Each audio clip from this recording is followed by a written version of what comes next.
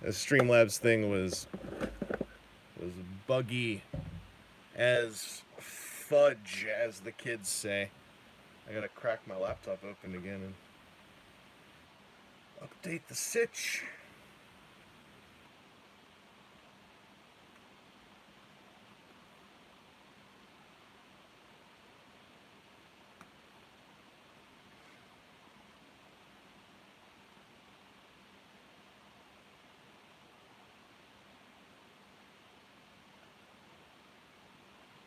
We back. Alright. I need to tweet things again.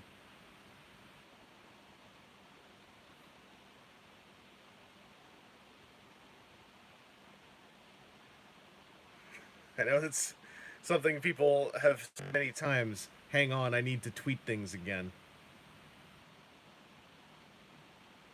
I'm gonna just delete that one with the bum link.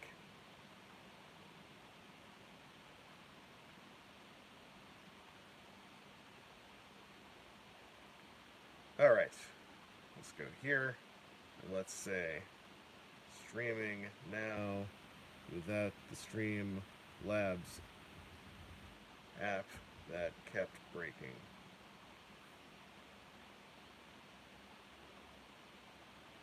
Solved. I should probably go and see in the My Videos thing, like, what is happening to all those archives, because that's going to be messy. I should probably delist those.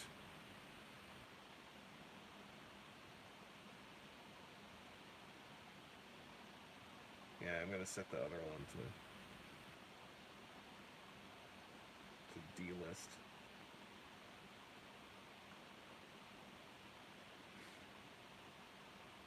So now that I've done that, we've got a new intro to do. Hello, VOD watchers and stream people, all four of you. Hey, Logos Miner. Yes, Streamlabs apparently hates the children. I think their iPhone app is just janky as hell. So, what we are doing is an Extra Life stream. There is a link in the description below, not on screen because I tried to do that on my phone and that led us down a winding path for the last hour or so. So instead, you can just go to extralife.com slash the stuff in the URL below. It's a lot cleaner than the one I'm looking at. Anyway, you can see it down there in the YouTube description. I am part of Andy Roo's gaming gang. I am personally raising some money for sick kids. And my goal is to try to hit 150 bucks. My overall goal of the year is 500, not 200. But my goal right now is be cool to hit 150 bucks because I'm incentivized by gimmicks. And Extra Life says, hey, if you do 150 bucks before September 18, you get dice, and that's neat. So to incentivize that, I have added gimmicks, which is we have hit one. Okay, so that's a good start. I should take a look at donations here. Between Adam Midolinsky and Topaz, we've hit 50 bucks, which means gimmick number one starts. I got some painting done. Hooray. So the gimmicks are, at 50 bucks, I drop everything I'm doing and put together a Sodo figure. At 100 bucks, I drop everything I'm doing and play a round of Palm Island on stream before I continue. If we hit 150 bucks, I drop everything I'm doing and I build a very big Sodo thing. We've hit 50 bucks, so now I need to close this laptop and sort that out. I'm streaming on the phone, so close the laptop doesn't mean the stream dies, but it means I need to very quickly rejig where things are. That's good. That lets me get organized. I think that Streamlabs thing and me not being able to see the chat on the phone for more than 2 seconds was messing with the performance rhythm, as they say. So, I'm going to put the wet palette out of the way, because that would be a mess. This is actually going to be an educational segment. So what we're going to do here is we are going to put together... which one is the one? Which one is the boy? Right. This is the boy. We're going to put together OG Kashin from Ride Plus 2. This is the first release of Kashin in Sodo. And then, hey, if this gets done fast enough, maybe we can do a little bit of an educational thing. I don't know. Um, whoop, not eating that. And people are always like, "Oh, give me the candy." You know what? Every single local toy show, I'm like, "Hey, who wants a whole bunch of sodo candy?" People look like I'm trying to poison them, and they're all like, "No, thank you." So don't blame me for throwing the sodo candy out. I try. I gosh darn try. And people just ding dang don't care. So the one thing about Keshin that makes him not like, ooh, I'm dropping my painting fund to do Sodo fun. The reason why this is a little bit of a, we're picking on Chris here. It's because I have built Kashins. I have built a lot of Kashins, and I have many more to go. I am sick of Kashin. I should never have bought that many Kashins. So this is not me going, ooh, look at this fun sticker placement, and etc., etc. This is me going like, oh, you friggin', look, it's the boy. It's Kashin. It's our friend. Because I wanted the stream to have, like, some reasonable amount of time, right? So originally I was like, what if it's like a Kashin every $25? But then I was like, I don't think I have the room to self-organize that chaos. I would need assistance. So this is like a dry run. This is a dry run. It doesn't have to be Kashins. There's a worse one that I still have a couple of, I think. I might have processed through them, but I can't remember. The ride players from Exade, because those were a troop build I did on a worse Sodo line with far worse stickers. A dominant rung. You're correct. I like the ride players a lot, and I'm glad I have so many. But Exade, anyone who has done Sodo Exade forearm stickers from that first Sodo line knows why you can never go back to that first Sodo line. Those forearm stickers are pointedly unpleasant. And yeah, the Exade stickers also are friggin' paper stock. Like, Build Wave 5 is when we very suddenly went to this vinyl material on the stickers, which is excellent. But, like, Exade is straight up paper stock. That's, like, no one has confidence in this candy line era. And stickering the Exade Sodo toys has been progressively worse with every passing year. Which is a shame to say, because I think they're really neat as a relic of what Sodo was. And I say relic, it's like 5 years ago, right? And I'm just scrolling. Now I can scroll up. I can see stuff here. To pause. Hope you have a good commute if you still can hear this. MMC Rung looks cool. I don't know if I have the cash right now. I saw that he's up for pre-order places, so I lost that sudden FOMO panic I had of like, is he a Planet Steel exclusive? I'm behind on so many figures that I would like to get because I just don't have enough money. I spent money on myself and other things, but it looks cool, and I think that the head sculpts are sweet. On that rung. Garo London painting up another riders from Zio. Yeah, one thing I did with Sodo is because I ended up liking how the stickers evolved, and I kind of like the stickering process to a degree. I decided not to paint them. I did a test paint job on some spare build pieces, and it went okay. Was it a paint job or just a varnish job? I can't remember anymore. But no, I'm happy with the way the stickers look on them. So I'm okay with it. But I get how that's like, very much can also be the thing that puts one entirely off of Sodo. And like, especially if, accidentally your first experience was Sodo Exade, I could see that just being like, I don't want to touch this line ever again. Sodo Exade are good toys. It's just the stickering is unapologetic. Mechanova King was that the agent of King Zio. Yeah, this is Kashin. What I'm doing now, by the way, is a very key moment of the Kashin education that I could be giving you all. Because these blue stickers, I believe, I need to double check, these are not present on the second release of Kashin outside in the other wave. Hang on. Over here. Are they there? Oh no, they're there. What's the part that's missing? There's a paint app or a sticker that's not on this one. I can't remember anymore. But or did I mix these two up? One of these Kashins has one less sticker than the other, is what I'm trying to say. Now you know what? You know who needs the education? Is me.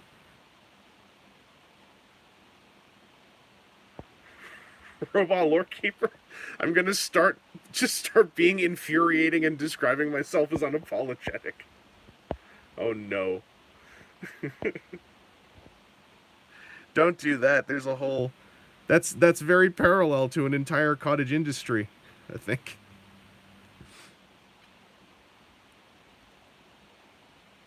Oh, is it different thigh stickers? Okay.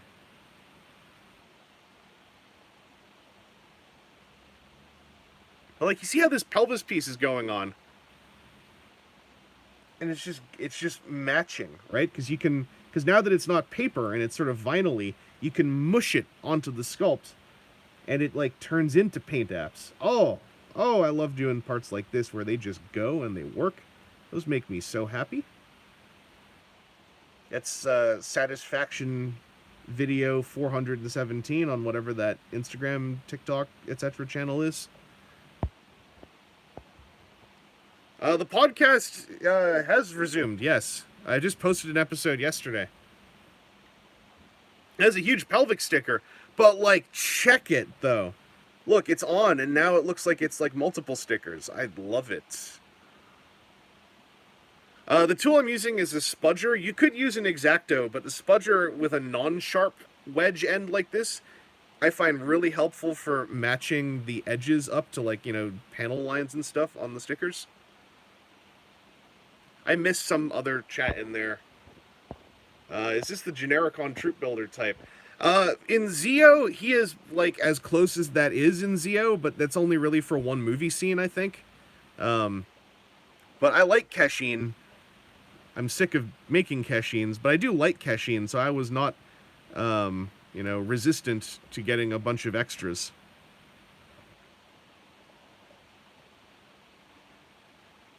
Yeah, the Spudge life is the good life.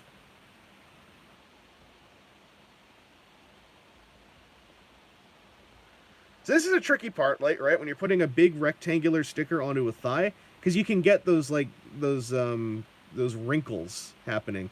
That's why I like to start in the middle and then kind of loosely lay it down and then go around and smooth along the sculpting lines. You're going to get, like, little wrinkles here and there, but, like, this way you minimize them, and then they look more like the natural wrinkles that happen on, like, actual suits. So you're like, that's not a wrinkle. That's because in IRL, that piece is made from foam core. So, hey, maybe get with the genre.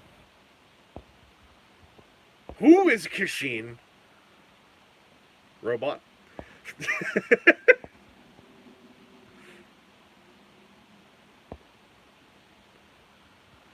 For smaller stickers, I used to use a wave sign. I used to use toothpicks, and then they kept puncturing the stickers on me. That's why I've eventually settled on this. I used to use toothpicks. I used to use cotton swabs and X-Acto edges. Even the cotton swabs sometimes were rubbing the ink off of the stickers. Like, I don't know if it was me, the way I was doing it, and if I was just, like, you know, exuding corrosives from my hands. Oh, you're springing. You're like 3 minutes behind. Dang. I'm missing a whole bunch of stuff in here. I apologize. Even though I can scroll up, this actually got moving. And I'm like, I don't know what we're going on. Garrow London, so that happened to you too. Yeah, the cotton swabs were like buffing the pigment off the stickers. And I was like, dang. I thought I had this solved.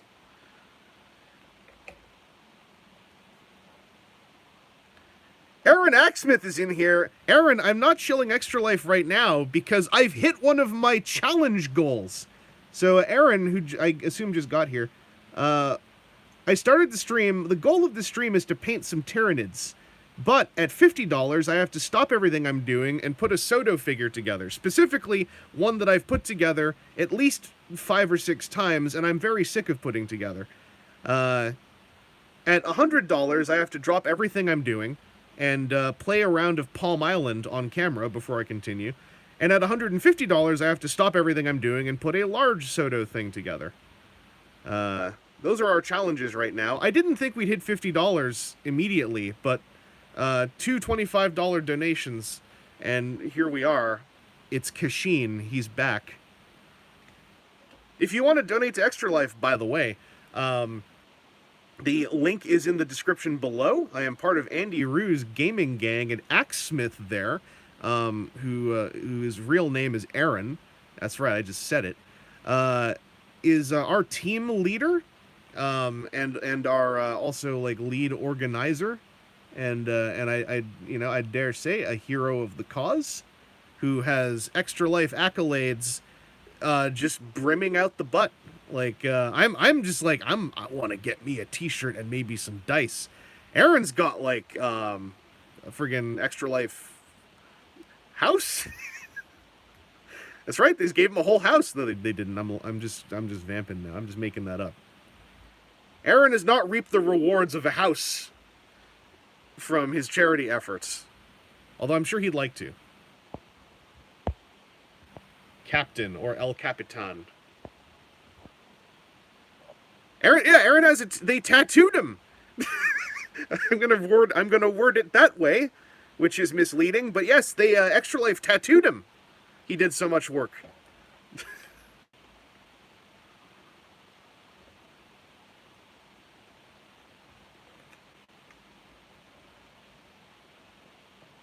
So don't you step to Captain Aaron Axesmith.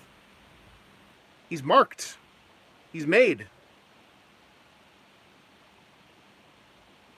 I'm really trying to do this without the instructions, but I think I've hit a wall.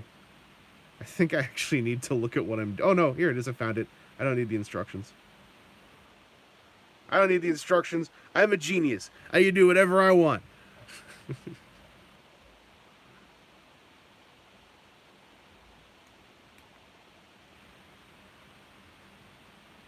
Hey, Jaron Brennicky, what's up? We're doing some Extra Life fundraising.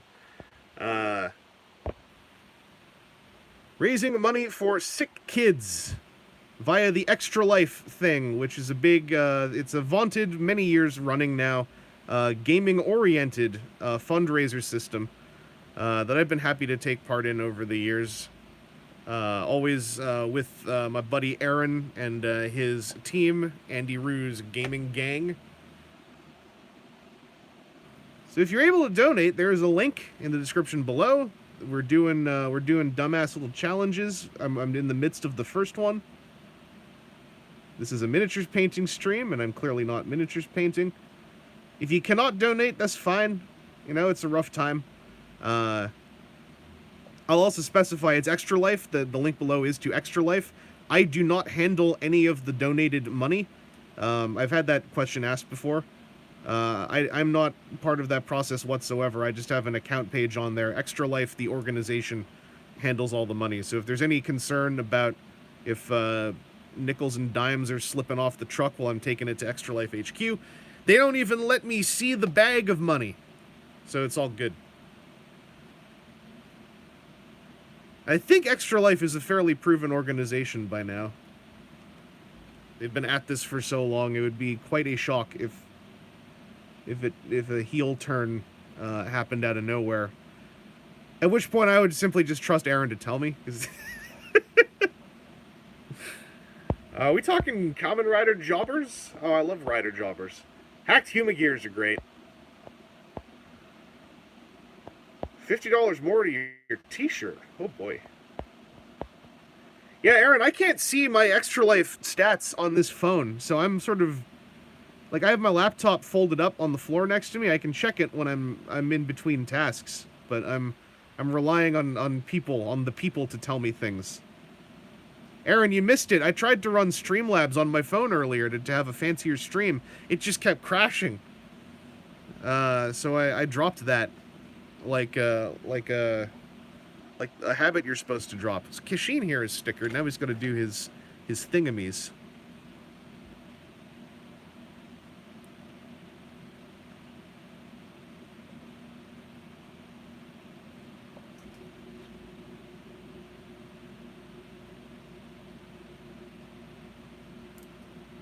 Relying somewhat on an intelligent layout of stickers on the sheet, and I have been rewarded with success.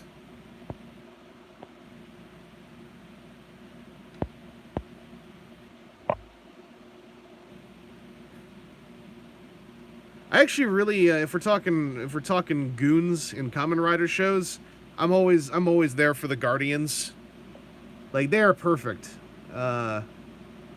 Just, you know, they're battle android troopers basically in jumpsuits. Just a perfect goon.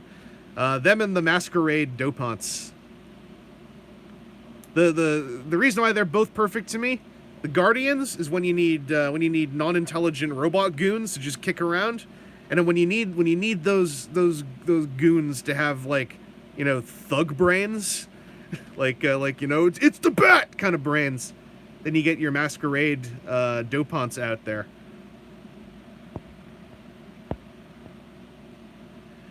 X8 has jobbers. The generic bugsters, the little orange head jumpsuit men. I have a ton of sodo bugsters because they're a 1-box figure, and there's also a 6-pack box of them. It's very easy to have a lot of bugsters.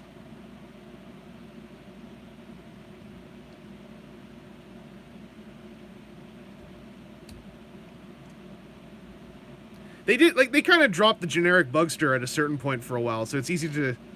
It's not. It's. I would more specifically say it is not difficult to forget about them in the moment.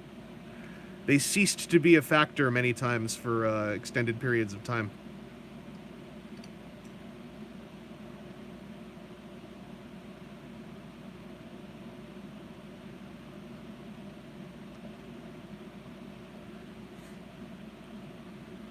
How do I feel about Sodo Saber's lack of back stickers? I don't mind it. It's very much not just for Sodo. It is a candy toy thing to focus all the detailing that is available budget-wise onto the front. Like, painted candy toys do that constantly. Shodo does that a lot. And just in general, it's sort of just a candy toy thing that I'm used to, where the figure becomes monochrome as soon as you turn him 90 degrees. Like, you know, you can see right here, for instance, right?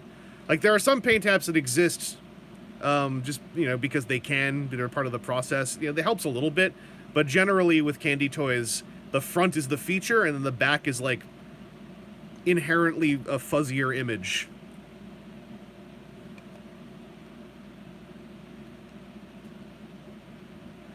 Some of the Sodo Saber stuff is also just, like, really intense with what they were able to deliver, so I don't mind the small spots where they miss, because the hits in Sodo Saber is gorgeous stuff.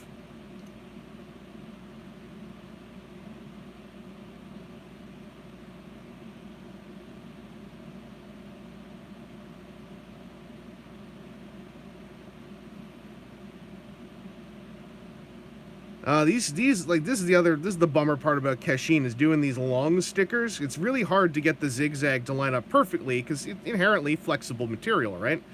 But it's also a thin strip, so if you get a bit too much, like, oh, let me just adjust it, it's really easy to go like, and then you got a ripped sticker, and then you got to put it together and then, like, smudge over the rip line. I'm gonna say I don't have a spare stand for him yet, but I'm gonna keep that stand sticker around. So there is a Kashin. We did it. So let me put my paper towel back, and then let me go and check. Well, let me get this out of the way. I have a whole little mechanical process in my little space I'm in here. There he is! It's another Kashin! Those are only around when the bat's here! What's with the hole on top of his head? There's an explanation for this in the Candy Toy blog. I forgot what it is. I think it has to do with it's either safety and or manufacturing that causes the hole in the head and sometimes a sticky outy bit on the back of the head. Because candy toys also have to be safe for ages 3 and up, which is a constant battle for that team.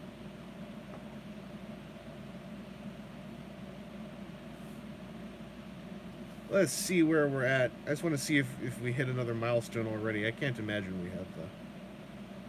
God! Okay. Thank goodness. Hang on, I gotta read names.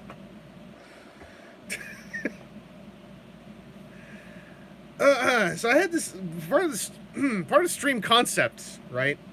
Was like, oh, what, there's a chance I don't hit the donation goal, and that's fine. Then we'll have a fun painting stream. And it's like, if we do hit the donation goal, then maybe it turns into a different kind of stream. So we've hit 150. So with one donation from Captain Aaron Smith. So now okay. Thank you, Aaron, for that kind donation to the Sick Kids Hospital. Thank goodness the wet palette keeps my paint wet for days at a time. I'm just going to quickly close it up so that we got a little bit more safety on the set here and a little bit more protection of the delicious paint within. I just got to pick this up. Now, we've hit our $100 goal, which means I need to do my $100 goal challenge, which is we're gonna play a game of Palm Island. Okay. Well, the whole of a Lego minifig. Yeah, that sounds right. Like it lets air pass through if you eat the thing. So we're gonna play one game of Palm Island. This is a game that is played entirely in the palm of your hand, so it can fit in all this chaos here. This is kind of a basic engine builder game. It's very neat. Apparently it's solvable. Like, there's a way to just, like, very, what's the word I'm looking for? Reliably win. But I've never gotten that good at it. I like engine builders, so it's kind of a fun process. We're just gonna go until I run out of stuff, I guess. But I gotta give this a few shuffles. These are plastic cards, by the way, which is kind of cool.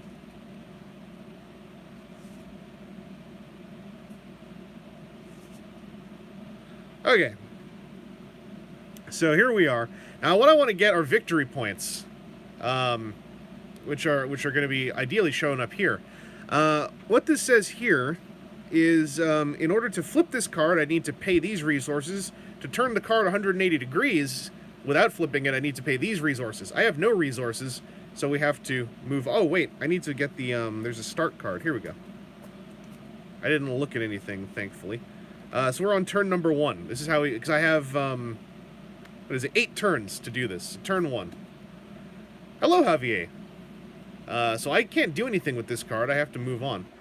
Now, here. I can tilt this card to the side for free, gaining me a fish. And I need to spend a fish to do anything else. I can't. So I'm going to tilt this to one side. Now I have 1 fish. I saw something up here. Dynamo Dave 2002 stopped by Cherry Bomb Toys based on the video from years ago. They did a tour of the museum. Seemed busy enough. I'm so happy Cherry Bomb and the museum are still kicking around over there. Excellent. This game's giving me involuntary Cartoon Network Island Vacation website game flashbacks. So for housing, I can't do anything with housing because I need a wood and a fish. I only have a fish. But here, logger. I can't spend a wood, I don't have one, but I can turn this to the side for free. Now I have 1 fish and 1 wood. Oh, there's a rule about how many cards I can keep flipped to one side. I should check that rule. Here's our save state. We're just going to save state the emulator for a moment.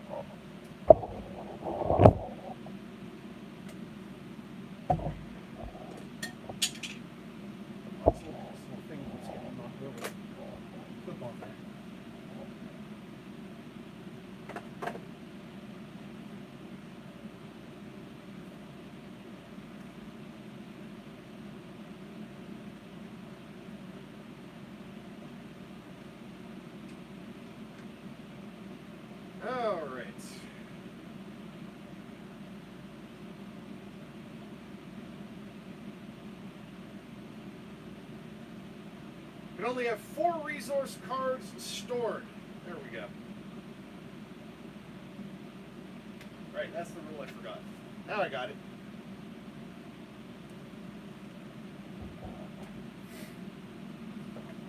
Okay. Load save state.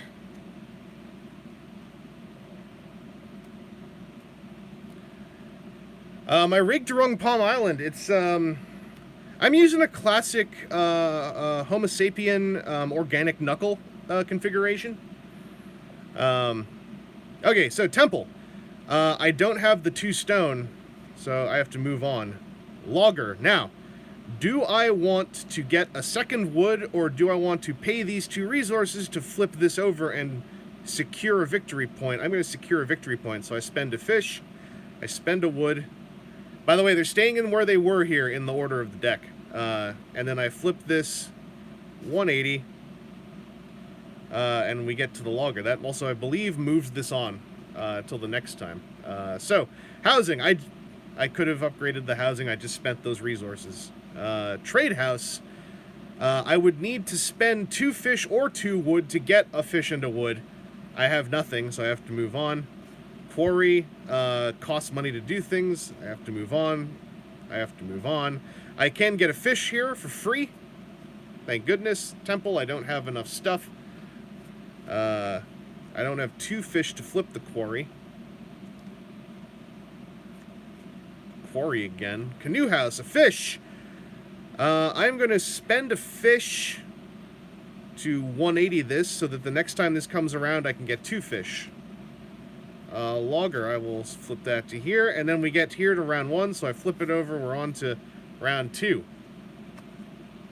I only have 1 wood, can't do anything with this. I don't have any fish, so I'll take a fish. Housing, so now I can spend these 2.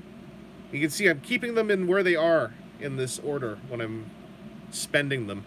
To flip this 180, I'm going to get me a log. I can't use that. I'm going to get me a log. I can't use that. Oh, here we go. Here we go.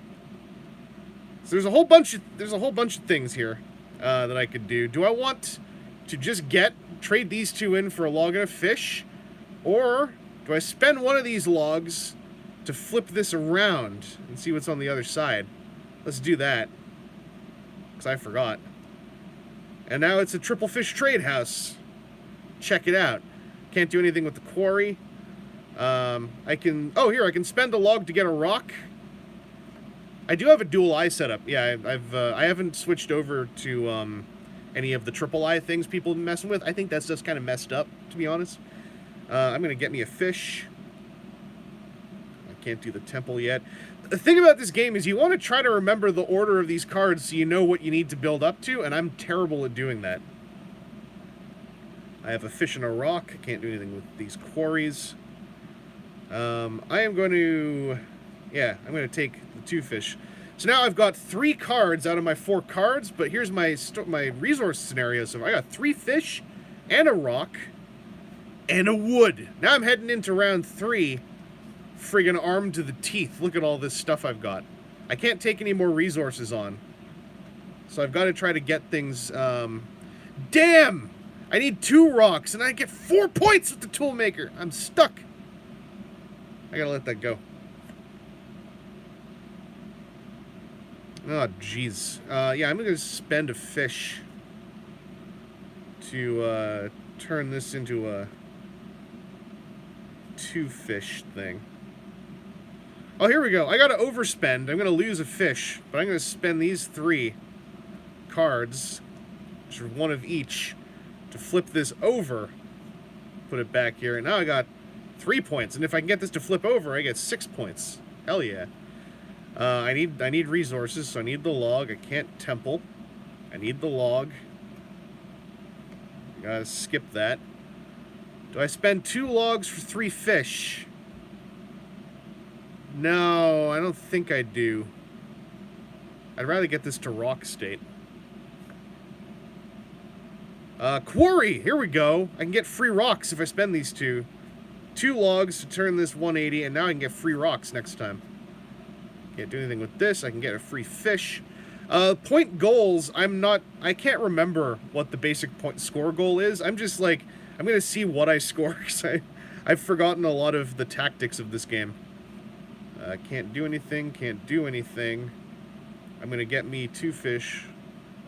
Gonna get me a log. And then we're on to turn number 4. Okay, so now I got a choice. I can flip the tool maker. I can flip the tool maker. Or do I want to wait? Because I got free rocks coming up. I can flip this, or rotate this for 4 points. Yeah, I'll let that go. Can this get me points? Oh, I can flip this over. Yeah, I'm going to spend a log and a fish. Flip this over. The canoe house. Look at what I'm going to get for free next time this comes by. Hell yeah. Fully upgraded that card. I only have 2 fish. I'll take a log. Do not have 2 rocks. I do not have rocks, so I'll take a log. Housing. Do I want to blow 2 fish on this? That'll just get me a point. I gotta do something, though. I gotta overspend. I am pretty sure you can overspend in this game. If you can't, then I'm cheating. But I am pretty sure you can. Oh, I gotta let this go now. Free rock! Oh, yeah. I want 2 rocks, so I'm gonna spend a log to get another rock. Get me a free fish. Oh, we're so close to the temple. I can't do it. I don't have the log to get it right now. I don't have 2 fish to turn the quarry over.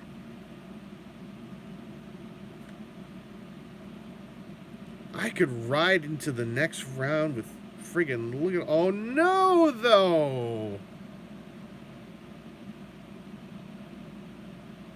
Now I'm logless. To get the free log. I left the rule book over there. Hang on. What happens if I go over my resource limit? What do I sacrifice? Why didn't I just bring the rule book over?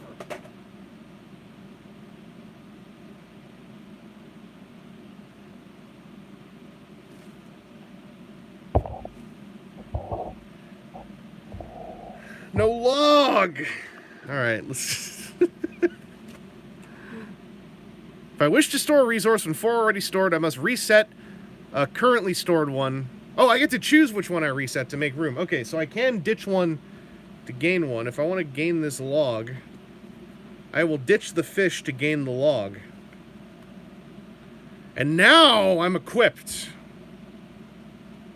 Press F for log. See, this is what's kind of fun about this game, is you're getting to play this like little resource engine builder thing in one hand. It's a little bit slippy to keep it all together, but it just works. It's kind of fun. So we're on to round 5 now.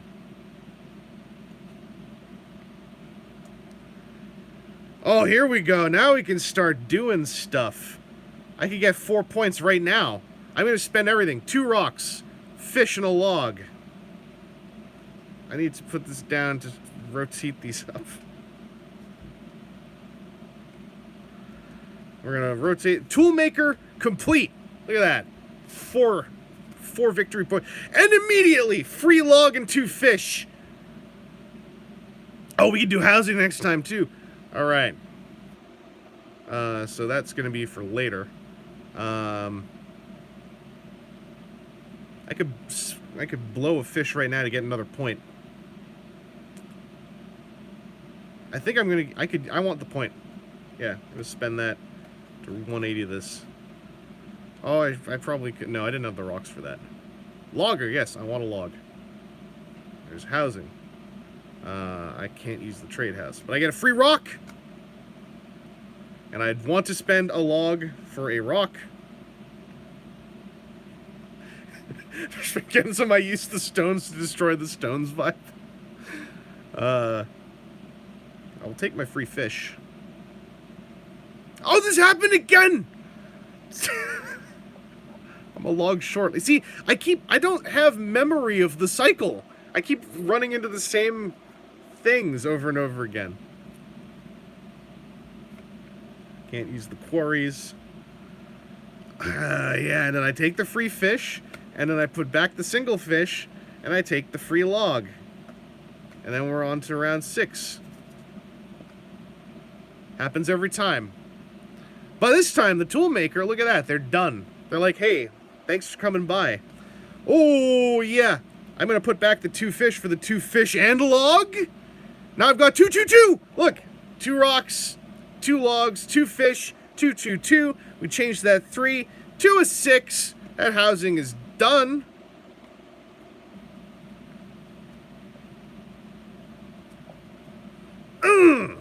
And we get a log. Can't do the temple. But we get a log. Can't do the housing. I know I don't need 3 fish on 1 card. Because I have all those other things coming by, so I'm going to let this go. Free rock. Spend a log.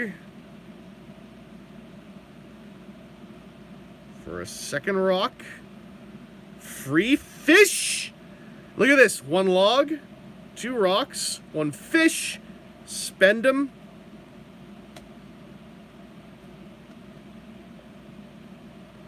$180 this. Temple's now 3 points in. Baby. Quarry. Can't. Quarry. Can't. Free double fish. Free log. We're on to penultimate turn. Turn 7. Toolmaker. Oh, I would like all these free things. Yes. I'm swimming in fish. Look at this. I may as well just take the free log. I don't have the rocks to make the temple. Oh no. I have to let this log go too. I don't have any rocks. I don't have any rocks!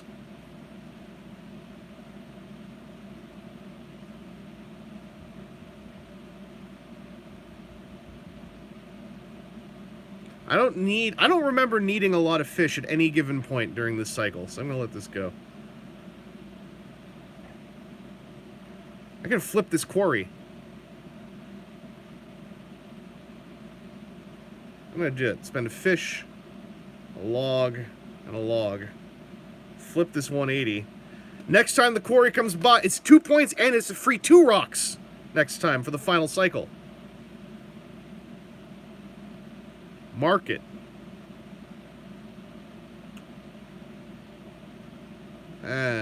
No.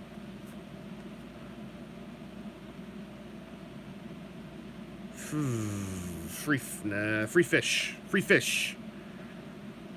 I don't got any rocks.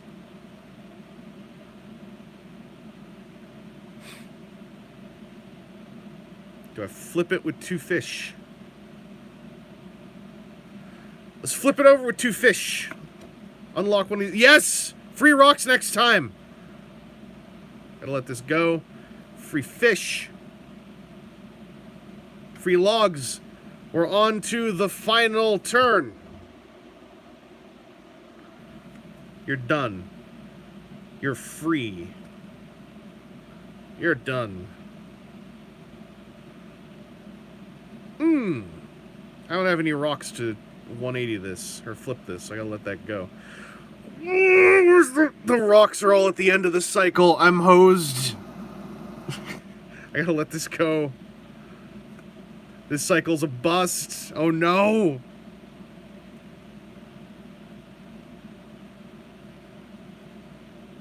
I want to keep the 2 logs just in case I need them. Here we go. Ditch this fish. Double rocks, so I got something.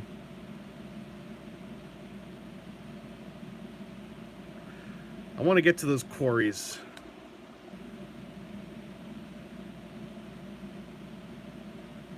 I will spend a fish to 180 the canoe house because I forgot what that does. Ah, it's alright, but it's no points. I saw a hello. Hey, Nikto! Hello, Klaatu and Barada as well. Any percent run? Log champ? Loggers! Oh boy. Oh boy. I don't have 3 rocks! I gotta upgrade this. I have 1 card that does the upgrade cost to 180. This gets me 2 points. This quarry's gotta go. I'll take the 2 fish, but then when you get to a resource card you have, it gets spent on nothing and goes to the back. We end the game there. So where is the... do I count my resources when I count up my points? That's my question.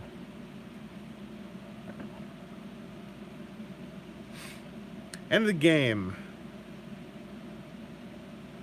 Okay, I do.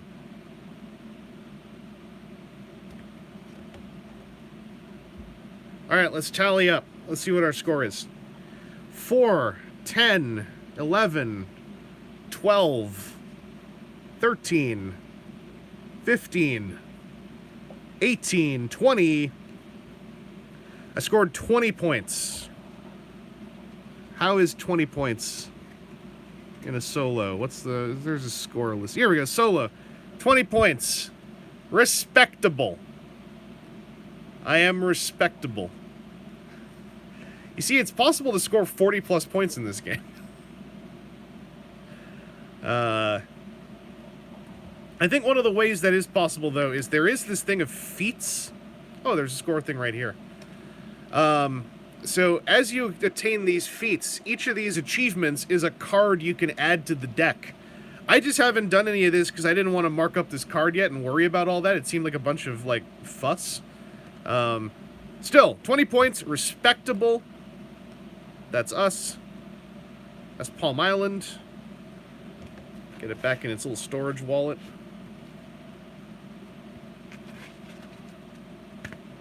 This game, by the way, it comes with the wallet and it comes with the achievement cards. It comes with 2 sets of the game because ostensibly it's a competitive game where you and a friend are playing at the same time trying to get the higher score. And if you have a tie, these little things here are the number of upgrades you have. You then add those up. But basically, when you buy the game, you get 2 copies. So that ain't bad. It's a fun game. I think there's an app version as well, which I think would rob it of some of the fun. Because at that point, why don't you just get an app of a fancier, more deep game? Okay, so let's get back to painting. Oh, wait, we have hit our donation goal of $150. So now I need to stop painting, and I gotta build a big sodo thing. So this might be a mistake. Between our sessions here, though, I should... Let me rotate myself over to one side.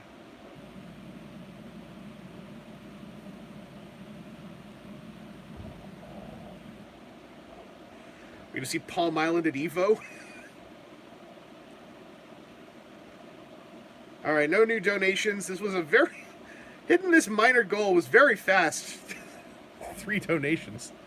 If you do want to donate, Aaron has shared a link in the chat. There's a link in the description. Here's what we'll do. So we're about to do the $150 goal, and that was as far as I'd planned. So, next I'm going to build a sodo thing again. I want to leave room for other stuff to happen, so this version of the plan was like maybe end of the day, because this could take a while. But let me think.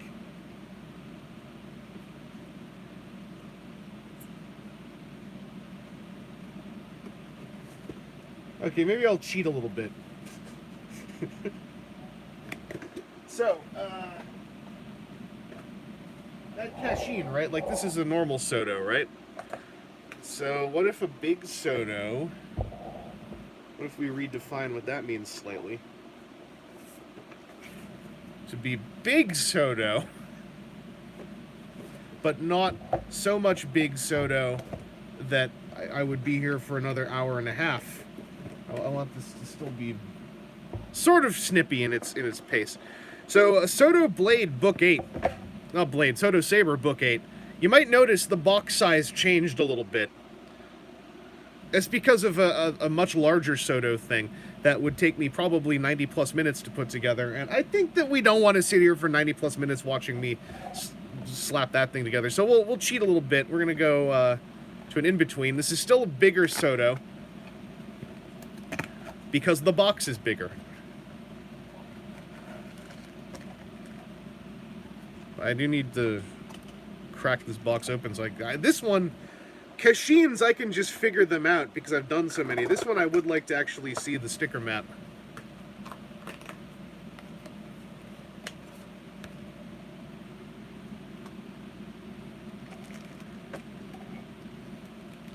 So, when this is done, I will set the next goal, the next challenge goal at 250, so that there's a chance we don't hit it.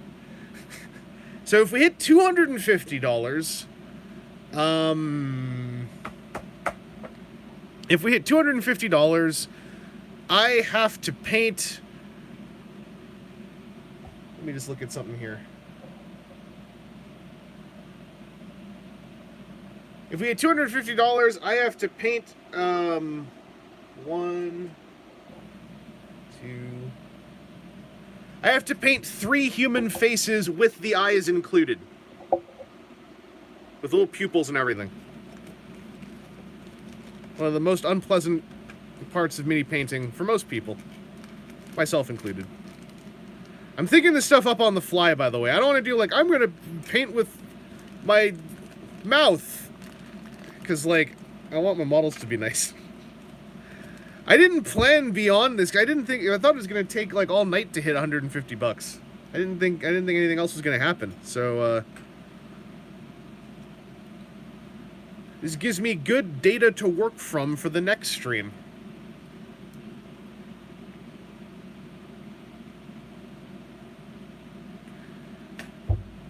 I figured out 3 faces, by the way, because, like, I got 1 here, right? And then I got 2 here, right? And then I got 3 here, right? So that's 3 faces I could be doing. That seems like a thing to do at 250. Like, that is not like, hey, we're banging out paint jobs. We're just kicking ass. We're taking names. Woo woo. Alright, I gotta sort out where all these. Where's my spudger? Here we go. This is also bigger than Kashin in that, like a regular Sodo figure, this is actually a 2-box figure, as most of them are. I'm going to do the worst sticker first. The stickers are generally good on Saber, except for this one. I've done this one a whole bunch of times, and it never turns out well.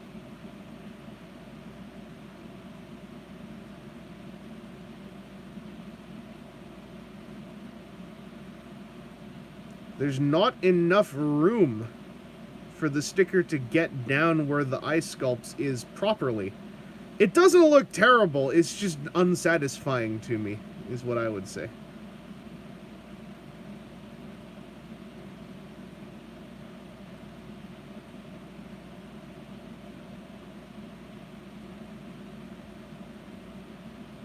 And then I always flip up the uninked side and it gets all messy and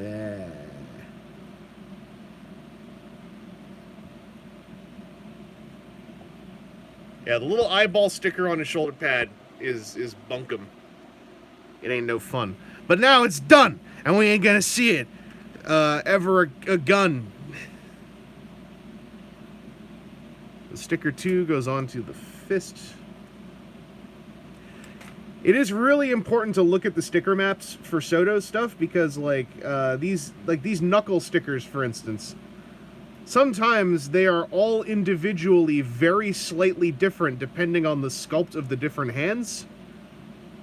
And you won't notice on some of them, and then you will super notice on some of the other hand swaps if the wrong sticker went on. So, like, as you can see, that was number 2, and then there's, like, 3, 4, and they're all different shapes.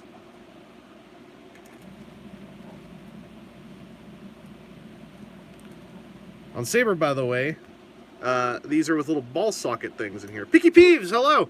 Yeah, I decided I want to stream because Extra Life, I'm doing Extra Life stream, so there's a donation link at the bottom towards sick kids. And I wanted to do it because they incentivize me by saying, hey, if you raise some 150 bucks before the 18th, you get some dice. And I thought that would take all night, maybe even into tomorrow. And instead, we hit all of my donation goals already. So even though this is a miniatures painting stream, I have spent most of this stream stickering Sodo figures and playing Palm Island because those were my 3 donation goals. So the next donation goal, if we hit $250, is that I will have to paint 3 separate human, or at least human-like faces, right down to painting on the eyes. Which is something I am still tremendously uncomfortable doing. So we all get to have some fun with that.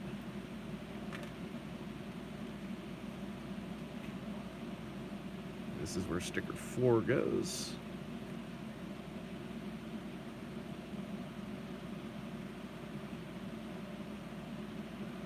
I'm just hunched over under my phone right now, getting a good look at where the sticker details are lining up.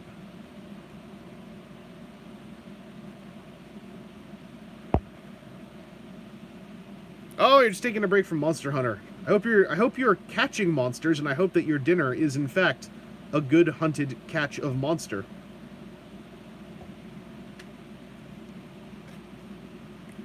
Sticker 5 is inside the bicep. I have done Sodo Saber up through wave 6 so far, so there are a number of these stickers that are also tremendously familiar to me now.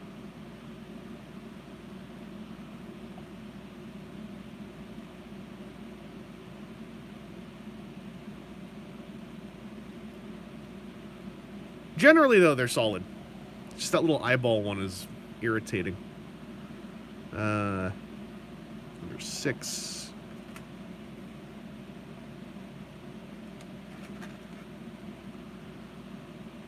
Where is this again? Sculpting on this is always weird.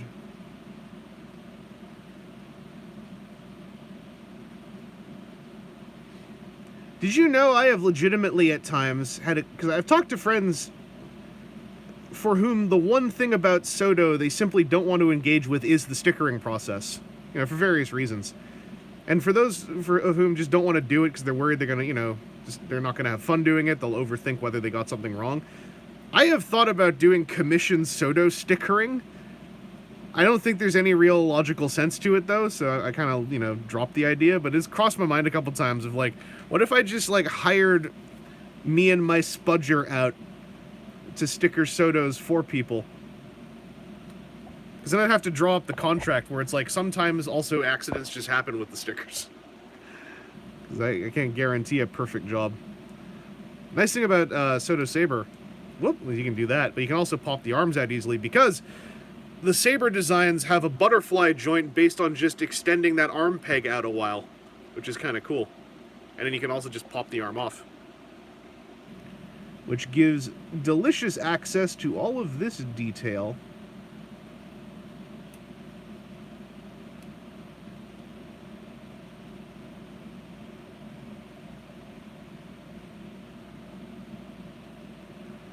Oh, and then you see, well, you can't see right now. I'm going to hold it up so you can see it. You see just, how satisfying that is when it matches right into the sculpt like that? God damn. Tasty Sodo moments.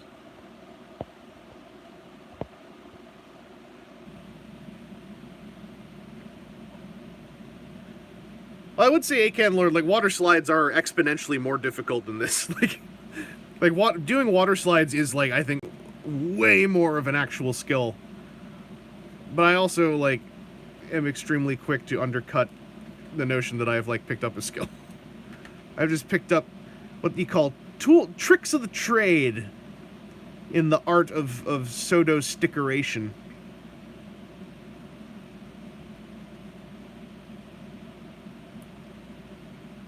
Another trick, by the way, when you see there's a little cut mark in there, that is a clue that this sticker is meant to very, at least lightly, overlap itself. So don't try to match that detail up perfectly.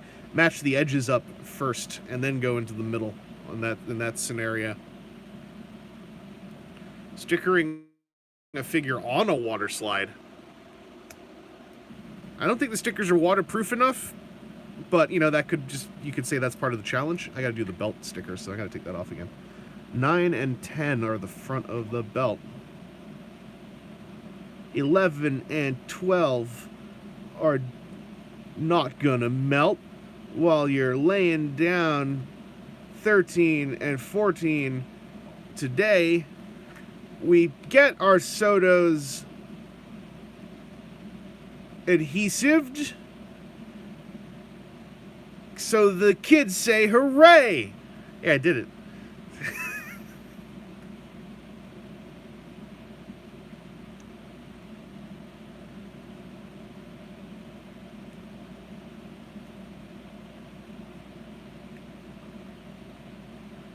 Oh, this is... The adhesive on these two little belt rectangles is just janked. Sometimes you just get that. Like, sometimes you get a miscut, or you just get, like, glue that digested itself. You know, it's the 1 in a million happenstance. I haven't got thoughts on Saber as a whole yet, because I think I still got about 15 episodes to watch. I marathoned through, like, 22 episodes in a row. And then I stayed weekly caught up for a bit, and then I just didn't stay caught up because I wanted to watch a whole bunch of them in a row again.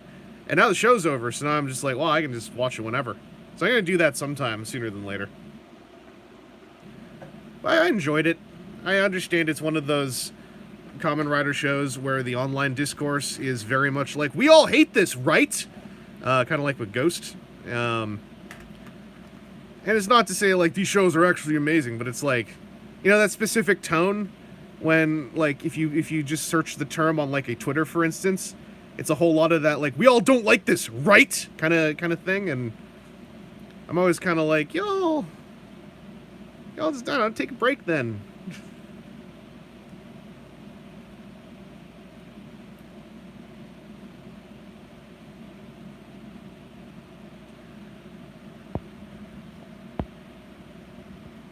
More love for Saber than Ghost. Yeah, Ghost had the misfortune of being the one that became the meme to hate.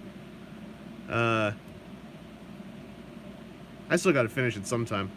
I always say, like, with Ghost, it's just like every now and then, every, like, 8 to 10 months, I'll watch, like, 12 episodes of it in a row, and I'm just like, I'm having fun, and then I'd forget about it for a little while.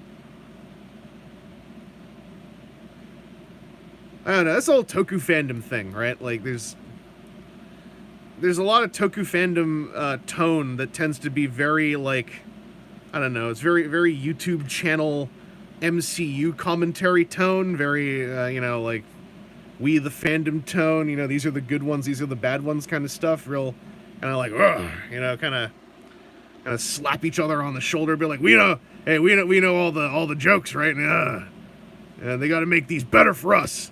And at the end of the day, I'm kind of like,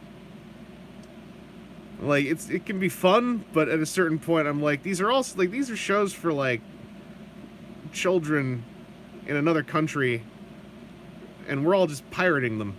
So we got a reality check every now and then. Like, hey, hopefully we don't have to pirate all of them, right? Because we got a bunch of classic ones up on streaming services. We got that hopefully turns out okay 01 on disc at some point, right? So all the stuff I'm saying could be nothing at a certain point.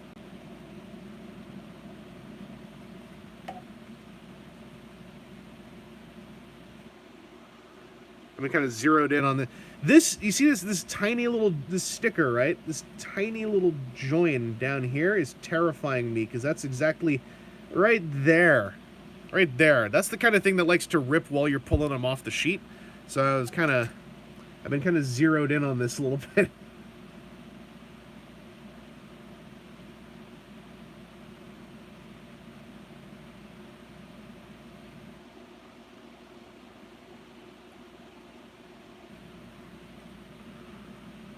I don't want to. I've dealt with ripped stickers many times. Usually, all you end up with is a line on it if you just arrange the now two parts and stick them on normally anyway.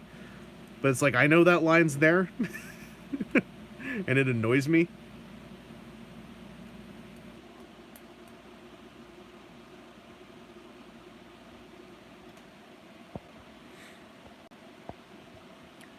At a measurement, I wish my inner thighs were that stylish.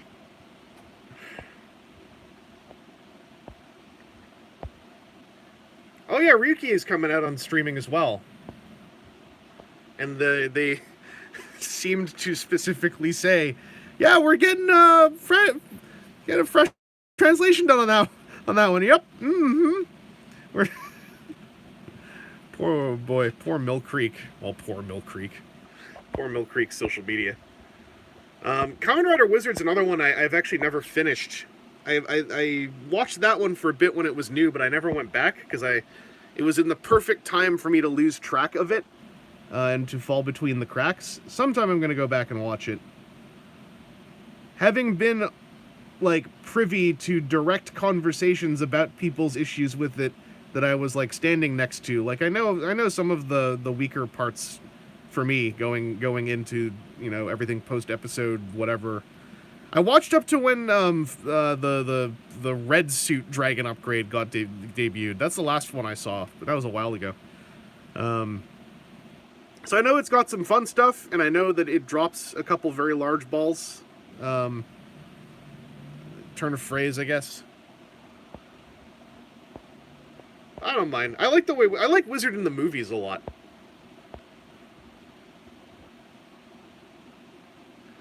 I mostly catch local hero stuff when it's on my Twitter, so like I don't, you know, recently the one with the seems to be really well-meaning folks who just like put some Agito and 01 stuff together and got yelled at a whole bunch. If it's true that they are really just eager and trying their best, I feel pretty bad for them getting an earful. I am a fan of specifically when it comes to things that don't turn out well, if there's still like a really, like, you can taste how eager and how much people are trying. That kind of thing still always works for me on a certain level.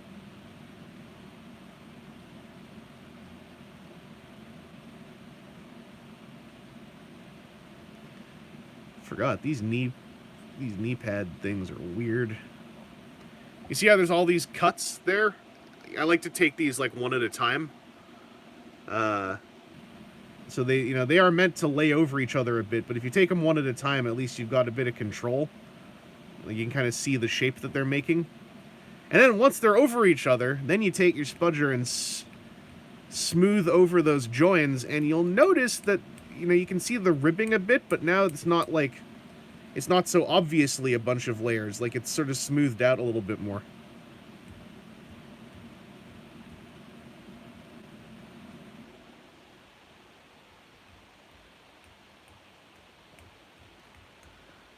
But you gotta also call it at a certain point, because me getting carried away doing that is how I've, like, gouged a scrape into stickers after they're already in place.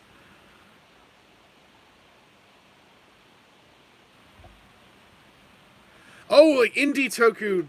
Oh, yeah. No, the one I'm talking about was supposed to be like a local area thing. I forgot what prefecture it was for.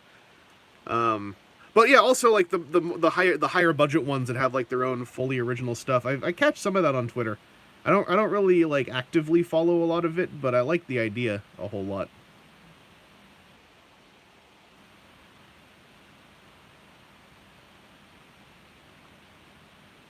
I think that is that edge.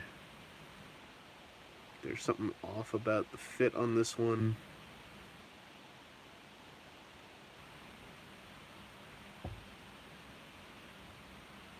Yeah, there's something off about the fit on this one.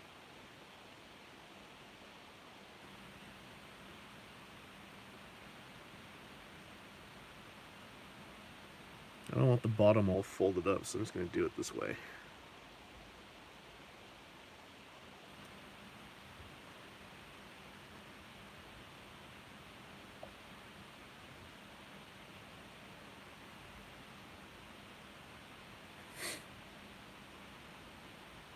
Ugh, that knee pad, this knee pad right here does not feel right. Sometimes it just doesn't work, right? Uh, and a bummer about Sodo is kind of accepting that, because you're still at the end of the day dealing with 300 yen a box candy toys. It's just they're very good 300 yen a box candy toys. Uh, that generally have a pretty high level of quality for that field. But it's also the field of 300 yen a box candy toys. So the margins of error on these are sort of based on the idea of like, well, you can just go to the store and buy another one. And then all of us importing are like, yeah, I go to the store and buy another one.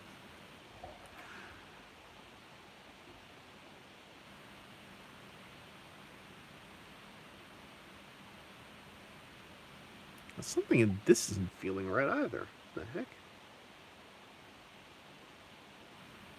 There we go. I had to line up that little, you can see that little kink in there. I had to line that up. Good candy or bad candy? I haven't had the candy in a while. They used to have ramune tablets, and they moved to just like chewing gum and everything, and I already don't really like chewing gum. And I didn't really like the ramune tablets either. You know, sacrilege, I know, but that meant I could just give them to friends.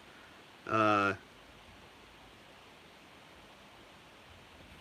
yeah, it's all these little chewing gums now. The ramune tablets were like a whole clover. It was really nice.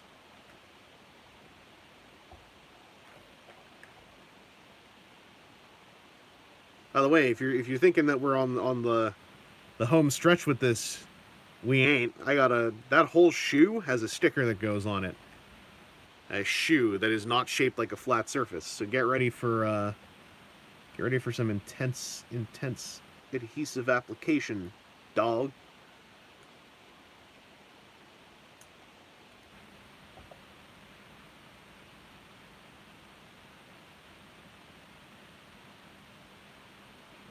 You think mini painting is a task? You ain't ever sticking a sodo shoe. Sodo shoes! What, you water slide transfers? Ha! Go put a sticker on a sodo shoe. Come back here, tell me how tough you think you are.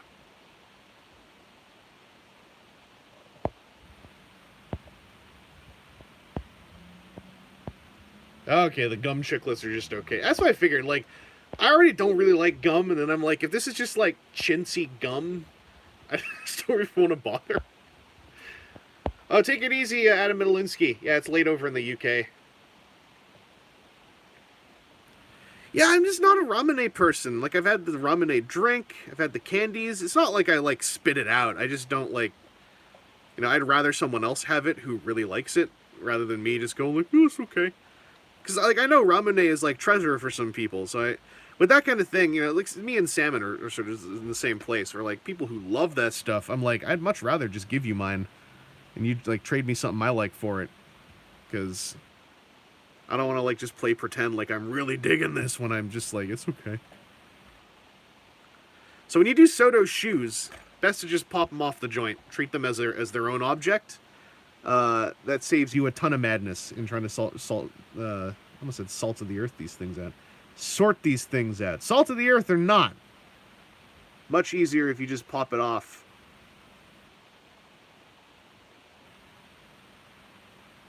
And I can see a wrinkle is about to happen there, so I'm going to try to get in front of it and have this go down in a smooth path. Not perfect, but it's better than I've done it before. Better than a time I've done it before. I think I've done these better before, but I've done it worse before. Hey, you see? That's one sticker on this curved shoe with a sculpted piece it's trying to match up to. It's tricky stuff.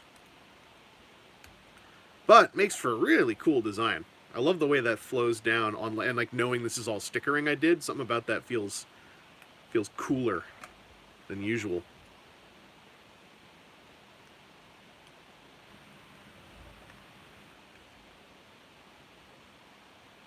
By the way, I don't actually know if we've had new people join or not, but I should restate, this is an Extra Life fundraiser stream. raising money for sick kids. There is a link in the description below. We had goals and challenges, and within 3 donations, we achieved all the goals, and I've been doing nothing but the challenges. I have spent more of this stream doing the donation goal challenges than actually, painting the miniatures. Thank goodness that shoe fell and bounced in my direction, so I can actually pick it up again. So our next goal, now that we hit $150, is $250. If we hit $250, I have to drop everything I'm doing on painting my Tyranids and grab 3 human face miniatures and paint their faces with fully featured eyes that have a dot in the middle. Which, as a challenge, is a thing I don't really like doing on a stream. I already have trouble doing it on my own. Doing it on a stream is even more difficult. This is not a 24-hour stream, by the way. This is like an until I'm tired stream. I can't do 24-hour streams. The best I can offer is like a 12-hour stream that I've planned for. This is just a fun little bonus on a Friday night. Axsmith there in the chat has a link as well. That is our team captain.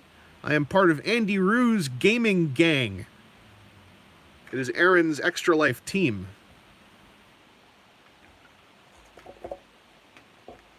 I wanted dice.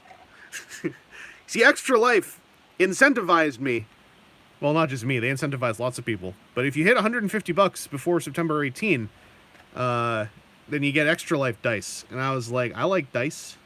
I would like to achieve dice. And then I didn't think, I'm reiterating some stuff, but this is for in case anyone has just joined in the last, half hour or so. I didn't think we were necessarily even going to hit the goal, so I just came up with 3 quick little challenges, and I figured, like, well, worst case, we just have a fun little painting stream. We raised, like $50, $70. We did our part, and then it, things went differently.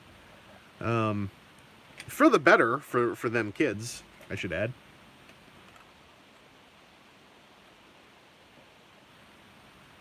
Oh, this is going to be complicated.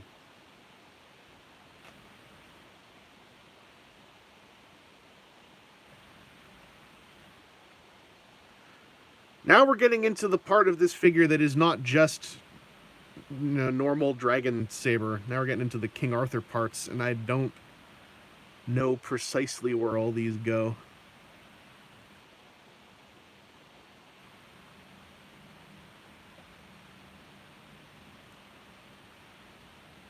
And so my achievable levels of perfection have diminished. And as a perfectionist, I find this arrangement most dire.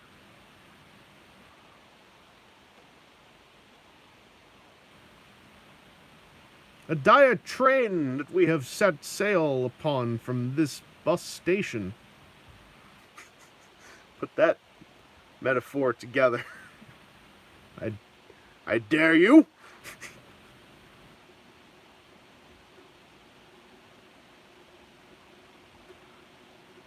This is one of those crimped, thin part stickers. Those are the ones that really make you wish you could just go buy another copy at the corner store, so you could just like, fudge this one super hard and then go like, oh well, now I know how to do it.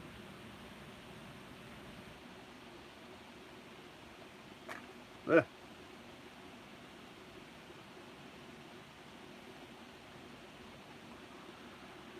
All right, we got that one on.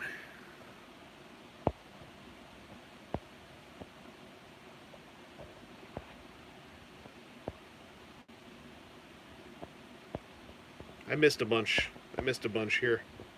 Oh yeah, so Shodo is a different candy line than Sodo. Shodo is no stickers, but there are limitations on the paint. There's still often no paint on the back half, and a lot of the accessories tend to be, at best, one color applied. So Sodo is stickers, hard ABS plastic in most cases, and lots of colors. Shodo X right now, and Shodo O are they're not ABS, they're more of a palm and PVC plastic combination, and they are pre-painted. It's very confusing now trying to candy toys if you weren't there at the start, and I fully acknowledge that. So my opinion is Shodo is not better, and Sodo is not better. They are simply both different.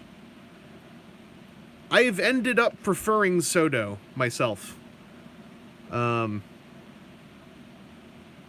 I tried any Shodo Sentai? I have not. Because those are generally... I think those are generally web exclusive. But I know that they did, what was it, Go-Go 5? Got a whole bunch of love in Candy Toys. And did they do Sun Vulcan? Because they've done... there is a Sodo style line that's like this, but for Sentai, called Yudo. But I think Yudo has ended?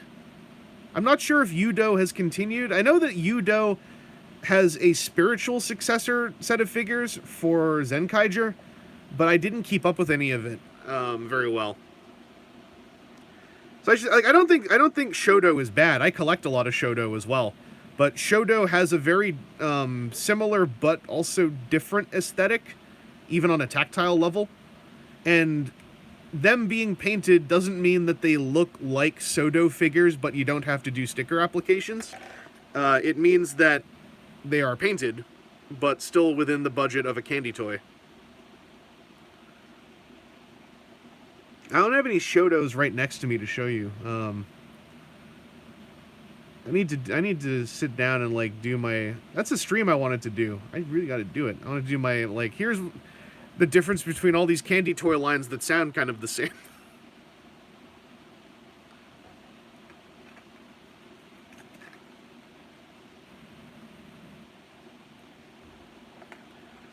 Alright, I gotta get this mouthpiece on, and I don't even know how to start. Up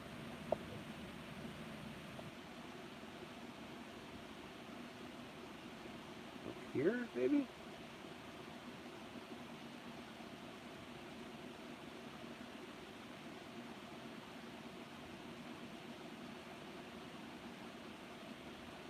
Yeah, there we go.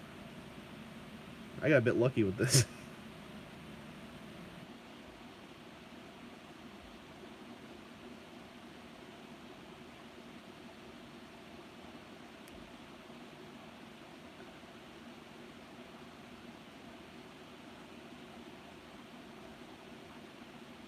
One other trick, by the way, for Sodo stickers is sort of knowing how the glue works. Because it has a sort of setting time during which you can kind of mush things, and if you apply pressure and heat, you can cause it to, if you leave it alone after a while, it will like set a little bit more solidly, if that makes any sense. Anyway, I got this head done. Or this face done. Now I just got to lay the big stickers onto the big sword.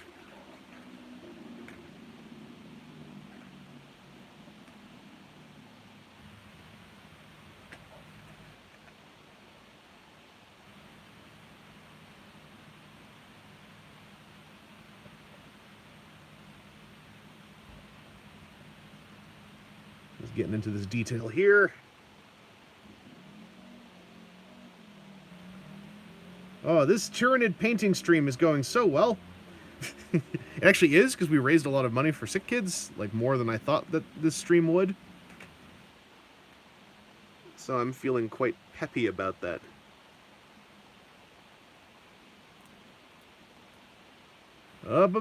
It's another one of those stickers. Wants to rip itself open. There is a second box, so we are not done yet. We are almost halfway done.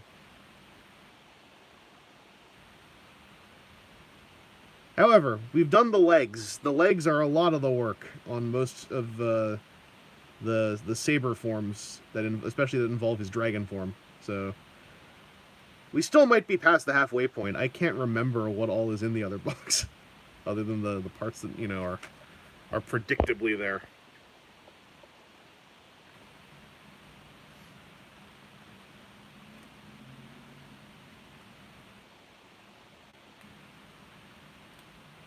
This is one where I'm like, is this all one? Am I supposed to peel this up? Okay, I am.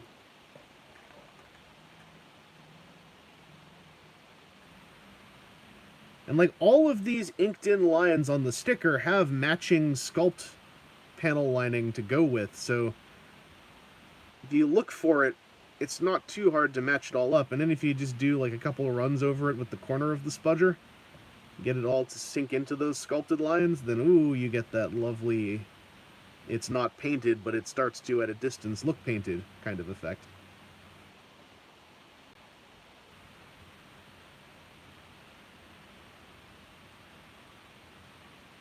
I used to be a lot more like meticulous about this. Now I kind of just run this around till I think all the sculpting is in there, because at the end of the day, like I think there's a ceiling on how well this can take.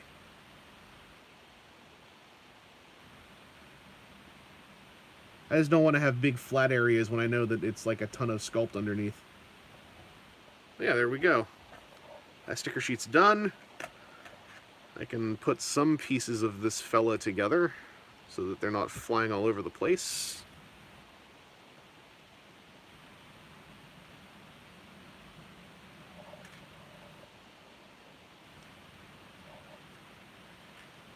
Got some spare hands.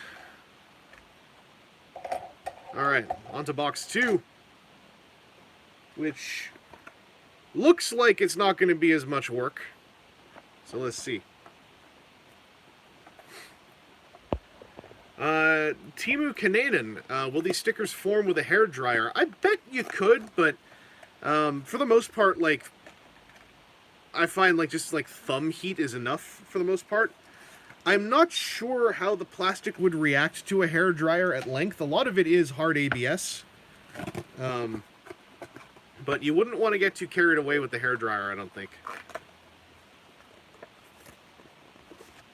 It could be dangerous. It could be dangerous out there. You ought to be careful.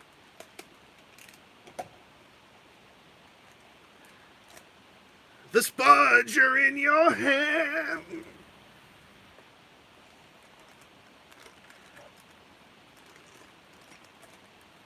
That's my cover of The Spudger in Your Hand, which is the Sodo Saber theme song.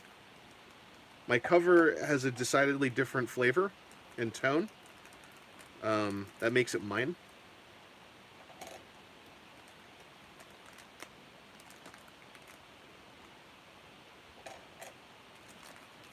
Oh, all these bits. There's lots of bits in here.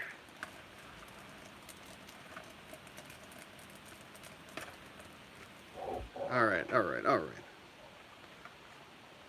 want to do this jacket skirt thing first. I want to stop having all these parts right on the edge of this table where they could just fall down at the... I was about to say at the breadth of a hat. I don't know what that means. That must have been implanted in me.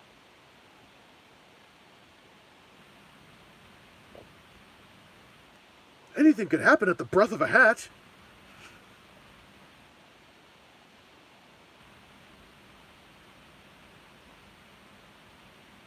There we go. That is the only sticker for this thing, so we can get the full jacket array. Ball socketed in. One thing I like about Sodo Saber, by the way, I think they did a good job with these things, considering what they're working with. Like, it's, you know, it's hard plastic on a ball socket joint. This could have been a lot worse, and in Sodo, it has been worse when it's just, like, hinged onto the sides. This has a little bit more possible flow. I think it slopes well, too. Rexodus, what card game am I killing tonight? I've been thinking of... It's been a while since I killed a card game, and I've been thinking maybe I aim big, and, like, it's getting kind of big for its britches with that aftermarket. What if I go after that Digimon card game? What if we break its hubris over our knee like Bane, just like right now?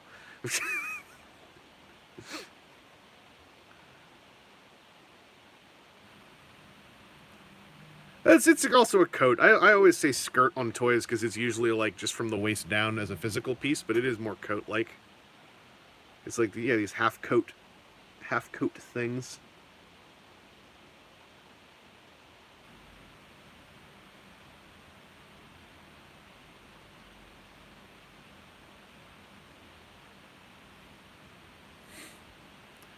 I need to sell my Digimon cards. Was building this model part of your plan? Yes, this is the $150 donation goal challenge of drop everything I'm doing to build a larger sodo box, which happened a lot faster than I expected. So I did alter the challenge slightly to not be a potentially like 90+ minute long build, so that we could at least like say we painted the models for more than 10 minutes on this model painting stream. But my Extra Life donation goals were basically blown out of the water aggressively, in fact, I might add.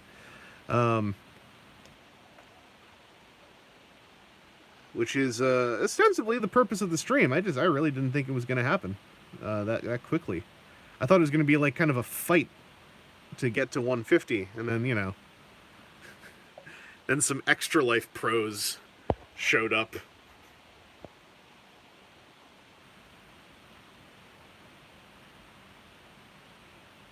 Murked my efforts and went like, what if we do all the challenges?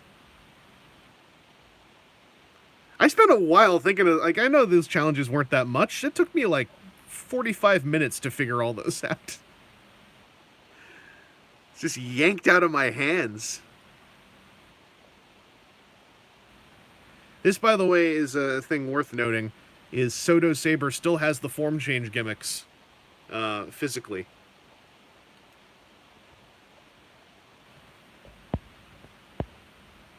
$1,000 for doing a perfect grade. At $1,000, Aaron will buy me a perfect grade Gundam and ship it to me overnight at his expense, during which I will build it at my leisure. Oh, don't start with a weak goal. I didn't think it was weak. I am so small scale in how I think about these kind of things. I'm just like, well, we'll try to raise $150, I guess. That would be nice. His face is a shoulder pad, by the way. Would be nice to raise maybe $150. I don't know. That would be quaint. That would be nice for the children.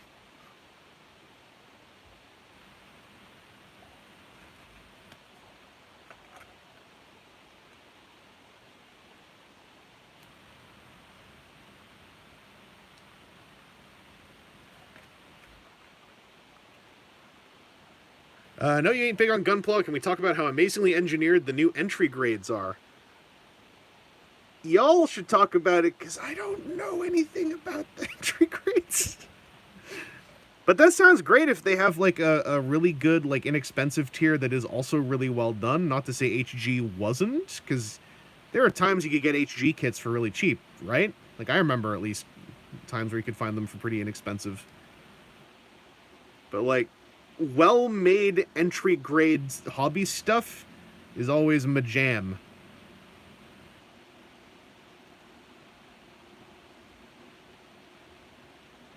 Also, can I just take a second again? That's one sticker that is now the belt with 2 open books loaded in, and I think it works, and it wasn't hard to put on. And this is one of the big triumphs of the Saber Sodo figures to me, is how they just nailed the tactile geometry of getting the book belt stuff in. Like, it just works. It's so good. I've been procrastinating from doing the head because I don't want to. So now I got to do the head.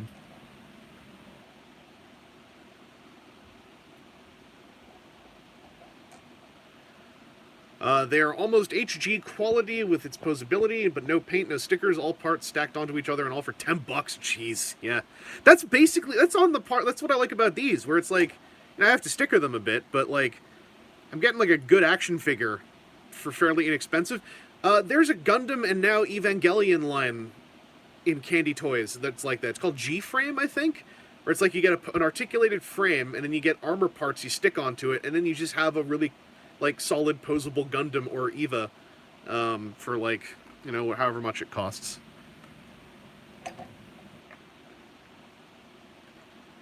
Yeah, G-Frame. I went looking into those G-Frame Evangelions after I watched Evangelion.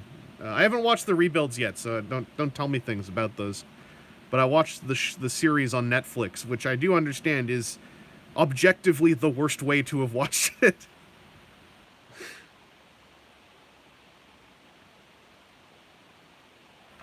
Hello, Graham. Yeah, the bugs are here. I didn't get to paint them for very long. All of my Extra Life donation goals got minefielded out of the soil at a breakneck speed. So all I've been doing for about 90% of this stream are my donation goal challenges.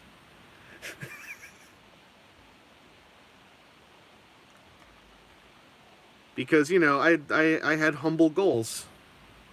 I did not have you know, a haughty you know, hot shot levels of expectation. And my poor humble little ministry of bugs has just been, oh. Oh yeah, I will say I don't think Netflix like butchered Evangelion or anything. It's just like I understand what was lost. I opened up that YouTube video of all the end credits with Fly Me to the Moon to see what those were like. And like the only real problem I had with the translation was that I felt it was awkward to directly translate like first children as referring to a singular person called the first children. Like, altering that to first child makes a lot of sense in an English subtitles. I could see why that's, kind of weird. But also, it took me like 5 seconds to catch on to what they meant. I wasn't like baffled the whole time. Also, yes, there is a donation link to the Extra Life campaign in the description below, or our fine Captain Aaron keeps making sure to link in the chat. If you do wish to donate, then you should, because it's going towards good causes. It goes towards Andy Rue's Gaming Gang team effort. It goes towards sick kids, and if we hit $250, then I have to drop everything I'm doing after this challenge is done, and I've resumed painting Tyranids, to instead then paint 3 humanoid faces right down to the eyes with pupils inside. That is the $250 goal.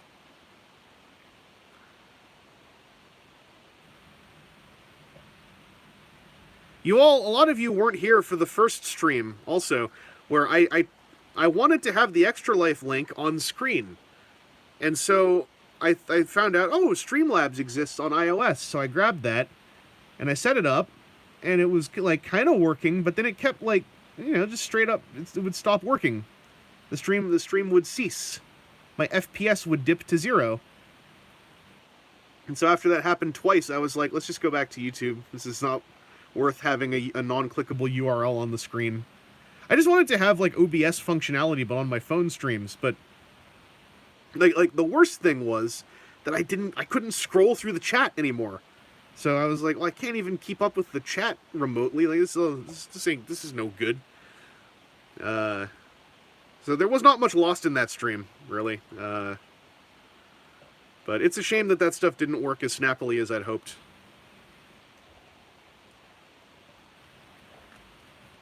Alright, now we gotta do... I've done this one a bunch of times. The sword sticker. It is one sticker for the whole sword.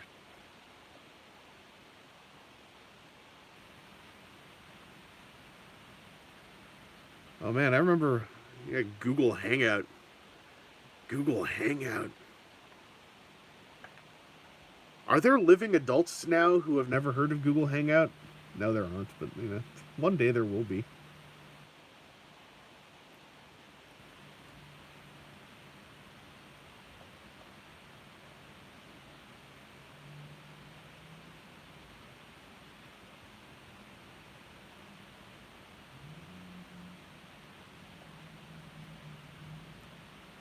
The sword stickers, this is the part where I rip the sticker on purpose. I just plunge in there, because that way I can get this inner sword detail to line up with the sculpt. There is not enough room on the paper otherwise. So you kind of have to take the hit there and just puncture the sticker. Right here is where I punctured it.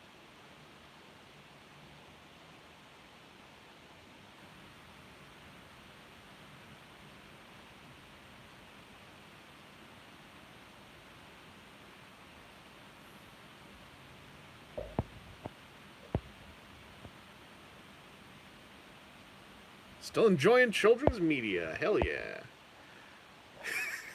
Yeah, the I really like the huge sword sticking out of all these suits' heads, but I think it's like that's you know a textbook definition of like this is gonna work for you or it won't.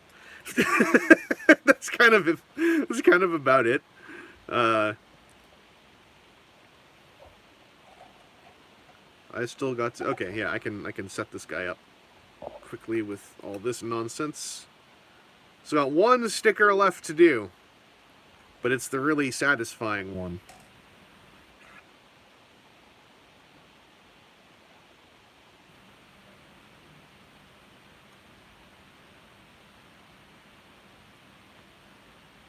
Let's get us a pose first. I forgot how to pose toys.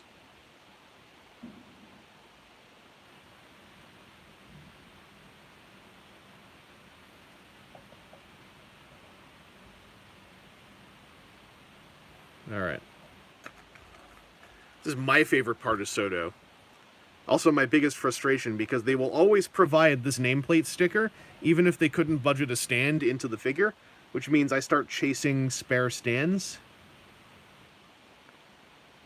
Which means I start buying entire figures just to pilfer the stand and then sell the figure off. There we go. Dragon Arthur.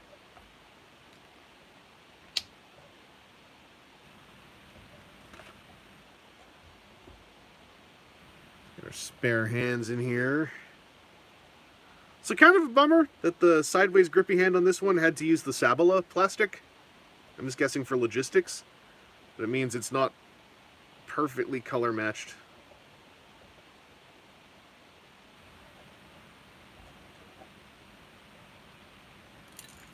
Wait.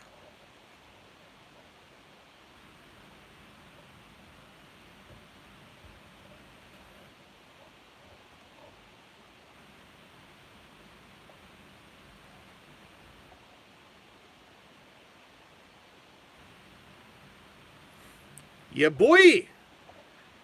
Challenge complete! Now, as per practices, I need to clear the challenge materials out of the way.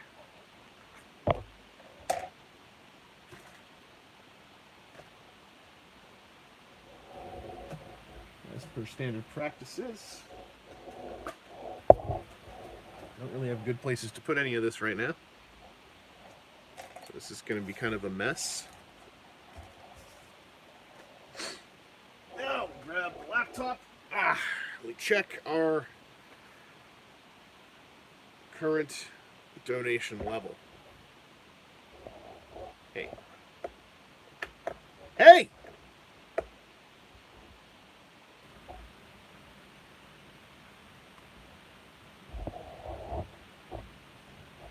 All right.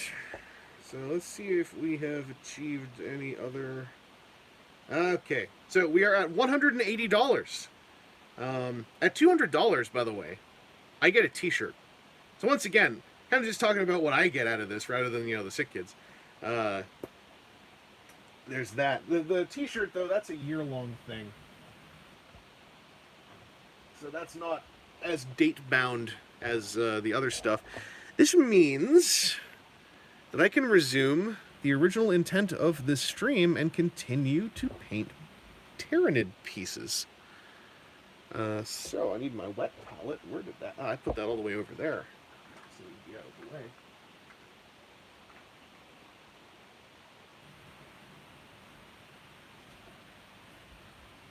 Whoa!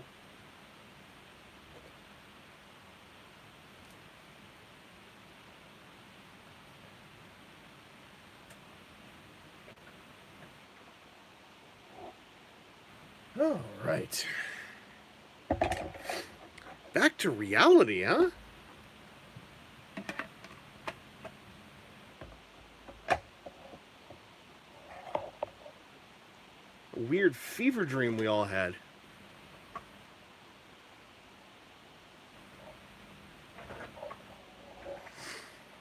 Oh, now here's my dry brush. I can get back to Dry brushing my bugs.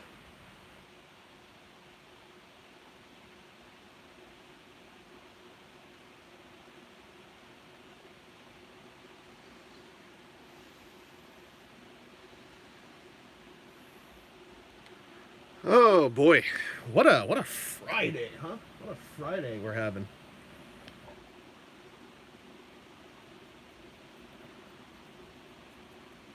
Hey, did you know? Did you know I got a new episode of WTF and TFW up? Finally got through some of that brain meat slog.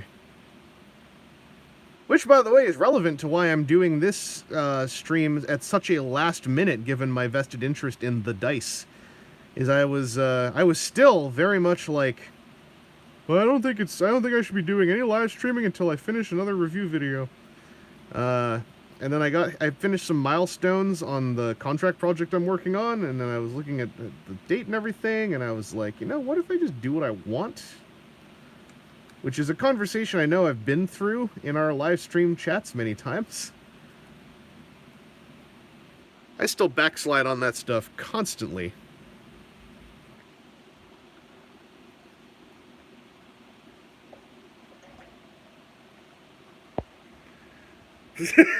Robot Lorekeeper, my dad just overheard back to dry brushing my bugs, and I had to explain. Yeah, that'll happen. That'll happen.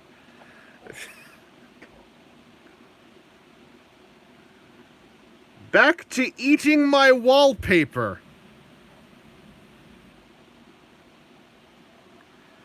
Rexodus, how can I get better at painting minis? The actual honest answer is also the real crummy one, which is like paint minis more. But like that, I've found that is kind of like just the way that this skill set works. Is it's very incremental repetition of the task, not repetition of like painting the same model over and over again, but repetition of the craft over and over again, and then you just start to it's less that you get better and more you start to find things easier. That's the way I've explained it before, and I think it still holds true. It's less like I'm painting better and more like I'm finding painting easier to just do. I'm not finding painting as stressful or worrisome, or I'm just more comfortable putting paint on a model. And I think that's kind of the answer. Like from what I've understood from, looking at other YouTube channels and things, it's less like I developed my skill set and more like I just got comfortable doing the task, and then your skills kind of just naturally develop from there.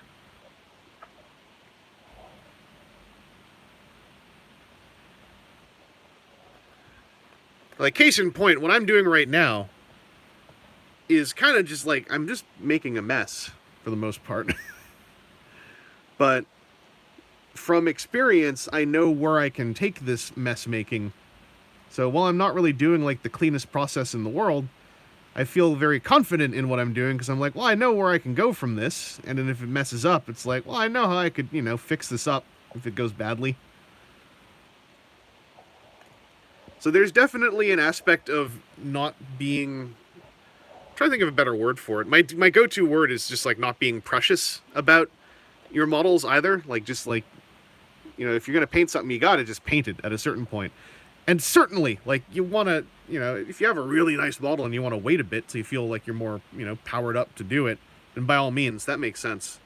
But also at a certain point, like, you got to paint something. And and that's very much like my approach to like media making as well. Is like, courses help and stuff, but at the end of the day, you got to just, speaking of someone who's also like gone on multiple hiatuses this last pandemic, for various inadvertent brain reasons, the best way to get better at a thing, especially like a craft or art, is like you just got to do it a bunch. And the best way to get bummed out and not really progress all that much is to never do it because you're worried you're going to do it wrong. You just got to go out and do it wrong. That's why I've gotten kind of sick of one of those internet cultures we've got of like, the culture of highlighting failure over growth or stuff like that, or the the whole like this Joker didn't do everything perfectly. generally, I've from my own experience, I think it comes as someone who used to always look at all those kind of compilations. Uh, a lot of that stuff comes from like personal insecurity, so you want to see other people do worse, so you feel better about yourself.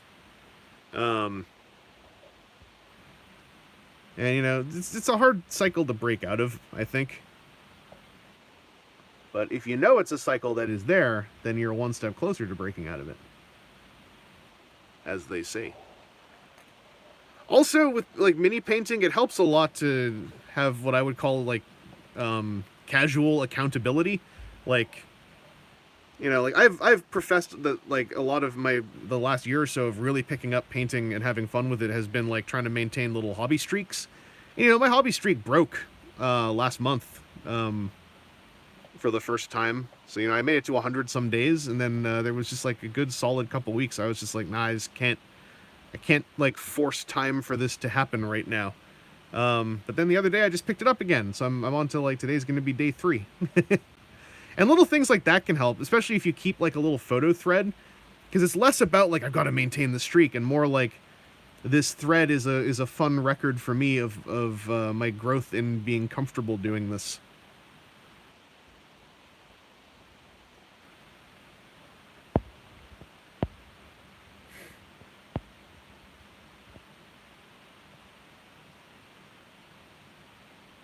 I got one mini that fell off the desk while you were priming it. I have no idea how to get the glue out of the sockets to put everything back together.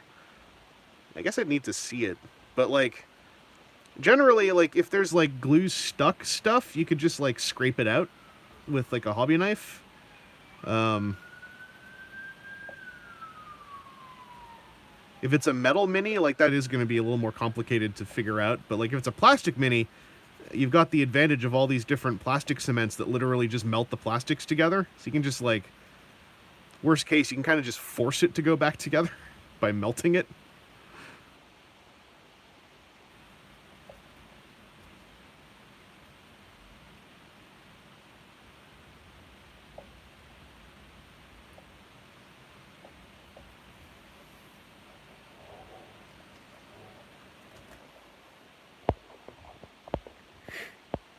Oh, metal and plastic, yeah. Ads. I love YouTube. I love products. Metal and plastic, the nice thing is, like, super glue tends to be real reactive to metal and plastic joins, I find. Oh, yeah, Rexodus. I did object source lighting really early on. Actually, last year when I painted for just, like, a month or two before I fell apart completely last year. But I did some OSL on some Star Wars Legion stuff. And I wasn't even painting those under proper lighting. I was painting those at my friggin' computer desk like a dumbass. I should say like a dumbass in that I didn't recognize I had this entire filming like set up with good lighting. So I was just like trying to figure it out, like, you know, with my overhead room lighting in my bedroom.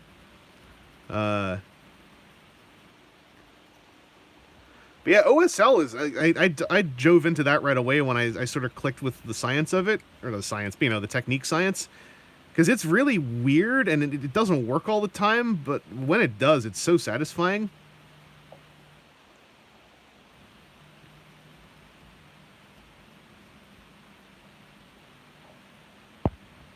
And kind of the trick with OSL is like you need to have darkness around the glow. That was the first thing I kind of picked up after a couple attempts. Because the first one that really worked out well was on a Darth Vader Star Wars Legions mini, and that helped me realize, like, oh, what makes this work is the glow has to be notably brighter than the area around it, which means breaking what I have as a natural feeling of, like, well, I need to paint everything evenly and properly and realistically. But it's like when you do OSL, you kind of have to... You sort of mess with the fake lighting of the scenario the miniature exists in, so that, like, you make it darker where the OSL is going to happen first.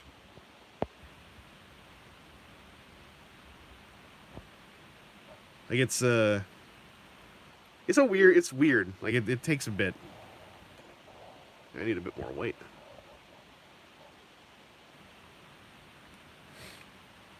What I need is one of those vibrator pad things to shake the paint bottles by pressing them down.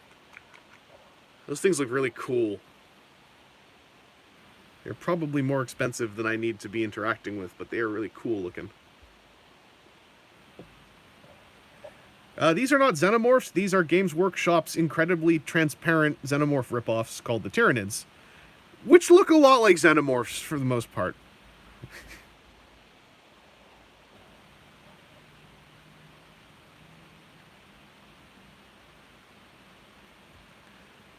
Like the Tyranids, as I recall it, like the first big push the Tyranids ever had in existing as a a property was Space Hulk, and Space Hulk is basically Alien, but with power armor.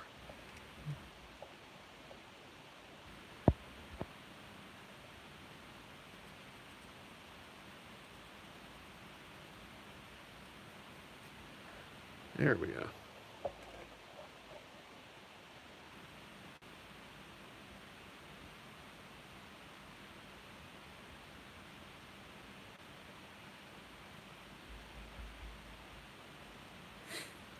Robot Lorekeeper, I think H.R. Geiger would just be happy more people are making creepy, ravenous biopunk monsters. Yeah, it's like, end of the day, it's like, hey, inspiration's inspiration. They're not calling them xenomorphs, and they don't immediately lay eggs in people and stuff. They do have acid maws, but not like acid blood.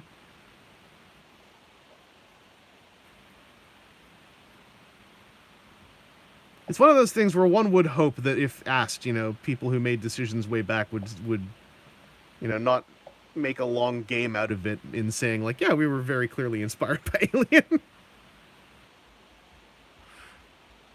And yeah, like the Tyranids have a whole thing where all of their weapons are like very, they have guns and stuff. It's just all organic, which is and it's a neat little twist. Like when a Tyranid has a gun, the gun has a bio vein thing that goes right into their hand or their arm or whatever.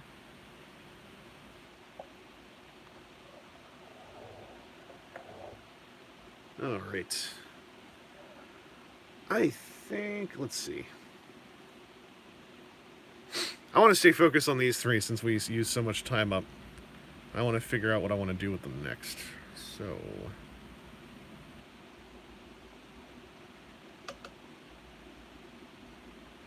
I do definitely want purple skin and blue chitin. I don't want it to be exactly like I want it to be the Gene Stealers but darker. So,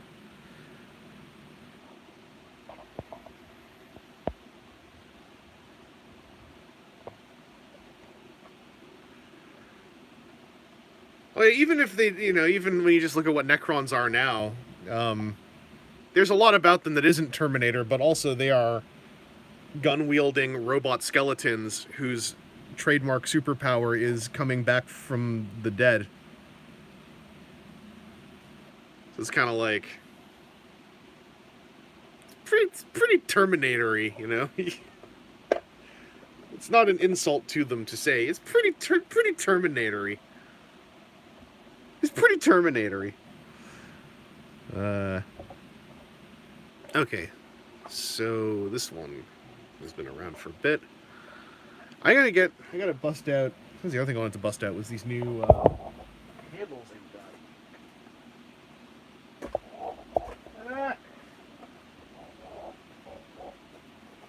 This wet palette is a red grass palette, and the Kickstarter it was from last year also involved a painting handle with a whole lot of extra base holders. I want to mess with those a bit.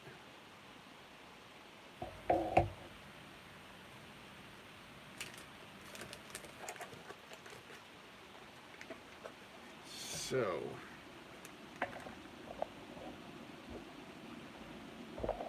the gang narrowly dodges a lawsuit. How to do OSL in the backs of these guys' necks. I'd want to know like what the light source is supposed to be, but if I imagine that like the back of their head is glowing, I'd probably just like stipple white around here as like a growing highlight, like starting from a off white to a white, But then I would also make the shadows here down to here a lot darker, and around here would be almost like pitch black, I think, or really, really dark purple, so that the light is bordered by darkness. That way the light sticks out more. If that makes any sense.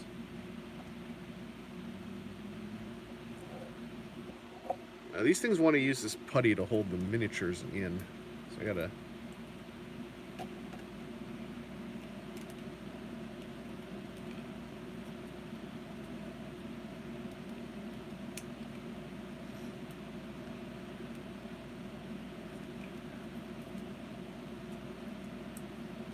Can't get this tape to cut. Holy moly. There we go. Stuff looks delicious. Don't eat it.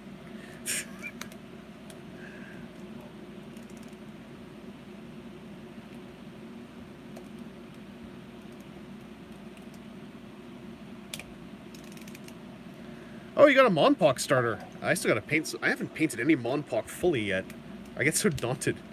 I would say, yeah, start with the smaller vehicles first, because there's less to worry about. With like there's just less to work with on them, and so it's a lot less to take in.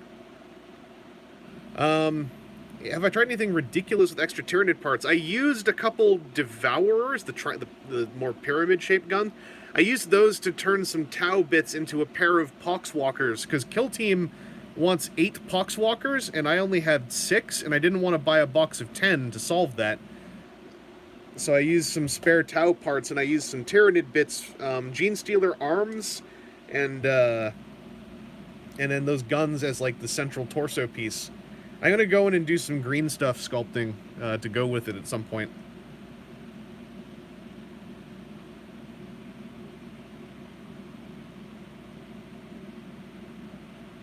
That seems solid enough.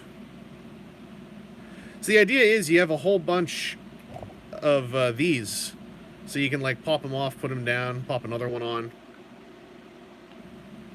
Oh, if your first minis are Monpok things, like those are also, as hobby projects, Monster Apocalypse is harder to deal with. Like Privateer Press stuff, I think, is a lot harder to work with for your first thing, because it's like metal and resin.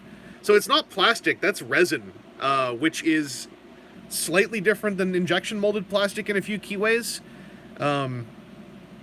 So I don't mean this to be scary, more so to say, like, you should be, like, kind of patting yourself on the back that you're making progress with that stuff as, like, your first projects. Because I think those materials are a lot harder to work with than just, like, you know, Games Workshop plastic.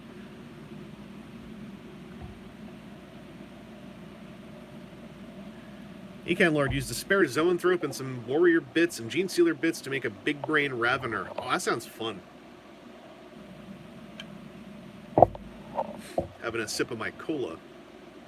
I was gonna get a box of Raveners at some point because I wanted one of everything for Kill Team and Tyranids, and now I'm really glad that Kill Team has simplified the Tyranids back down for a bit. Although I'm bummed out because I have 2 Lictors, and I hope those come back at some point. Rexodus, are you tempted to get a 3D printer?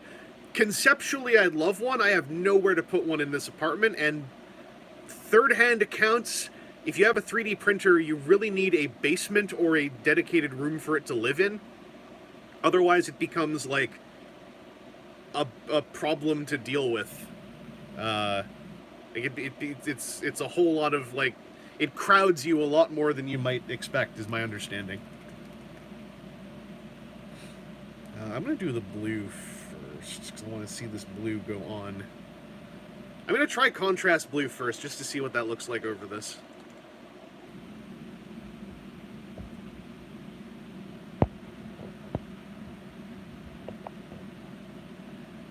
Timu Kinanen, fumes and noise, yeah. The fumes are the thing that worry me the most, because I'm just imagining myself basically, like, gassing myself to death in my sleep. By accident.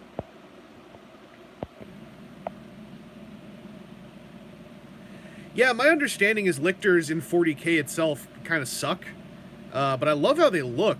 And then they were great apparently in old Kill Team. I never got to play old Kill Team, but apparently they were great in it. And so, like, the first mini I painted after a long time, the first 40K mini I painted, this like past 2 decades was a lictor, and I was really proud of it, and I was really happy to have 2 lictors, because I'm like, these look so cool, and they're good in the skirmish games, so this will be great. So hopefully they come back, because I just want to use my lictor.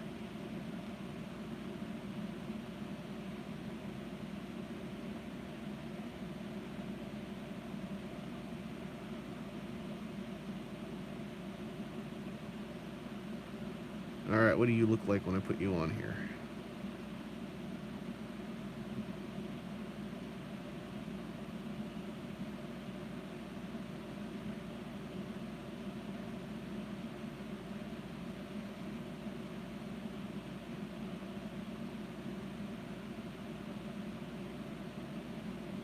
That's nice.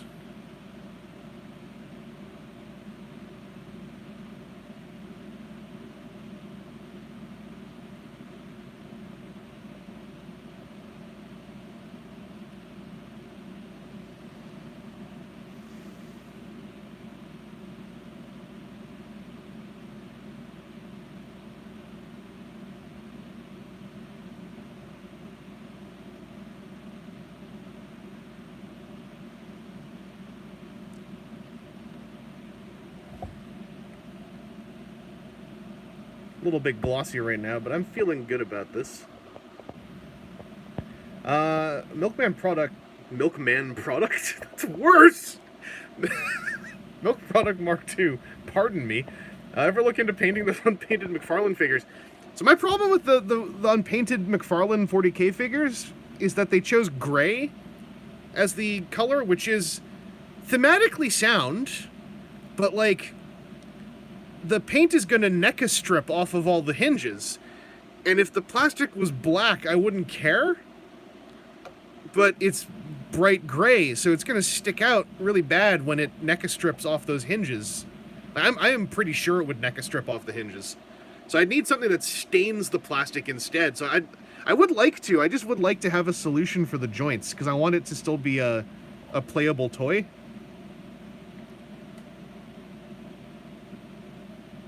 So it's bumming me out that, like, in the upcoming artist proofs, like the Gene Stealer and one of the Space Marines, there are sculpted parts that are exclusive to the artist proofs. So, like, the artist proof Gene Stealer has the Cthulhu face and the scything talons, whereas the painted Gene Stealer is the normal face and the double rending claws. And I'm like, damn it. I don't have anything against the artist proofs, I just wish they weren't gray plastic.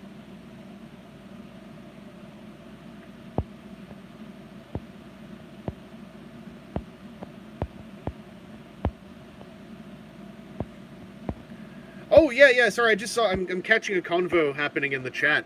There are a lot of good minis you can get to paint that are not Games Workshop, and I'll always talk them up, because I think that it's a great entry point, but the WizKids D&D minis, the Nolzur's Magnificent Miniatures that are pre-primed, are really inexpensive, and they're already primed, so you can just buy them, take them out of the package, and just paint them. If you just want to paint something, that is a way to do it for very little money, and also without the pressure of, like, oh, this is a prestigious piece of a mini that I want to use in gaming going forward, and blah blah blah. Like, it's just like, here's a dwarf.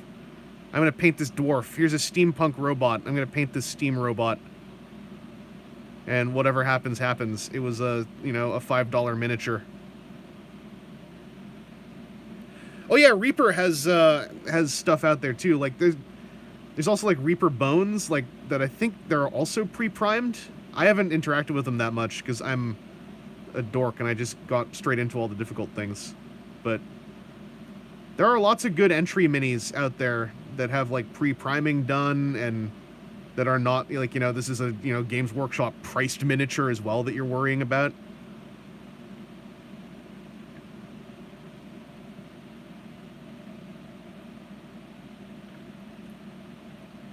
Those Transformers minis, they put out 4. At PAX Unplugged 2019, they showed 4 more that I think came out. And then that was it. It was a bummer. Oh, Picky Peeves, I should mention, Monsterpocalypse is going to, in a month or two, they're going to have a Kickstarter up in the coming months for a big box game that can clip onto the existing system, but it's meant to be a better entry point, and the minis in that are going to be plastic and new sculpts, and they're going to be pre-built, and that might be a good thing to look into as well, as far as like getting the Monster Apocalypse aesthetic without having to deal with all the extra hobby bother right away. And it's still the same game, so they'll also work with the minis that you've got.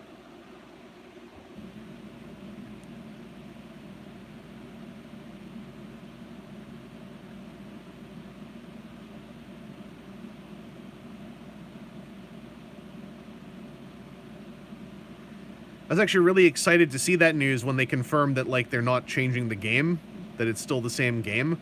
Because I was like, that's the biggest problem I have with Privateer Press's, you know, kind of goofy fun games, is like they're also like resin and pewter miniatures, which are not beginner friendly in my opinion whatsoever. Rumble Slam is also really cool. I have a couple of those.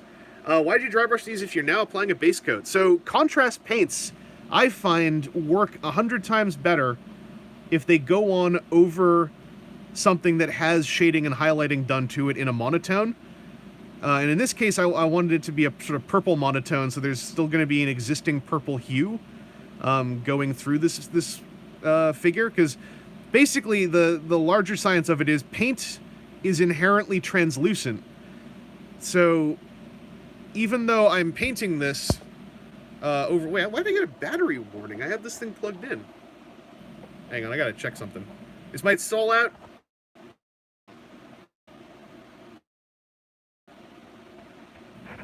The hay? Alright, I should be back. My battery is down to 20% and it's charging. That's really weird. This might have been getting knocked around a bit. I'll leave that in there. Anyway,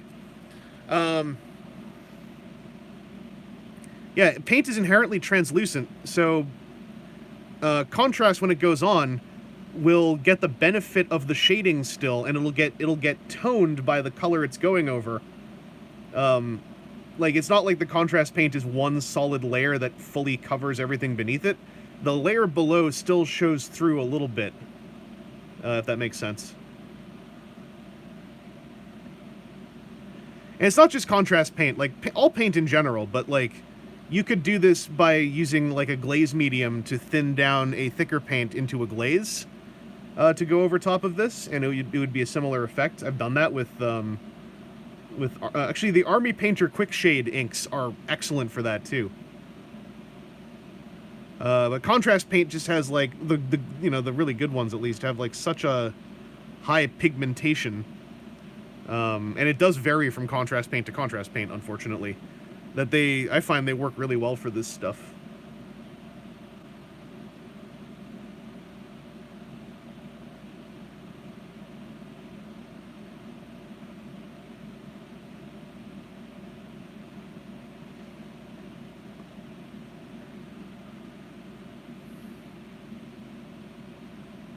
Oh yeah, and getting glazes to not be a wash was something that was literally magic to me for a long time. And then I was like, I'm just gonna sit down and, like, do this over and over again until I see sort of how it's supposed to work. Once it clicks, it's kind of amazing how simple it is. But, like, the science of it is really weird, and it also involves... Like, another thing I learned that I didn't really understand right away is that, like, when you put paint on the model, that isn't necessarily what it will look like when it dries. And so, like, it can be very misleading when you look at something and you're like, this isn't really doing anything. And then, like, even if you just do, like, one or two more layers, you suddenly get this very noticeable effect, and it's like, holy moly. Like, where did this come from?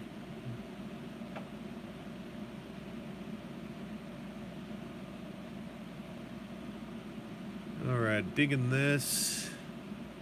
I think I want to do the rib cagey bits like this as well. Because that's how I did it on them Gene Stealers. Anything bony. Well, what if I do the bones in third color to make these different? Oh, this is where I'll pull in the jade. That will link these together with the Hormagaunts. Yeah. Okay. Hey. I gotta putty load another one of these.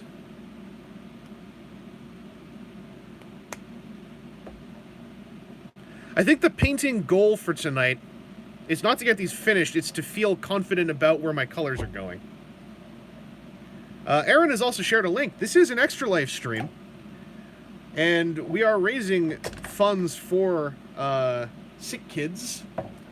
And there is a link that Aaron has shared in the chat. The link is also in the description of this very video and or stream. And you can go in there and pop in a donation if you like. If we hit $250, I have to stop working on these Tyranids until I finish painting 3 humanoid faces.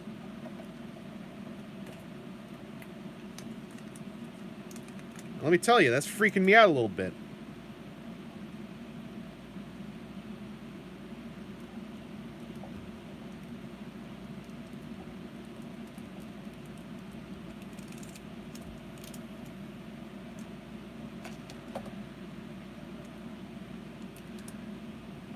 A wet palette is just generally useful in that it keeps your paint wet longer. It's not a necessity. It's a helpful tool, and you can make one using just like a sponge, or even I've used just folded paper towel. It just doesn't work quite as well. But like a sponge and then some parchment paper on top, cut to fit, and you can put it into like just like a Tupperware dish. And that's still a totally usable wet palette. Frosty Cube, what's the goal to eat rung? That's when you make me the president of Extra Life.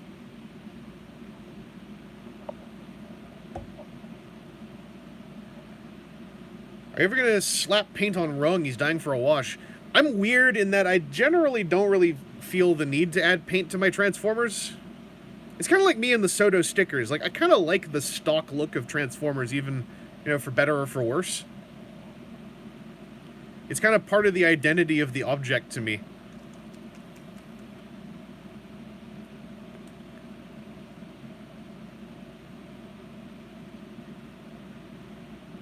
Once upon a time, I did do things like I'd add, like, I'd dot in eyeballs in metallic green and stuff. But I just didn't really feel the need. For myself, anyway. Obviously, like, there's plenty of decent reasons to do it. Plenty of very skilled people who do it.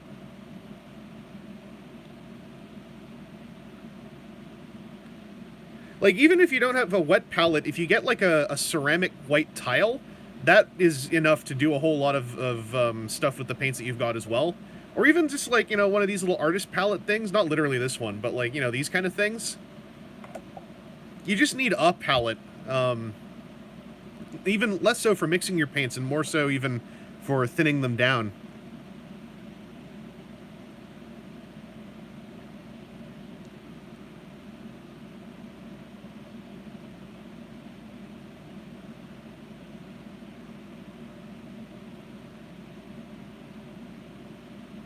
Like, I'm not an expert, I'm just kind of, like, speaking from personal experiences, and also personal experiences of, like, getting too much gear without really needing a lot of it.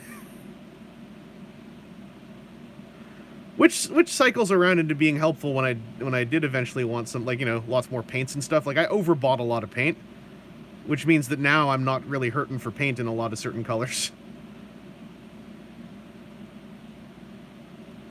But which also means, embarrassingly, I am hurting for paint in some other hues.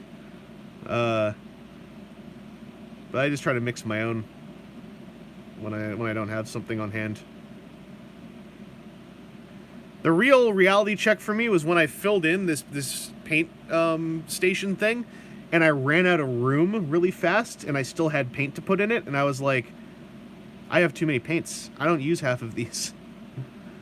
But I don't know how to prioritize which ones I want to, you know, like, move to, like, a different box, because, like, I like having them there helps me visualize stuff, so, you know, it's very much a me problem. As many things are. I dare say my brain is a me problem. Because it's mine.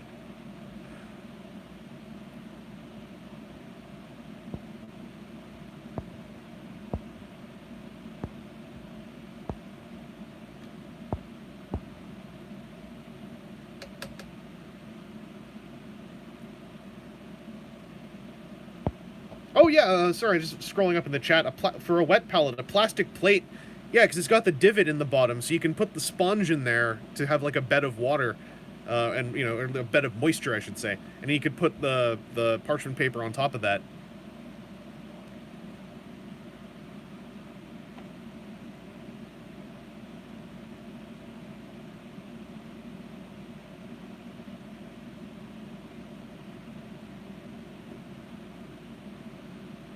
Low-key, this has been one of my favorite things about painting streams, is that there are a lot of people who also know stuff, who are sharing their knowledge when it comes up. And I really like that, because, like, my knowledge is extremely limited. And very much just like, well, this one time I did this. This happened. But, like, there's folks who know their stuff.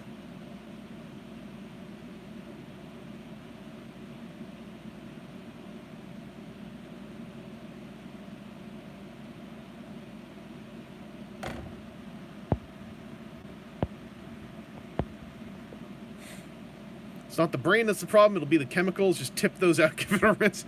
Yeah, if I could just flush my brain, it's all those brain chemicals that are making it act weird. If I could just...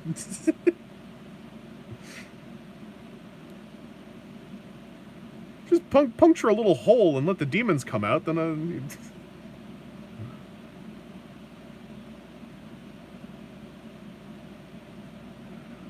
if I just put more leeches on my forehead when I slept, then I'd have less toxins in me.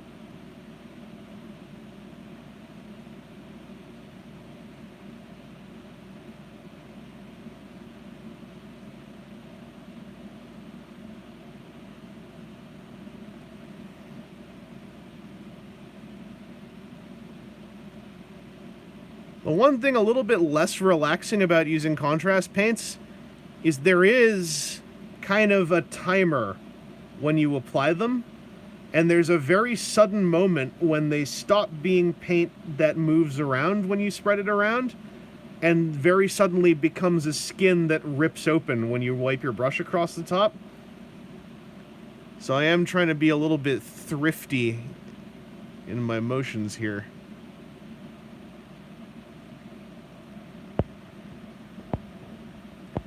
Yo, Zero! You down with that new age leech medicine?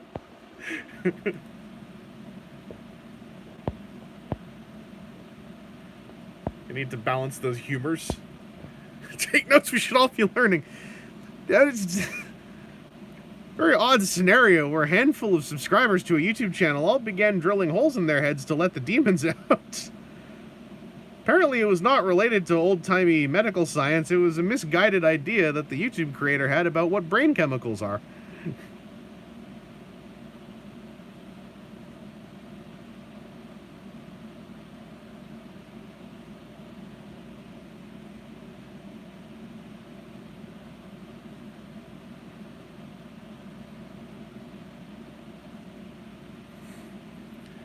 Robot Lore Keeper, wouldn't be the worst thing a YouTuber convinced their fans was a good idea. True! Not to be too real, but true! Hey, by the way, I didn't say it yet, because we're all, I was prioritizing the Extra Life stuff and everything. But, I'm glad to see you all here. I'm glad that you made it this far. Not in the stream, just that you were here to take part. And that you are still functioning. You're doing a good job. Let me tell you. You're doing a better job than me.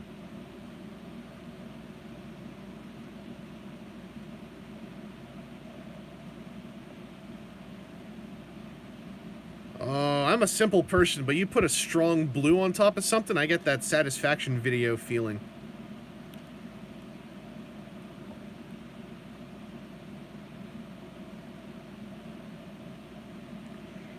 to get Zangelis fired up. What's going on here? I got a paintbrush in my mouth.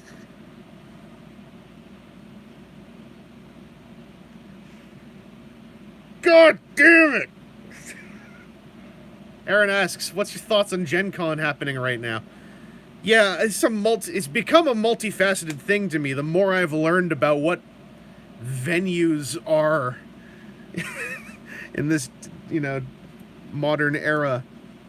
It's a nightmare. I feel it's a there's positive stuff coming out of Gen Con, which is happening right now, this weekend. As far as, some, I retweeted a really nice article from PAX, at least, not Gen Con, but about, people who are trying to figure out how to make things work with the idea that, we may need to account for a lot of this for a long time going forward. And that's the positive part. But boy, I think that Gen Con, the thing I still hold Gen Con very accountable for is the cheerful PR-oriented way that they have announced, or that they had announced things like we're not doing certain things, we're doing some things, but we're not doing other certain things, and the way that they presented that as a draw of hey, guess what? We won't require vaccine passports at our event. We just need masks on. But they worded it in a very friendly, cheerful way, and I was like, are you trying to sell people on your show with this? So that I still hold them very accountable for. The venue owners, though, a lot of my ire from last year that I was having at convention runners has shifted about 80% to the owners of the venues that those shows are taking place in. Because, you just look at the video clip of the Gen Con opening, Rush of the Nerds, as you might call it. Once upon a time, you'd call it that with, a smile on your face. And now you're with horror. But, a lot of conventions, even the most top-level ones, are heavily staffed by volunteers, for the most part. Or at best, paid people with the skill set of volunteers, for the most part. And these are folks who, in my opinion, should not be folks that are made to shoulder the responsibility of checking for even masks, in my opinion, but especially vaccination passports. These are volunteers at enthusiast shows. There is show security. You got your PAX enforcers and stuff. I think this goes above and beyond that, and I think the venues should be footing the bill to pay for trained, paid, professional security and door checkers for that stuff. And I think it is ridiculous that the convention staff are being left with that task themselves for the most part. Until I hear otherwise, that's my new assumption of what's going on.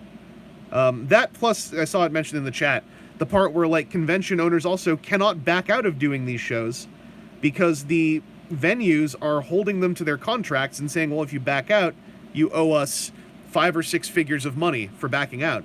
And a lot of conventions, as I've learned over the years, they can't pay that. So there was a moral obligation on the part of the people who own the literal buildings that these nightmare video clips come from. And I think that those venue owners need to be held to account a lot more than they are. And I know they're never gonna foot the bill for security, but I think that the demand should be there that they do. So they have to come up with a statement on why they aren't, that we can then tear to pieces and further rend the flesh from their metaphorical hides. And obviously not for real, because we're all law-abiding, nice people here. Etc., etc. We live in a society.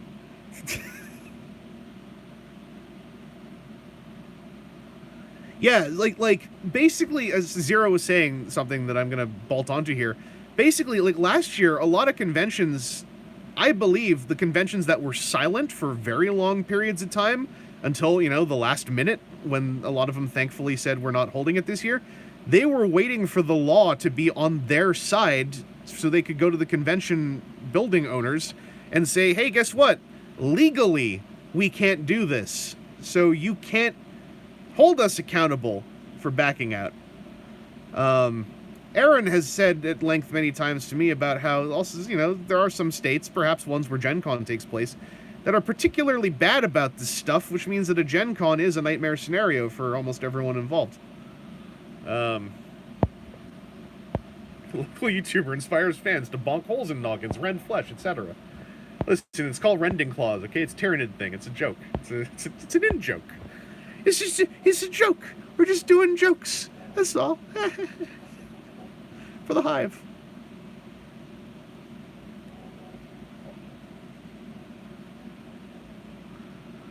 But also, like, I also feel there's a lot of people who are at Gen Con who are professionals that don't want to be there. But, like, their booth has been bought and the company they work for has sent them there. And that's that. And they're just trying to make it work. And it sucks because on top of all of this, there are moments of happiness coming out of Gen Con of people finally getting to interact with people again. And it's hard to not stomp all over that with my righteous fury. And I think it's like, and I would also say, like, should it be stomped on a little bit, but not across the board. It's a very complicated situation because of the amount of power that a lot of people don't have in that situation. And that is the thing to be truly angry about, in my opinion.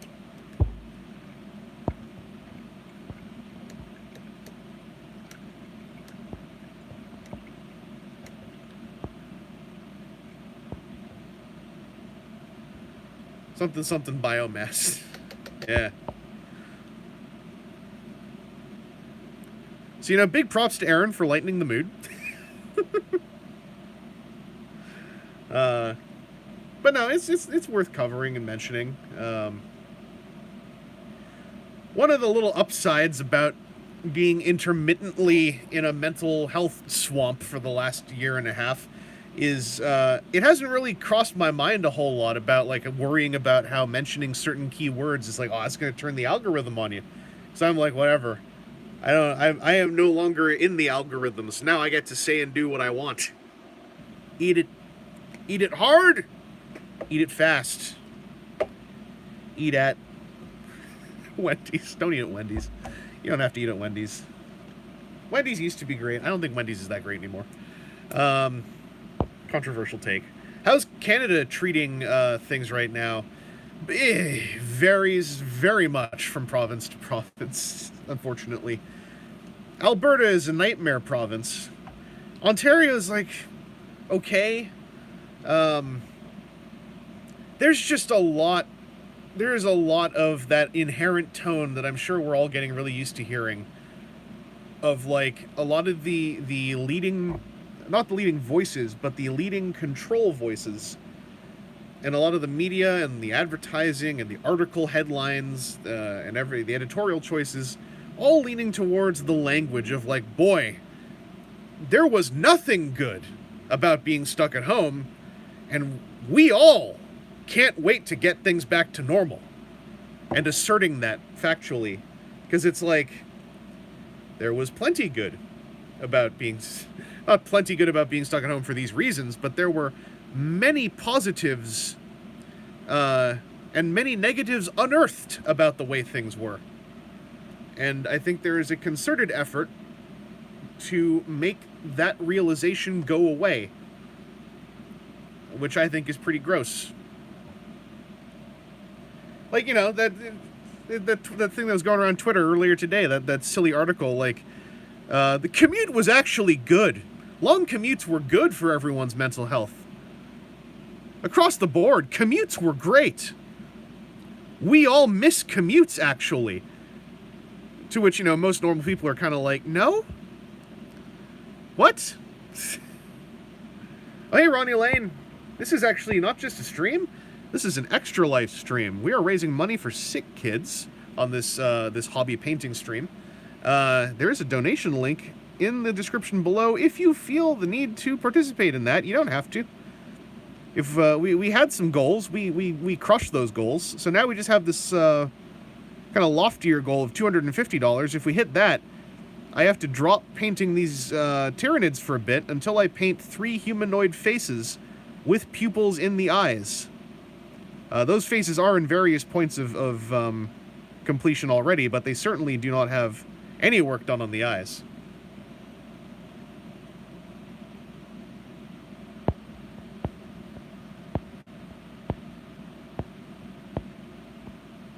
Yeah, there's like, I don't know a single person who's like, I miss my multi-hour commute. It's more like either I didn't really have a commute, or like, no, I actually like having more time for me in the day.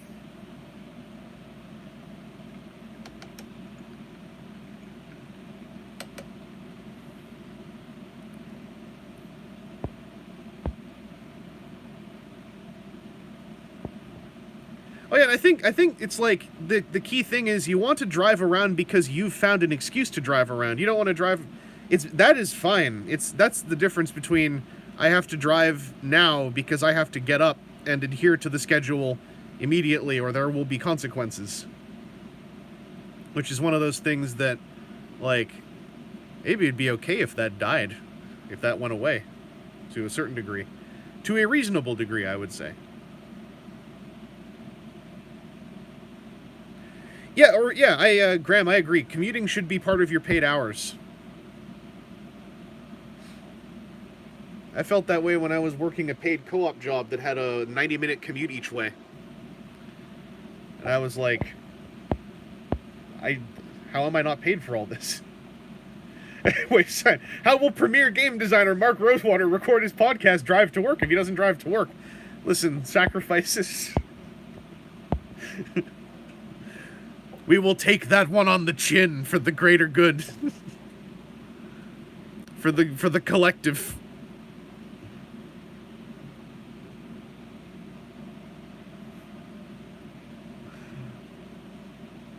Also, yeah, I see Aaron said he's recording it from home, or his home office. He could just call it my drive to work and say, like, yeah, I'm walking from my bedroom to my home office. That is the drive.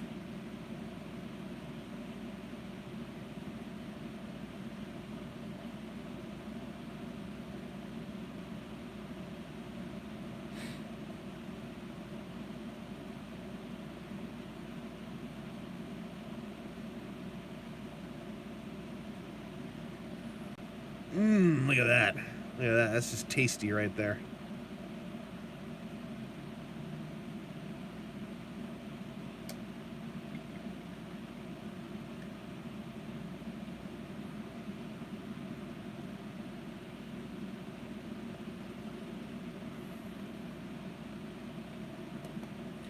Oh, sorry, Clinkle, I see the morning person thing. Like, I have a friend who has a sleep disorder and is basically like, and I agree, because I probably have some kind of borderline sleep, not disorder maybe, but at least something is up with me and the way my cycle shifts around.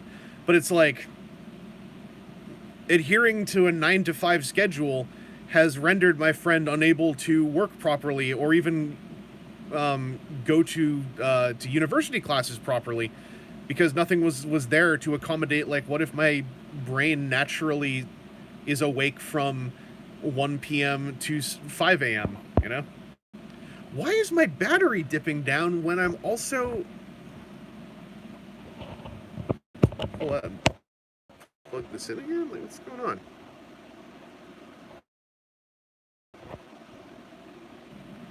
Damn!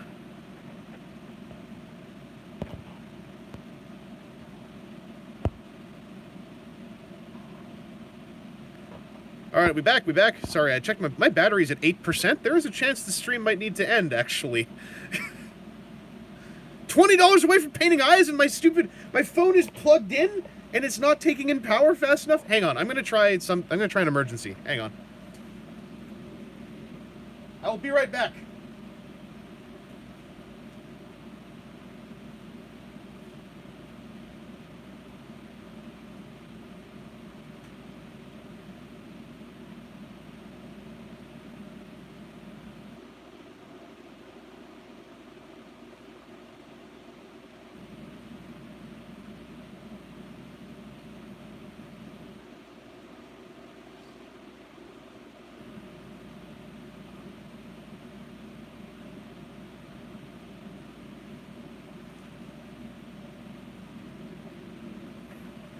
going to switch the power block.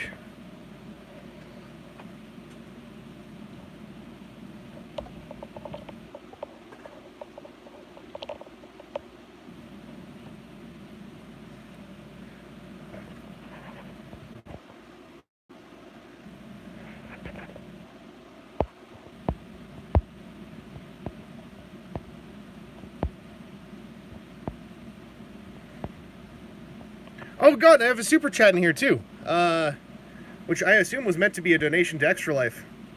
Eric Spornitz, charity, yeah, so shout out to Digital Extremes and Warframe, Canadian homies making a great game, and tie it to Warhammer 40k. Andy Chambers moved from GW to Digital Extremes, tie-in, go with it. If that $10 was meant to be for Extra Life, so I need to go donate, well, I'll do it after the stream, I can't do all these things at the same time.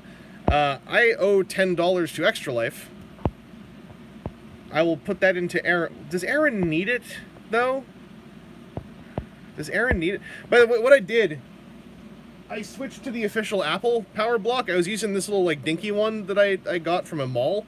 And I'm guessing this wasn't able to move the power fast enough to put more power in than was being spent on streaming. So I've plugged the proper power block in. Hopefully that does something. Thank you very much, Eric, for your donation to the cause. I'm gonna ask chat. Does Aaron need the $10, or who else is on our team? Oh, you know what? Army of Bees. An Army of Bees is on the team, right? Oh, Eric, like, feel free to donate there, but I'll move your $10 to the Extra Life team as well.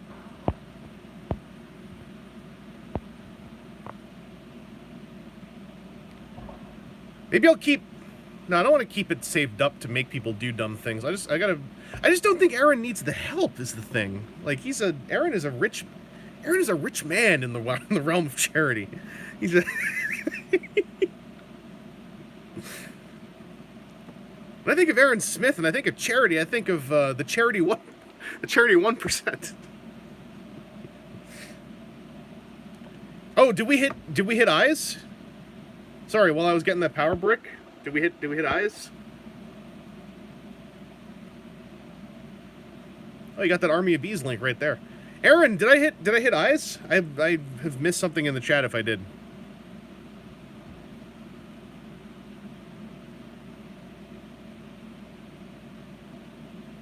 Oh, we hit eyes. Okay.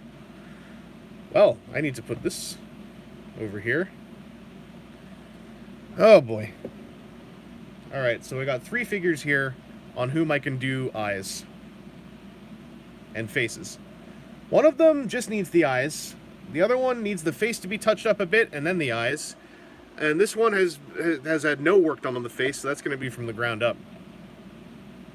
Okay, I need to bust out one more brush, too, just in case.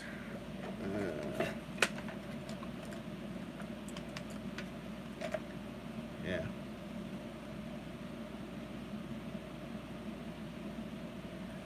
Oh, sorry, Sharkticon question. The little Sharkticon in the corner is from Pit of Judgment. You know, the big fancy set.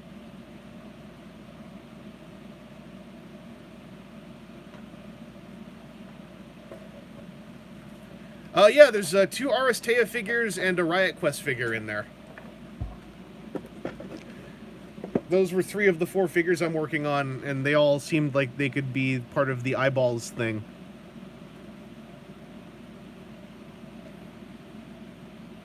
Okay. So, Cowboy Man is actually mostly done. So on him, I just need to do eyes, I think. That was my plan. Maybe I'll add a little bit of highlight to his face as well. The thing about him is I can barely see the eyes. I was gonna skip the eyes on him because they're under a hat.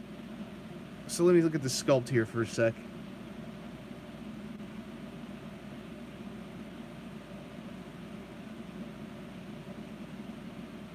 Okay, let's see what we can do.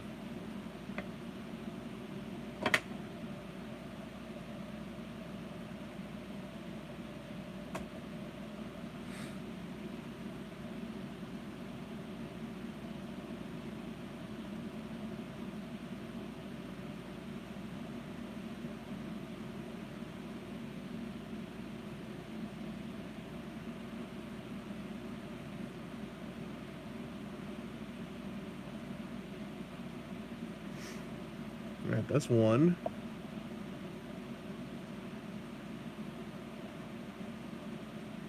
I don't know how to get at this other one.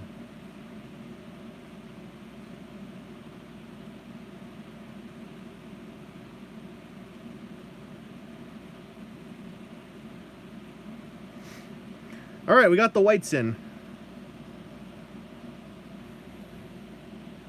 I don't know if you can see that very well.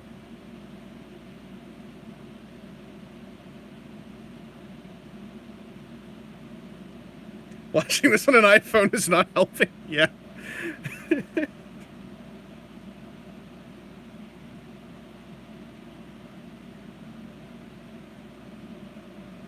just gonna let that sit for a bit. Now on the panda dude, I want to clean his face up a bit too, but how? I'm gonna give it a small null oiling and then touch up highlights with off-white, and I'll do the eyes in white. That's the plan.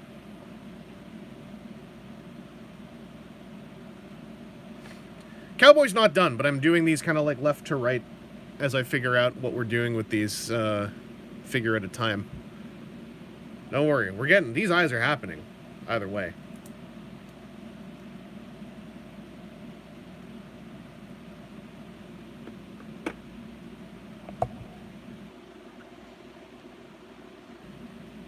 So, add a touch of water to the null oil.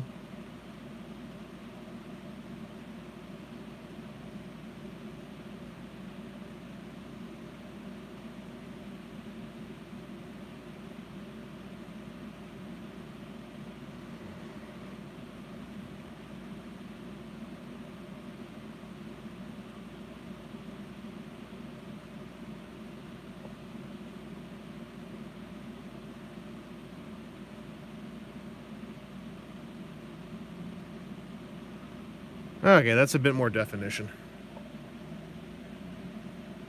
So I want to do some highlights before I do the eyes, just so I see what all I'm looking at.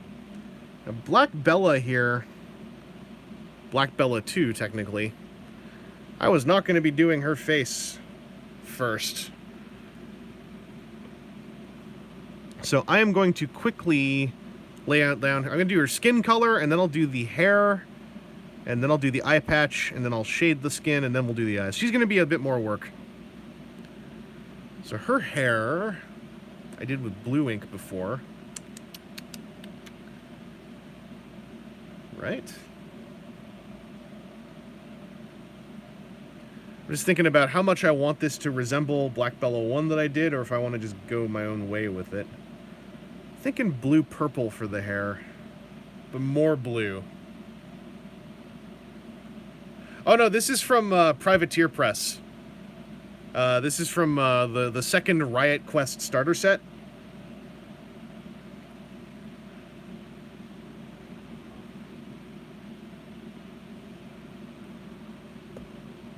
So let's get the contrast skin tone in here.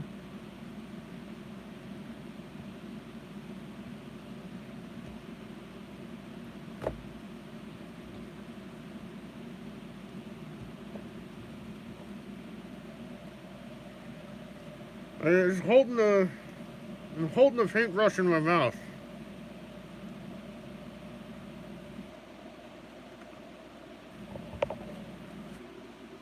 So I need two hands to get this out of its little holding cell.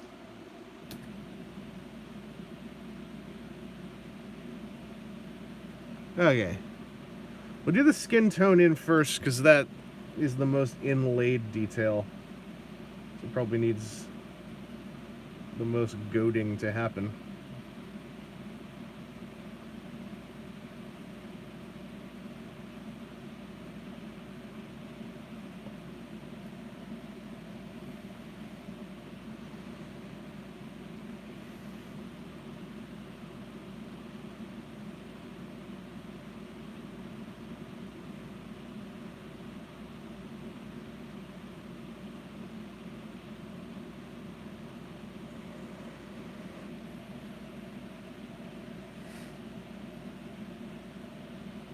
All right, let that dry off.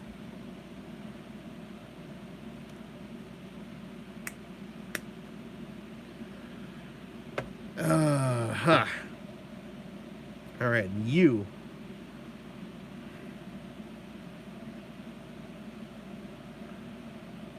JT Elm.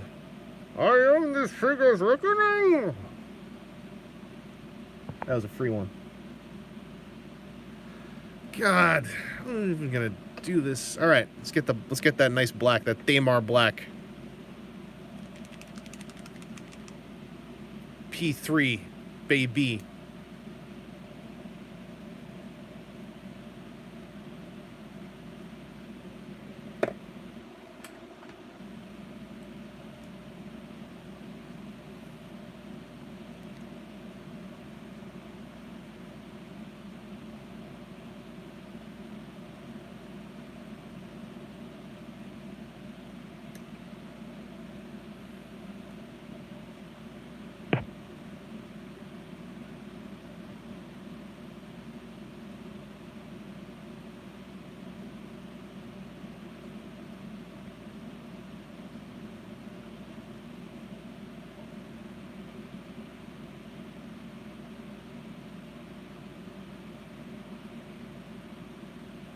That's one.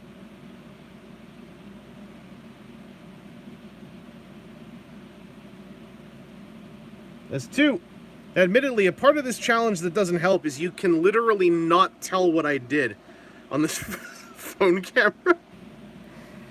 Let me see if I can assist at all.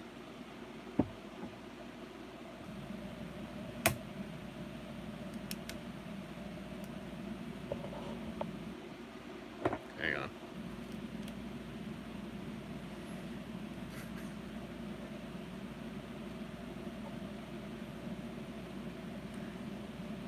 This isn't helping at all, is it?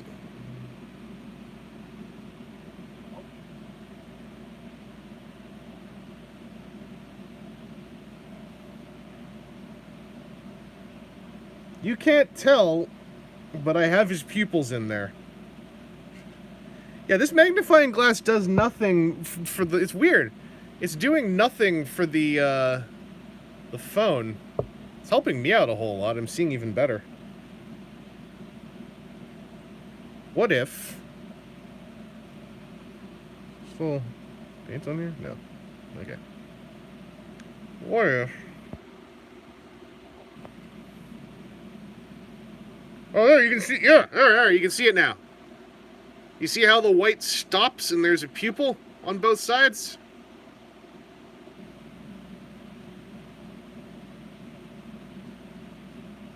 Digital zoom plus the magnifying glass, plus the ring light.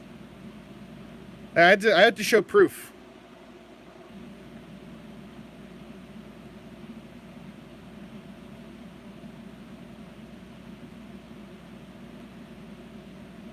Also, I just recently, I did a bunch of work on his green and his pants to make them a bit more vibrant. I'm quite happy with how that looks under these lights. Wow. All right, so proof. We have finished one of the three faces. I was thinking about whether I want to do more with his skin, but I kind of like how, pallid and leathery it looks. Like, it just feels right for this guy. So I kind of want to leave it alone.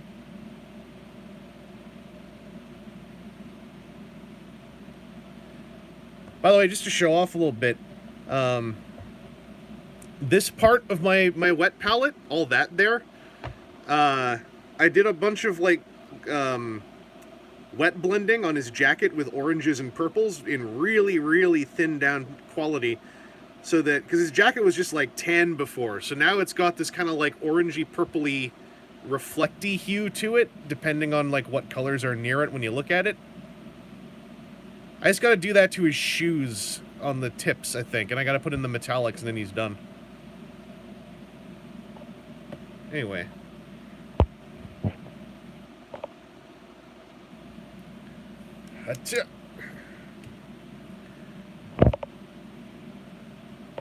As Aaron mentioned, now do it 2 more times. All right, calm down. Aaron's one of my biggest fans.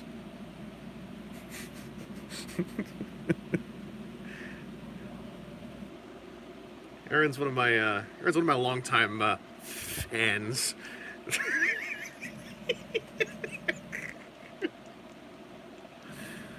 Hey, so we're gonna do an off-white highlight. Let's bust out that pale sand. Just a little represent here, a little shout out. Very good minis channel. If you want some good mini painting advice and inspiration, go check out Dana Howell on YouTube. I am biased towards Ontario talent. Dana Howell has some very good videos if you want to get some more mini painting info. And also uses hell of that pale sand. So let's go full meme. Full meme. Here we go.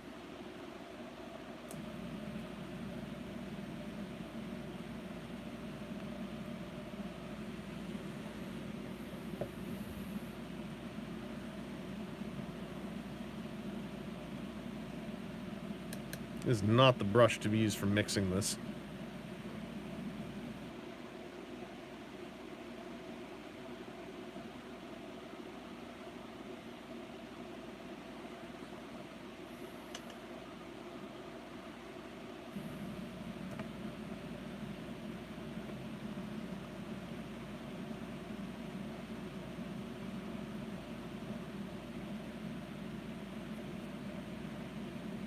Alrighty, you.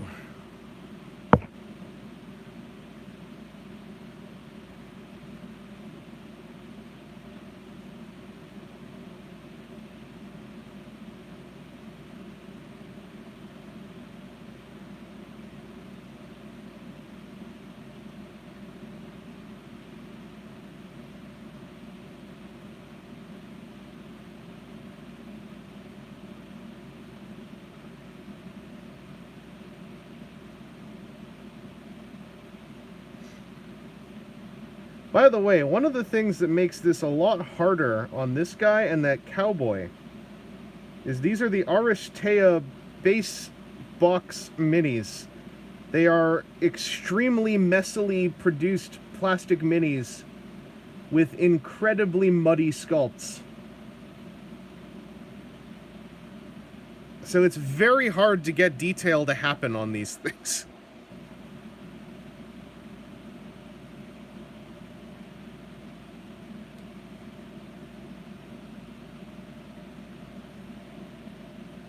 We'll see how that dries.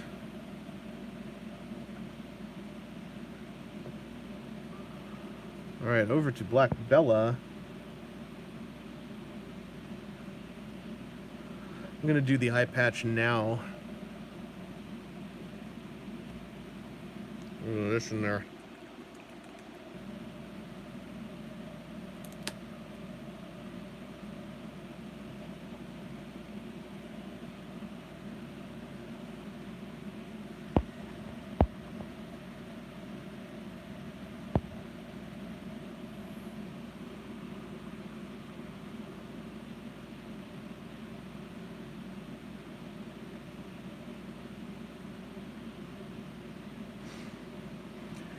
I'd also like to give shouts out to Axsmith Aaron for hanging out in the chat for most of this. I mean, I know why. I know 2 reasons why. But nonetheless, I appreciate it. Reason number 1 is that Aaron is, you know, he's the Capitan. He's gotta make sure we're doing things properly and up to specifications. Reason number 2 is Aaron is not at Gen Con.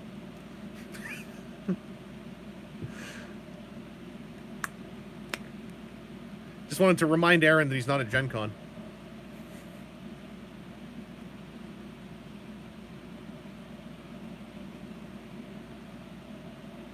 You can't see this at all, but that eye patch is in there now.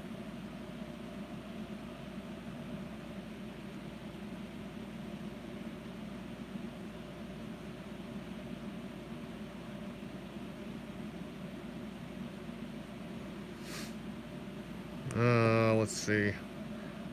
I'm doing some of that brain planning.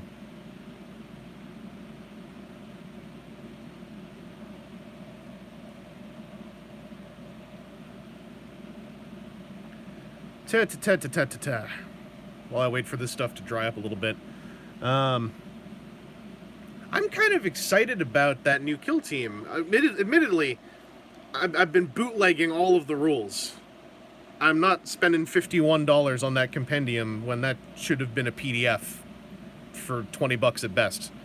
But that aside, that game looks pretty fun, and I have a lot of like I bought into like because it was easy to buy like a box or two of a bunch of different teams from Old Kill Team, which I never ended up getting to play. I have like 4 kill teams. I had to modify the Tau a little bit, but I'm kind of excited to try that stuff out somehow, somewhere. That looks like a fun game.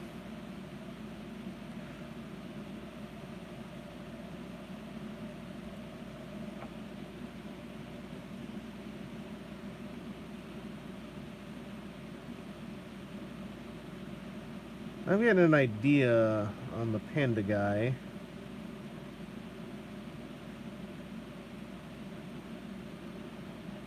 I want to try to get those rings again.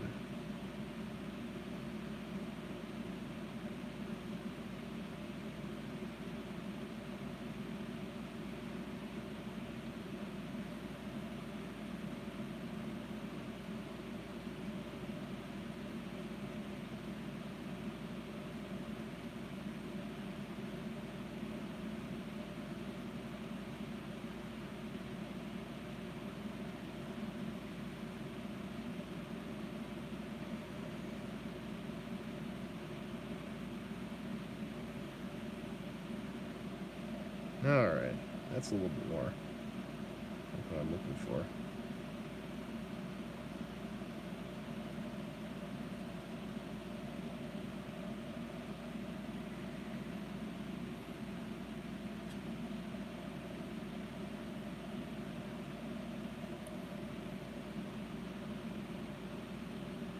Like, I admit, I'm doing black around the eyes. So I want that kind of like the look he has to exist. And there's like sculpted lines around the eyes. I'm wondering if when I do the actual eyes, maybe instead of doing the white streak, I'll try the 2-dot method.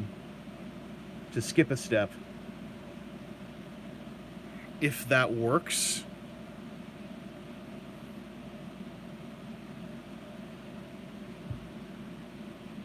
My apologies if I'm missing some stuff in the chat. I'm just kind of eyeballing.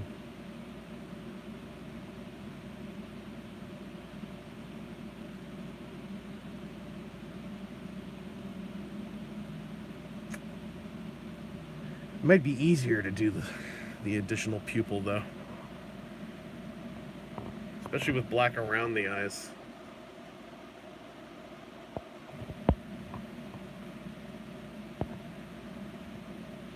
So why are we talking about magnet states? Wave sign. Wonder if HLJ is finally sold out of their supply of SH Figuarts Forza magnet states. That's ridiculous. That's like saying we're gonna. It's like saying, oh, I wonder if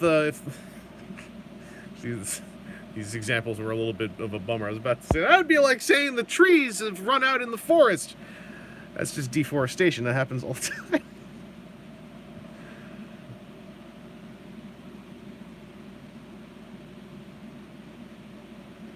While I wait for the face to be for real dry, I'm going to do the hair on Black Bella.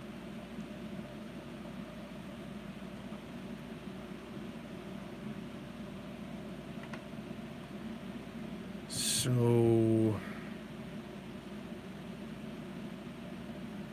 I'm going to do the Army Painter stuff for that, I think. I'm going to do first blue, then purple.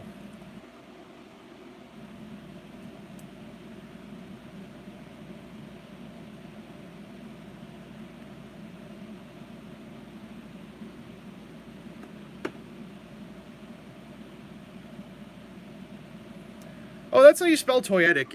It sadly is a real word now, for the most part. DVD extras and etc. have moved it into the public lexicon. So it's by through oppressive means it has become part of the language, whether we like it or not.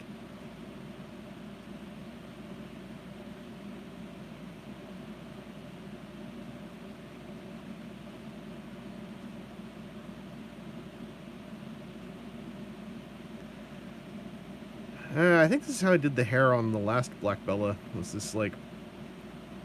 So this is the difference between the contrast. This is an army painter ink over top of this stuff. So it's like slightly less saturated, but it means there's also slightly more control. I saw if I'm going to TFCon Baltimore, I'm not. I am not at all comfortable with crossing the border right now.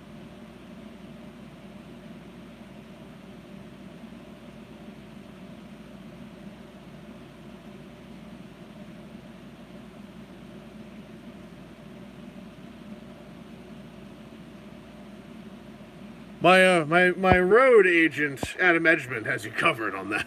Oh yeah, wave sign Fidgetal has been stamped out, yeah.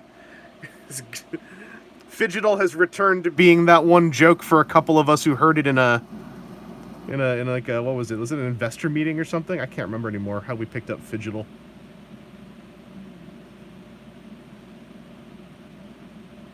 Oh, remember Skylanders?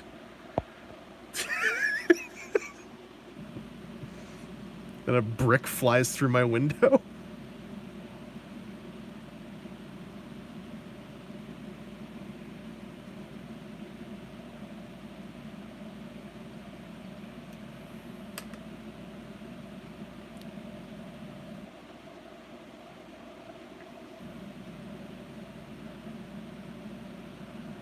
Skylanders was like aughts through 2010s.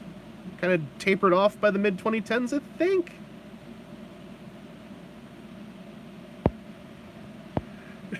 Never talk about Skylanders around me.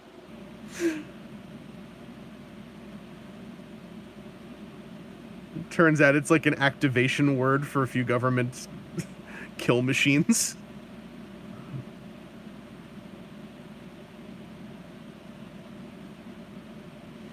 Shadow Ops said that no one ever says this word anymore. We didn't have a plan for this scenario. The casualties are in the hundreds.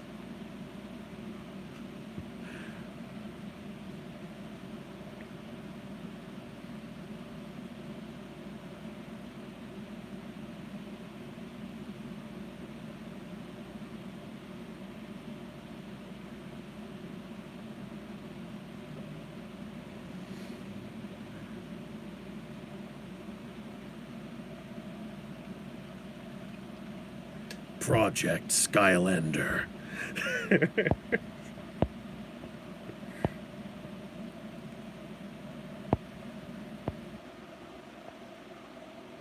Yeah, Toys to Life was such a nicer and less... Like, Fidgetal is like... It's not like inherently terrible. It just has that flavor. It has that boardroom flavor, that really gross, like, it makes your tongue stick to your teeth kind of flavor. Like, Toys to Life, at least... It's like a phrase we're saying as though it's a noun kind of thing.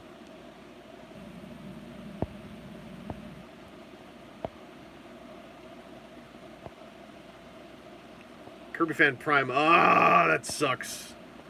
Bad GameStop employee experience as the employee packing Skylanders. That would drive me nuts.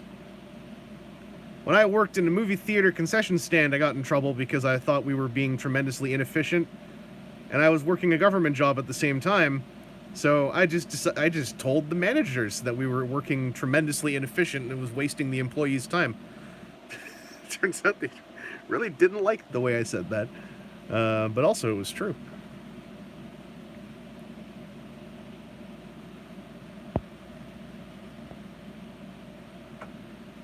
Oh, no, Disney Infinity, now that's an activation phrase. Disney Infinity is like, it never even got to live. Like, it was there, it existed. It never really got to live. It was like a wind that never came in the window. You just heard it, and then it was already gone.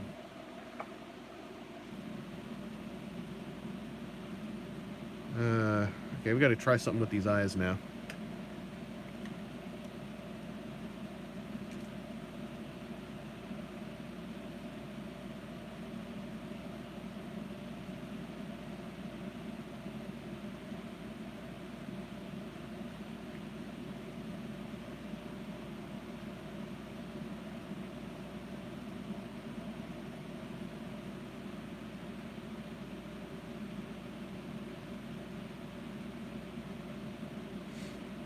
Yeah, that one went badly.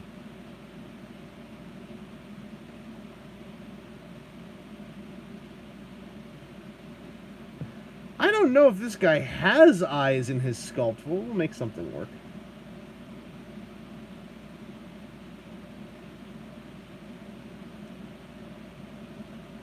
Okay, I see how we can clean this up.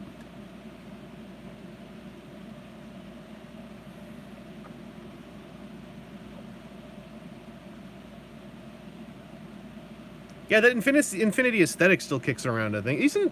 I mean, it's not, but when I saw that Disney mobile game where everyone's, like, in power armor and stuff, that kind of made me think of that kind of aesthetic as well, in a certain way.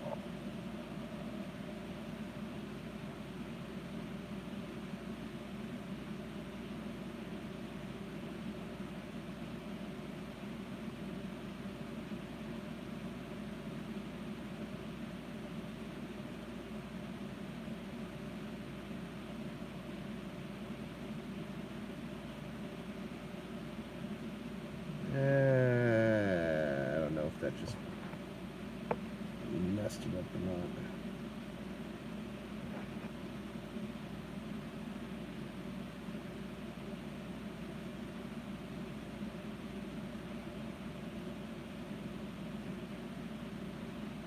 not. Ah, damn, I got close. Just gotta try again.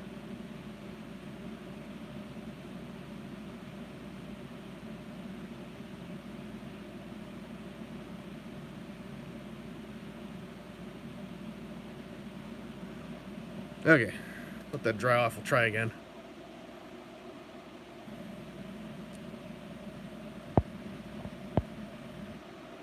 Josh Perez is our favorite spokesperson for Figment. I only know who Figment is because of Josh Perez.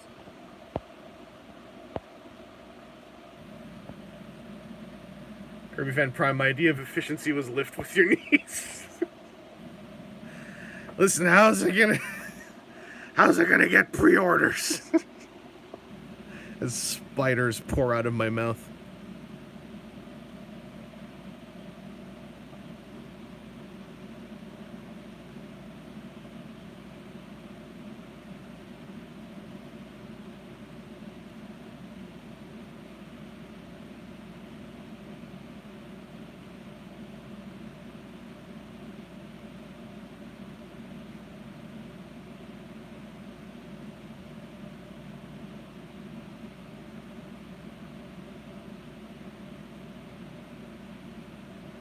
Just touching up the hair band.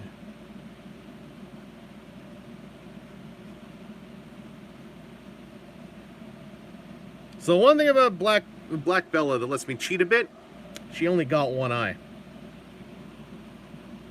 So thankfully I don't have to try to make something work in that little like cavity that's behind the bird and everything.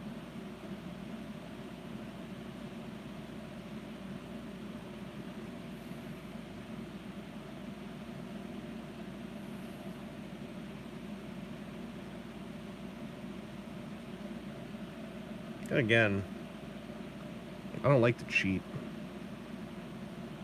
Let's see if we can do the bird's eyes.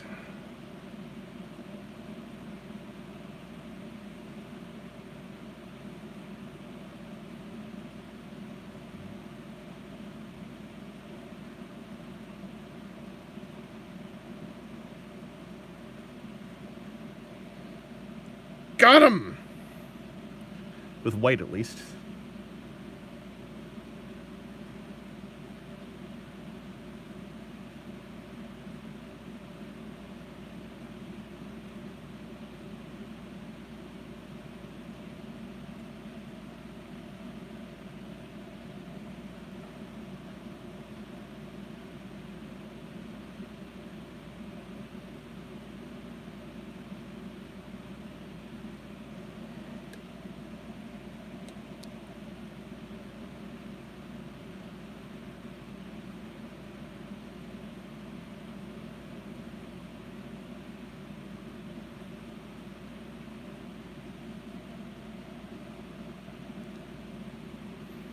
I still don't have a good skin highlight color.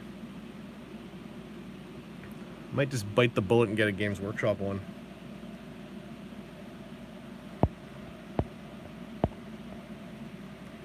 Frosty Cube, what are your thoughts on the new Labo? Does the bird have a name? It does, and I forgot what it is. The lore for Riot Quest is incredibly hard to keep track of. They don't have a centralized location for it. The bird does have a name. I just can't remember what it is. If you mean the Star Saber, I think that it's looking all right. I think the stretch goal stuff is kind of like it's fine. My main problem is that the communication as a crowdfund project still sucks. Like the display stand stretch goal. I'm a current backer of Star Saber. I found out about the display stand because I saw it getting memed on Twitter. I never got an email about it as a backer saying this is a stretch goal that we're hitting. I should be getting communication about stretch goals as a backer. It's just, that's it. That's it. That was a problem with Unicron as well. The stretch goals themselves, it's like, fine, whatever. Like, they can be whatever they need to be. It's just like, as a crowdfund project, it's already feeling like the Unicron one again, as far as like making me feel like a backer as opposed to making me feel like a pre-order customer, you know? And I very much think a lot of it is coming from just like Hasbro, not just in Transformers, but in a lot of realms. Hasbro is trying to be they're trying to be more of a collector, down-to-earth, we communicate company in some of their PR.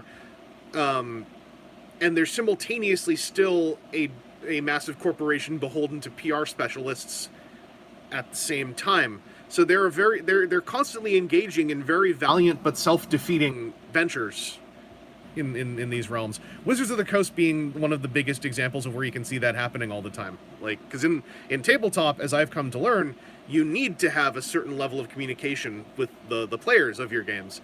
And WotC tries to have that, but the moment it's not PR or a preview press, the drawbridge slams shut. I've talked about this before on streams, but like this is the weird place Hasbro's in, you know, or they do the fan first streams where they come this close all the time to being like, hey, we're talking to you as the people making the toys, but then also there is like a hovering battle axe threatening to slice the rope and slam the door shut at like any given moment. You can just feel it in the air.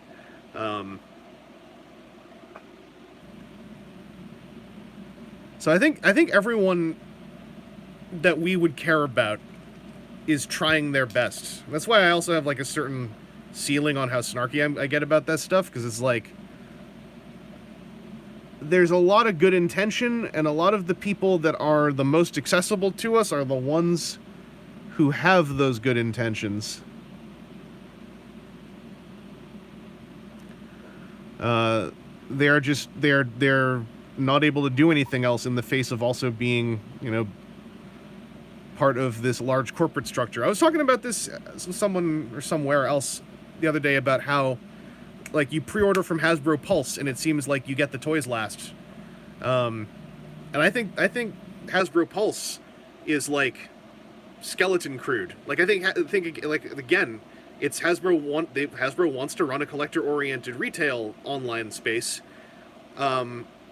Because I've seen it posited like, oh, they're holding off, you know, so the big box retailers don't get mad. I don't think they're organized enough to do that. I think it's more so this is just them at peak speed, with whatever internal logistics scenario they're using. They're just not experienced at being a seller as opposed to being a manufacturer, for instance.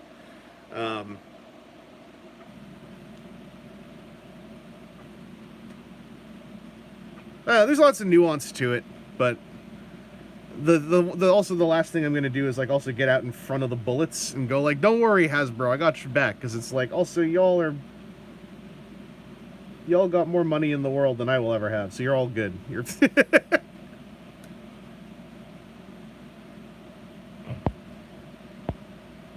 Hasbro go new.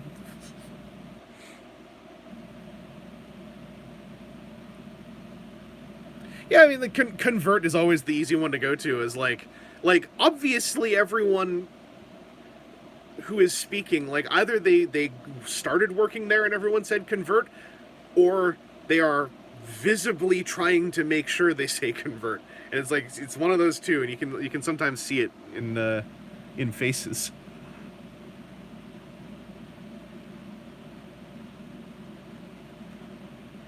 I just cleaned up. By the way, I cleaned up her face a bit, cleaned up the eye patch strap a little bit. Just thinking about if I want to leave the skin tone alone.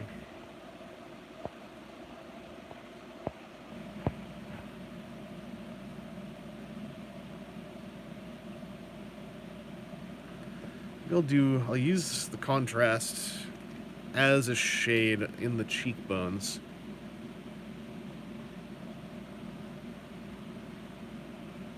So there's a bit of variance.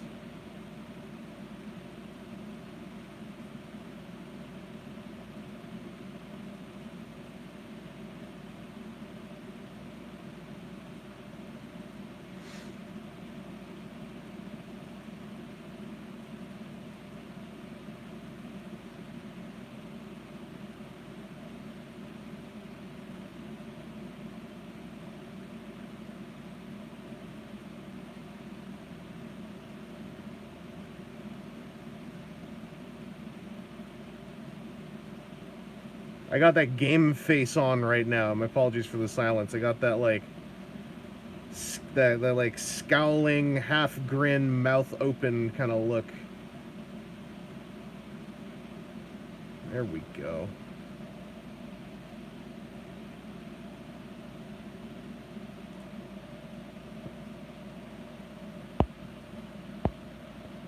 Transformers converters.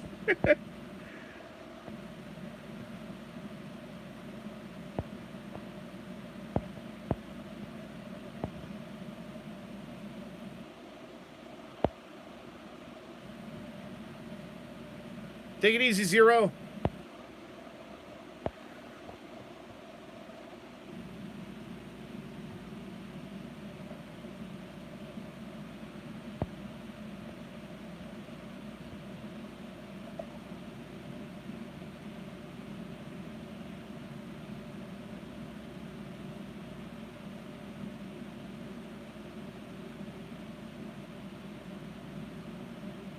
I'm also trying to identify, she has a sculpted eyeball, but it's in a weird spot.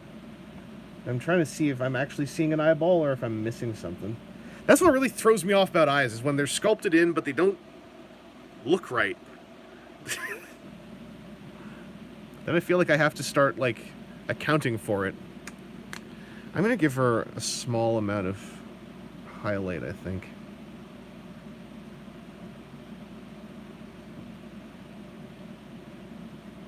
Some minor facial highlights.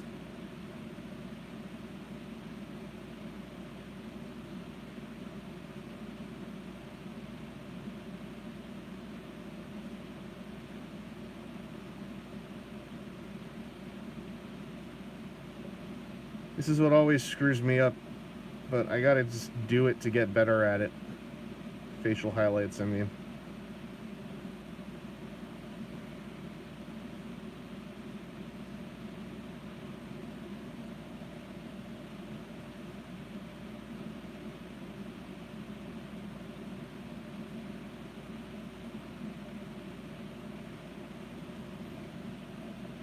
Just gotta do them, let them dry, because they look... This is what I mean, is this looks this looks like those highlights are a lot brighter right now than they will be when they dry. So it always messes me up. So I'm like, oh no, I put them on wrong, and then I don't let it sit and wait to see how because the translucency will take form as the water evaporates out. I never give it time.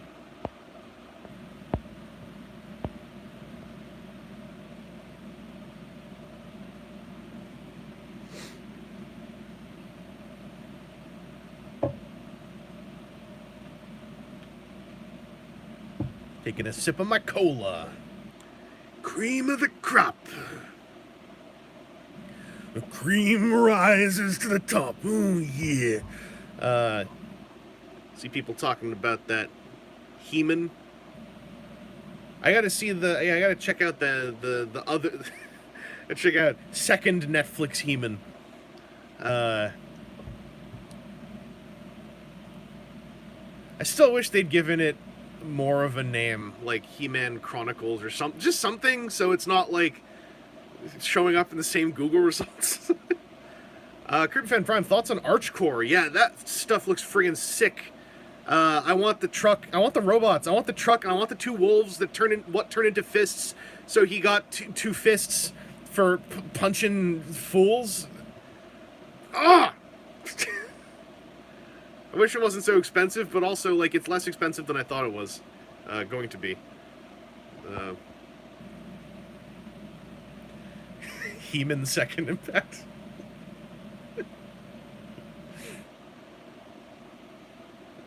End of He-Man Jelly. Oh no! Now, oh no! On stream, my isolation brain has come out. This is a little peek into what life has been like for me for the last 18 months. Is I'll sit there in dead silence, occasionally just going like, ha! Just making noises, and then I'll say something like, "End of He-Mangelian," and then I'll burst out. I'll by myself. I'll have a laughter fit for like 20 minutes. That's just how life is progressing over here in Evangelist Central.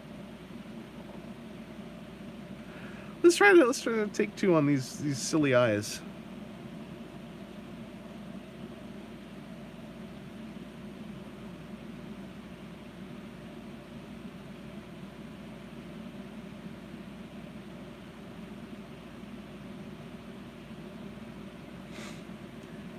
That's better.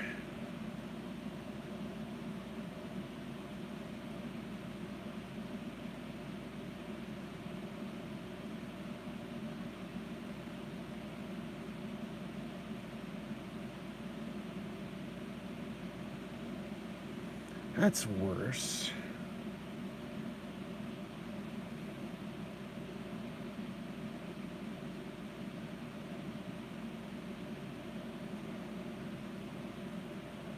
Okay, we got a start of something going on here with the eyes. It's happening. I think once I finish these eyes, I'm going to call it on the stream. I'll finish the eyes. I'm going to try Jade on one of these rib cages to see how the color combo looks. And then we'll have accomplished some of our goals. And we'll have been streaming for like 4 hours. I got a preview. Next podcast episode going up is our Netflix Kingdom talk, during which I very much at some point lamented about how He-Man's getting like so much more love in all of the stuff it's getting on Netflix. Not love, I should say, but so much more palpable joy in its tone. And you know how I'll sometimes say, like, no politics in the thread? Like, when I cite He-Man, I just was like, by the way, no politics in the thread. Because that's what He-Man is now in my brain. Is like this dangerous taboo topic.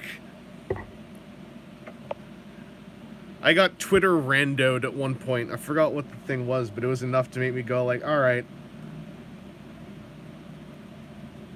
I have to caveat every time I mention this now.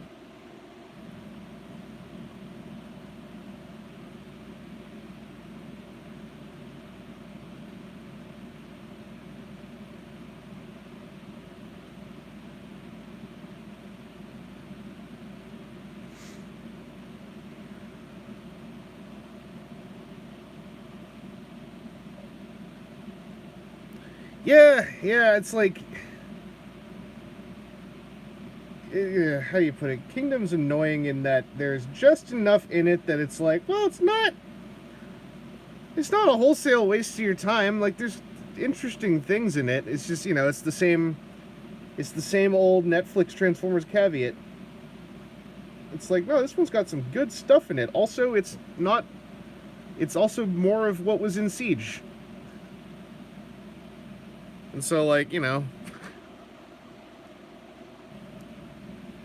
like, I think that, like, I'll maintain, I think the Netflix Transformers trilogy is solidly Galaxy Force tier, with the variable also being its length being a lot shorter.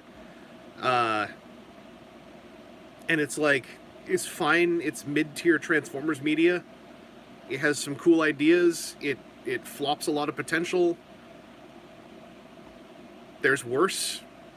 There's better. uh, you just, you know, you wish you weren't saying that about the Transformers show, is the way I feel. I wish I wasn't saying that about the Transformers show. Like, I do, like, seeing about how, like, you know, recommending it to people, I'm like, I feel like if you didn't watch the Netflix trilogy, you're not entrenched in the fandom enough to really enjoy it. Like, it's not like you need to know fan nonsense to enjoy those shows, but it feels like knowing a lot of fan nonsense helps those shows smooth out more. It's like a layer of butter on top that makes it all kind of blend a bit better if you sort of know what they're trying to do.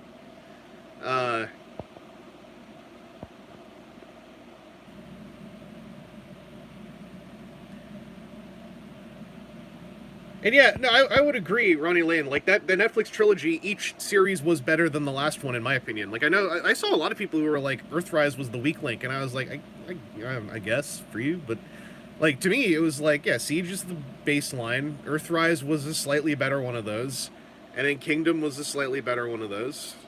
Alright. Like, you know, to Kingdom's credit, like, Kingdom at least created, like, memes of positivity as opposed to memes of making fun of the show. Like, there are positive, loving memes that came out of Kingdom, you know, that were not based on crapping on Kingdom. So that's already like, hey, that's a step up.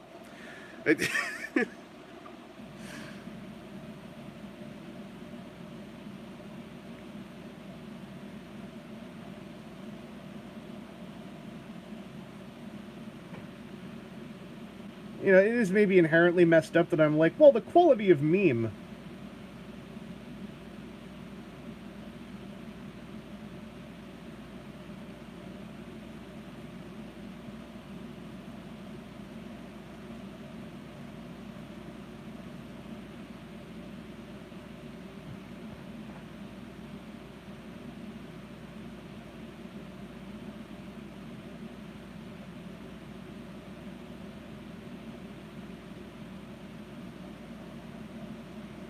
I'm trying to do, this in case you're wondering what I'm doing here. I have a, like, eyeliner approach to making messy eyes less messy that's worked for me before. Where I'm, like, filling in around the blotchy eye. It makes me feel better about it, to my naked eye at least.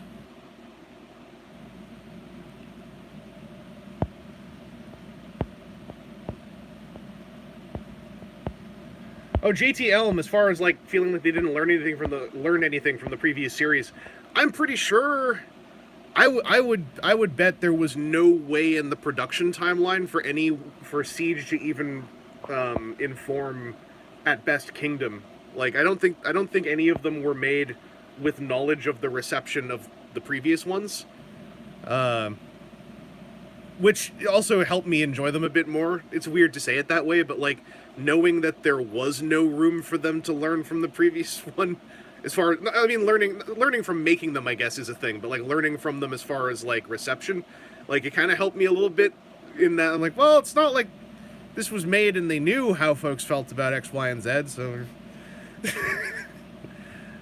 like, you know, also this is maybe textbook damning with faint praise that I'm doing, admittedly. And,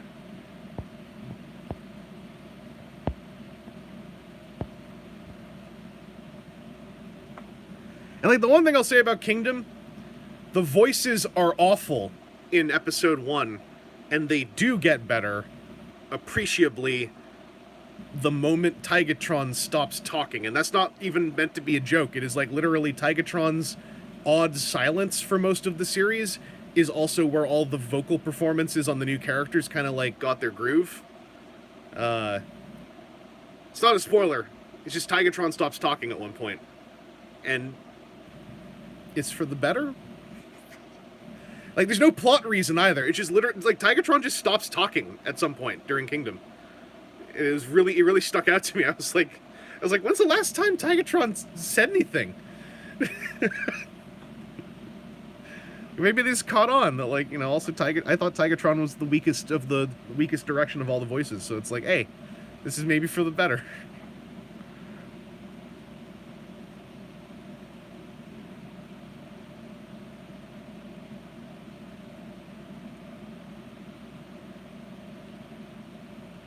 Oh, Rider Skull, man, that sucks.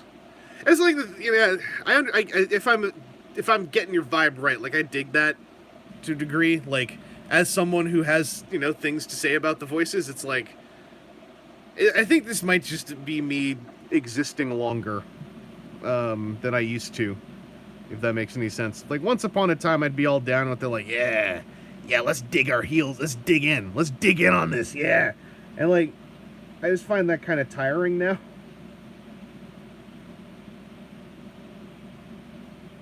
And, like, ever so slightly performative.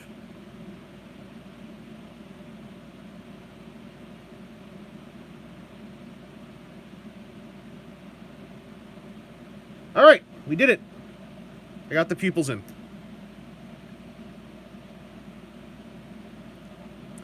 Let's get out our proof of magnifying glass. That's what it's called, the proof of magnifying glass. Zoomy zoom. It's a little bit messy, but it's not like the eyes are melting. They're just a little narrow, and I'm fine with that. I think I'm good with this. I might clean up the eye patches a little bit, but I think I need to stare at things a bit longer for that. Because this sculpt is real mush in there. But if you look, there are 2 pupils. That is the prereq.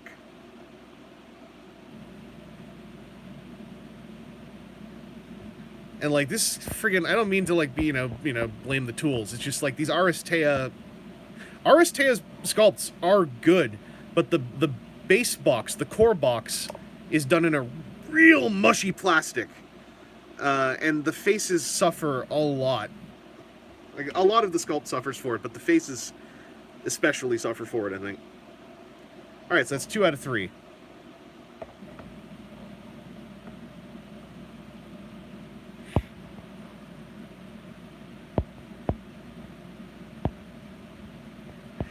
I'm just scrolling up in the chat a bit. Like, yeah, I think Kingdom's Dinobot performance was above and beyond. Like, very, very well performed. And I mean, I've said it a lot of times. Like, I definitely fall on the side of, like, I don't like knocking the performances for being non-union, if that makes sense. I don't like the nature of how they are constantly shifting towards what I would call more abusable non-union talent. But I don't think that talent is inherently bad. And there are some good voices in that non-union talent pool. And it does bum me out how often, like, their union status becomes a statement of their ability to perform. It makes me, I'm a little oversensitive to it in my reactions, only because, like, I've seen the quote so many times, like, oh, these lousy garbage non-union performances, and I'm like, I get it, but, like, the non-union part ain't part of the quality of the performance. The attitude behind the decision is highly questionable.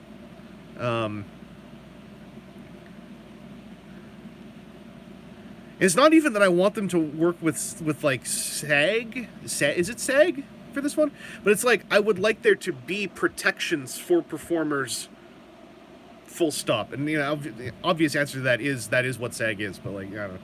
My brain is more so I want the protections than I want the system. If that makes any sense.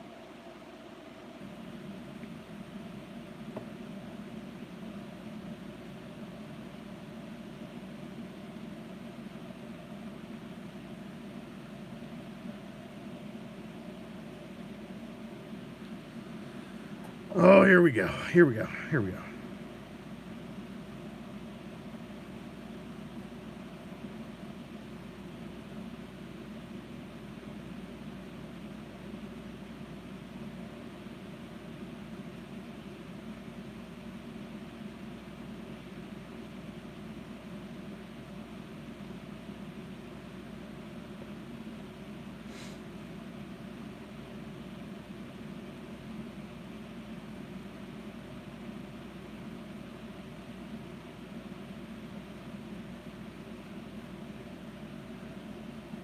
I think we got the white on. It's not strong enough.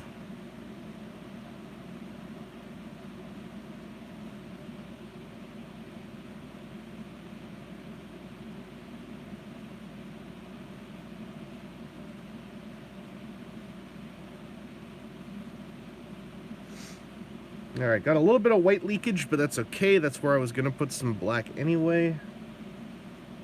Let's see if I can soak it out, though. Could. Alright. Because Black Bella, being a pirate, I like to do an eyeliner on her anyway. There's something very eyeliner to me about pirates. It's probably because I saw a bunch of pirates with eyeliner in movies. Before I start sounding like I'm making a point.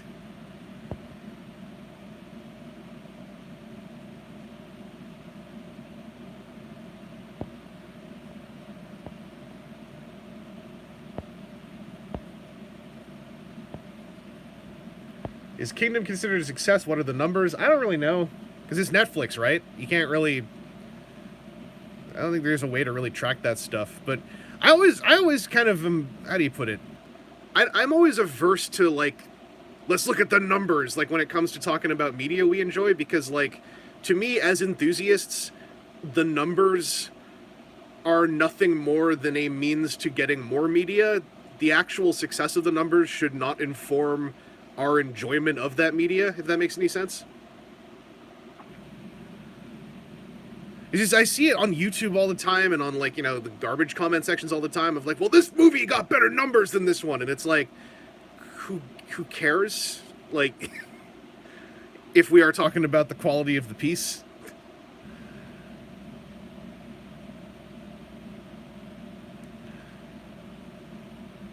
Oh yeah, I should say I'm getting a little bit out of it now that we're hitting minute 2:23 and a half. Welcome to the stream if you're here lately. This is an Extra Life stream. I'm in the midst of my $250 for Extra Life milestone challenge. I got an eyes to paint. I've done 2 of them. I got 1 more to do on this model. 3 eyes on this model.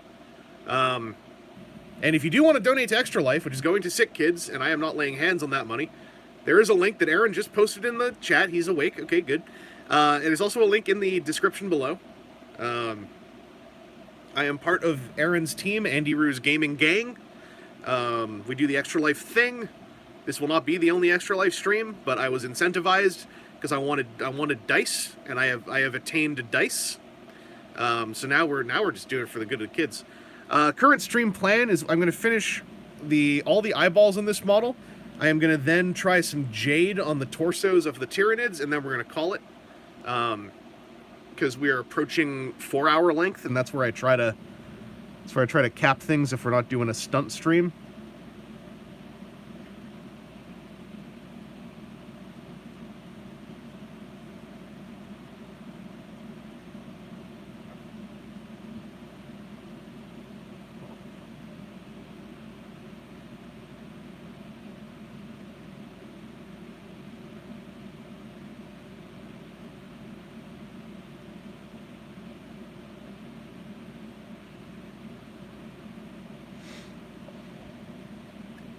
Yeah, this Thamar Black is at the point where it's drying right on the brush.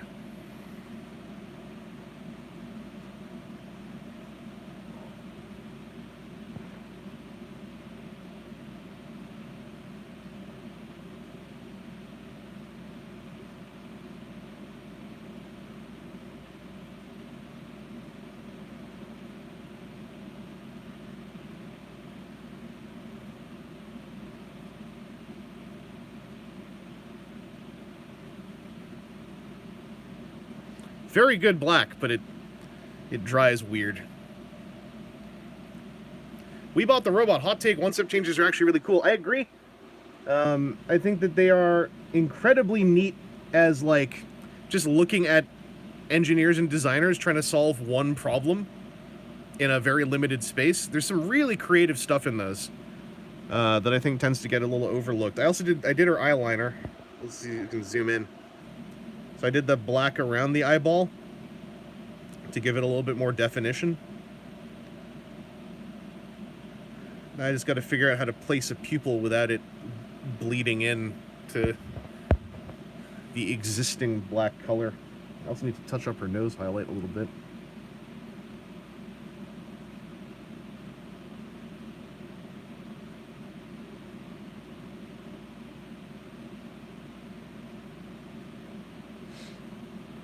There we go.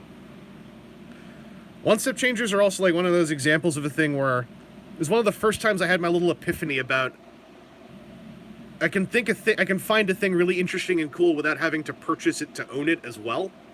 And one-step changers are one of those things where it's like, I'm not a one-step changer collector, but generally I find a lot of the schemes on those to be really interesting, you know, when they aren't just like a, you know, a flip change bot kind of deal. Well, I guess they're all flip change, but, you know, they're not like a rote transformation we've seen before of like, and it stands up, when it's like something that's a little bit more, like the Switchblade cars. It's so friggin' cool as an idea.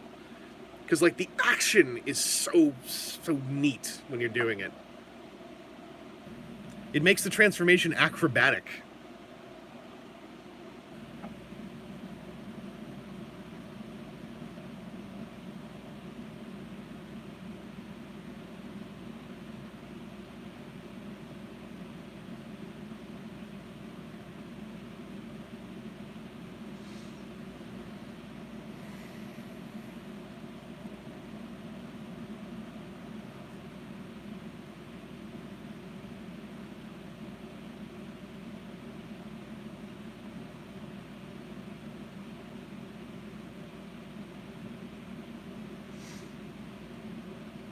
Alright, I think we got it. I gotta do the eyes on her bird. Those are just gonna be yellow, though. But just to update... Oh, you can't see that. Hang on. Hoping I could skip a step.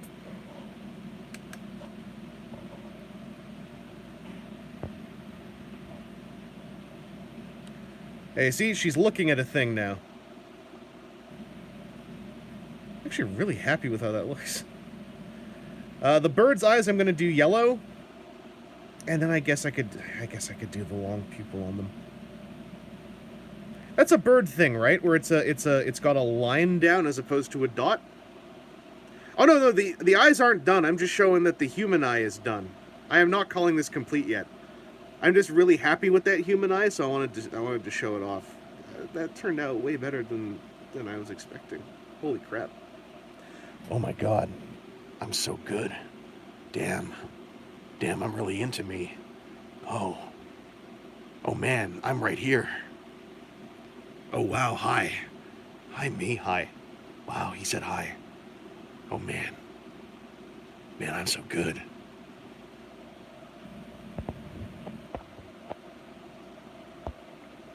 Hi, Ordinary Nobody. My day's been okay. You know, I'm having a little bit of an odds. I'm talking to myself now and then, but otherwise, I'm doing okay. Birds have round pupils. Okay, look, owls have freaky eyes, and I don't know lots about them. All right.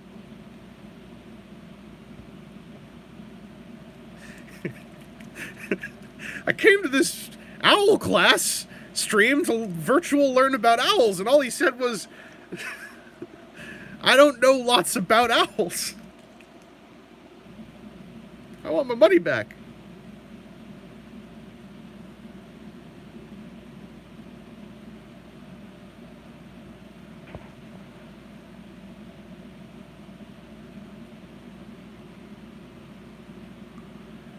Ryder Skullman, thank you for the donation. to the sick kids, by the way. There's a different kind of donation that can go straight to me, but that's not the point of this stream. That's different streams.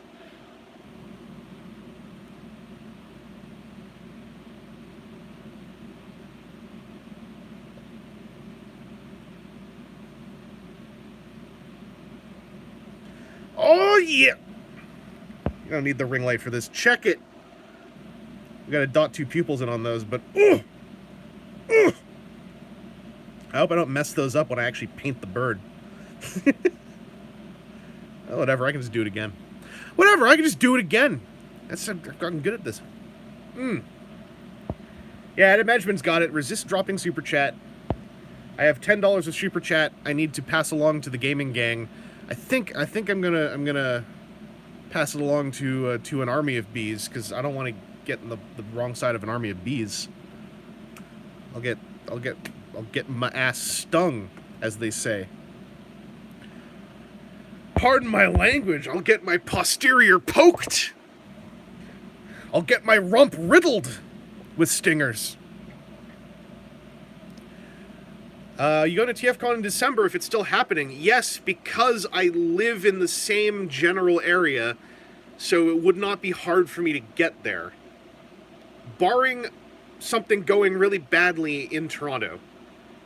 If TFCon does happen in the Toronto-ish venue in December, I will probably be there.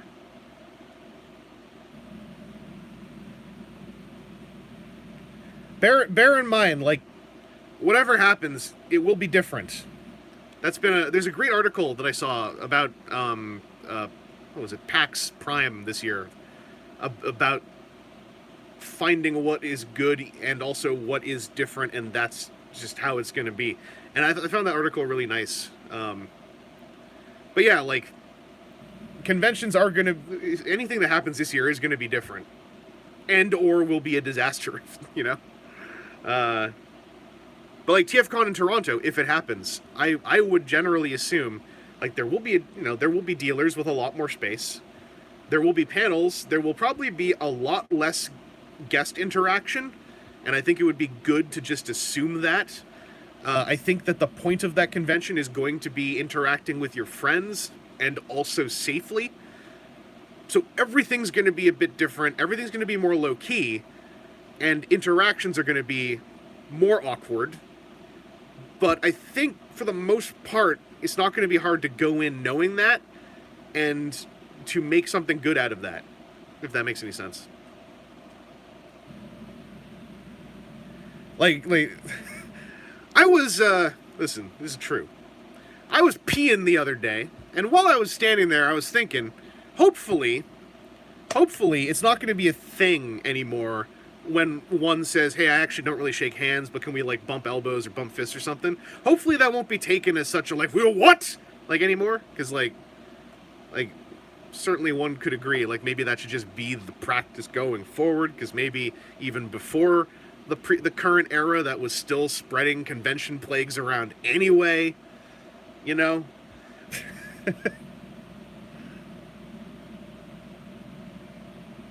I think the value of a TFCon, as an example, if it happens in December, is going to be very chill, just like hanging out in a lobby talking with people about not just Transformers, but also just like, damn, we all, you know, so far we've been able to pull through. But I think it's going to be about lots of chill downtime amidst small clusters of friends. I think it's going to be like, you know, we're just going to be wandering. We're still going to say hi to people, but it's going to generally, I think the energy is going to be a little bit toned down, and I don't think that's a bad thing.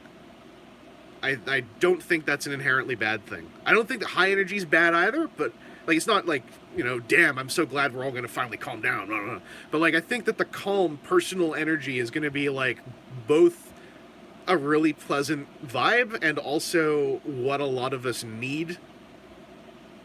If that makes any sense.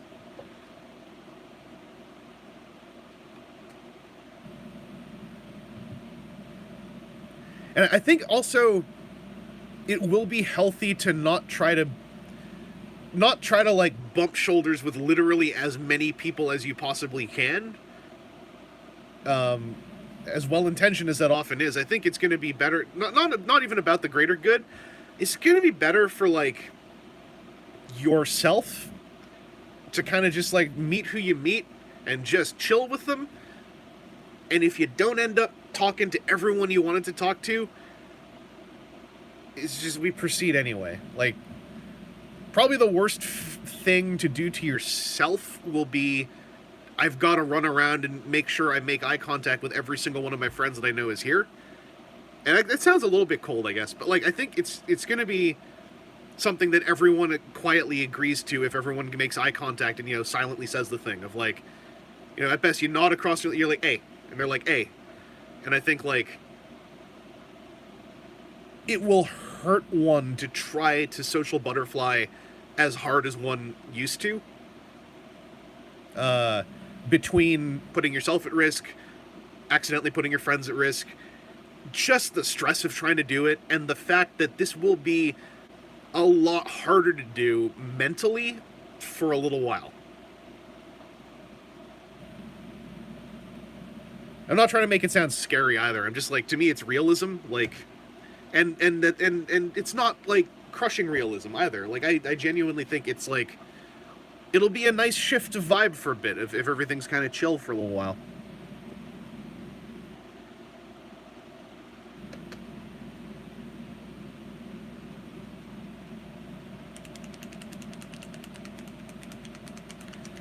Oh damn! Sorry, I'm catching up. I'm seeing it. Some of y'all are suffering pretty bad in Texas, and I don't know how to help you.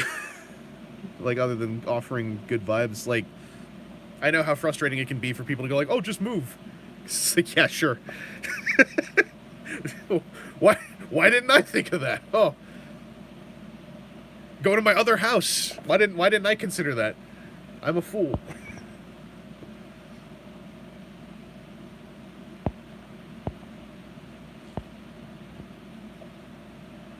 Stream's gonna go maybe a little bit longer. I'm gonna finish up these bird eyes, put some jade on some ribs, and probably call it.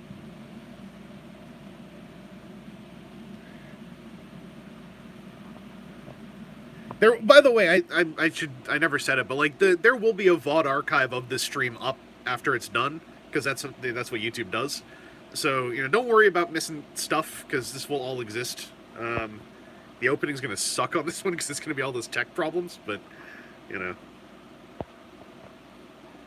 And yeah, also I totally sympathize with like wanting to go to a convention, also because like it just, you know, it can be very difficult being isolated to a very small number of people, if any, for a while. That's why I've like shifted a lot of my kind of aggressive feelings. Hang on.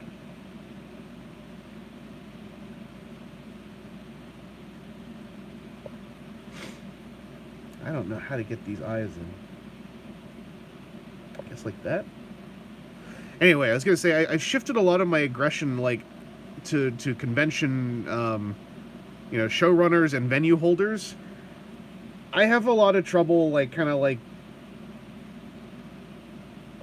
being heavy-handed on the people who are going because they just need it. Like, I think it's not insulting to say that sometimes that desperation can lead to some foolishness, but, like, and there are also some scumbags who are just like, I don't care what nothing's going on. Oh, herd immunity garbage BS. But, like, the folks who just are hurting and want to see someone, like, I get it. And I don't think that's like, I don't know how to put it right. I don't think it's the thing to focus one's energy on beating up, I guess. I don't know. Just gotta do proof of here.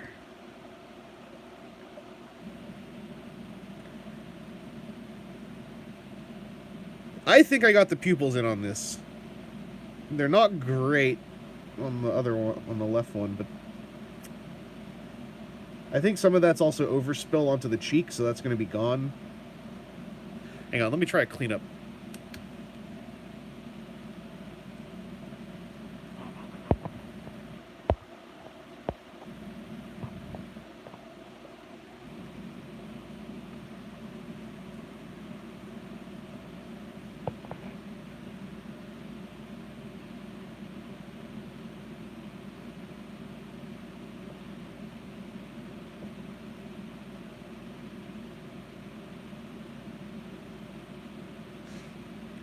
What's up? We're giving this bird eyeliner.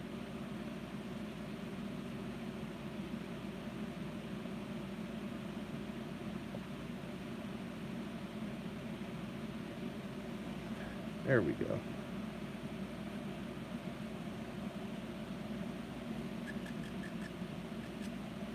Mighty Robot, you thought this...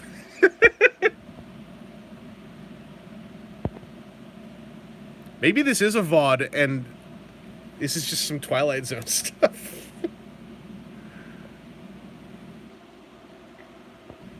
Okay, I cleaned up the eyes a bit on the bottoms. I think these are done. The pupil is not incredibly visible, but this is kind of the case of what do I have to work with here? Not much. And I think you get the impression of them enough that I am considering this to be satisfactory. For now, at least.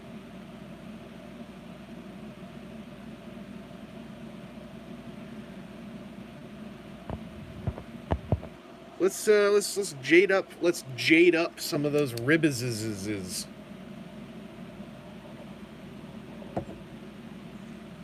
I want to know how this looks. I got this emerald right here. So I figure this would be like a darker, sort of more matured tone of the teal that's on, or not the teal, the turquoise that's on these.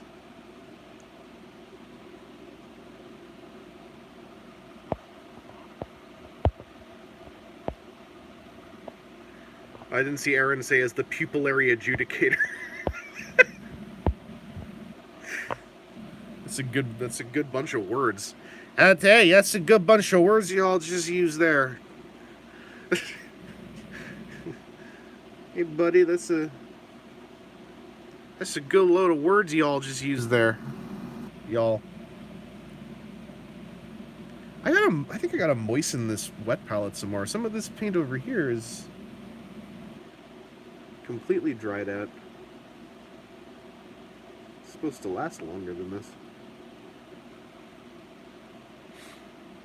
The part about packaged wet palettes I'm really bad at comprehending is, like, it sounds stupid, but how to properly wet the sponge so that it's wet enough and then maintaining that. I think this is just one of those things that comes with experience. Good Lord, 355 raised. I don't mean to sound angry about it. I'm just amazed. Wow. Makes me feel good and useful.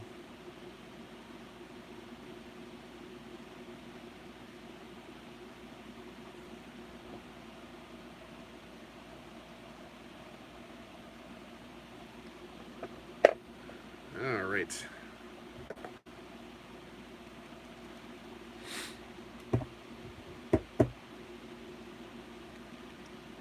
I do have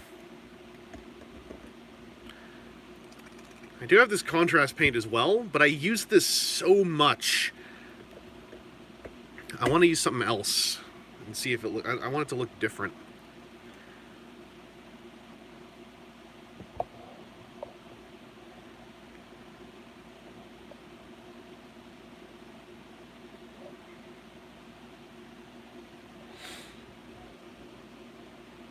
Let's try some contrast medium.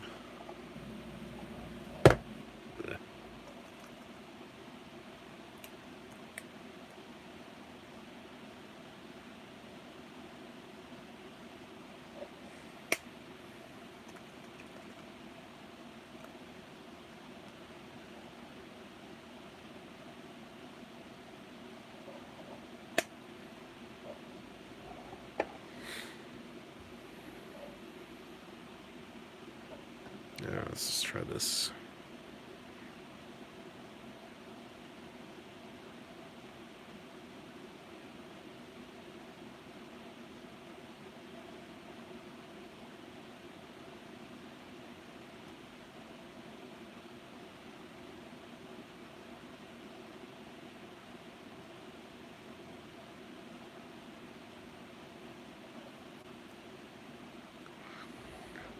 right.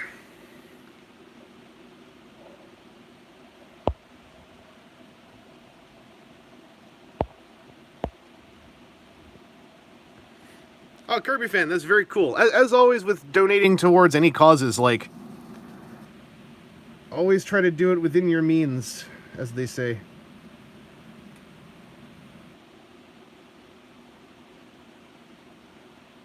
I do think, like, I think with charity, it's actually less of a risk that people are hurting themselves with donations than with, like, donating towards performers.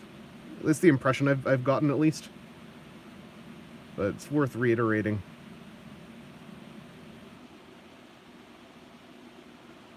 Gotta take care of yourself first so you can be there for the next one.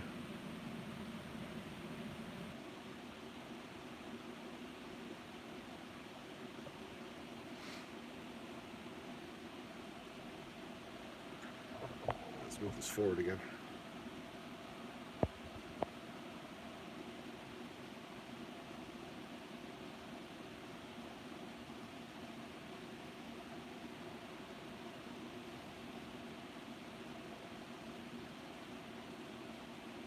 This is having a fascinating effect.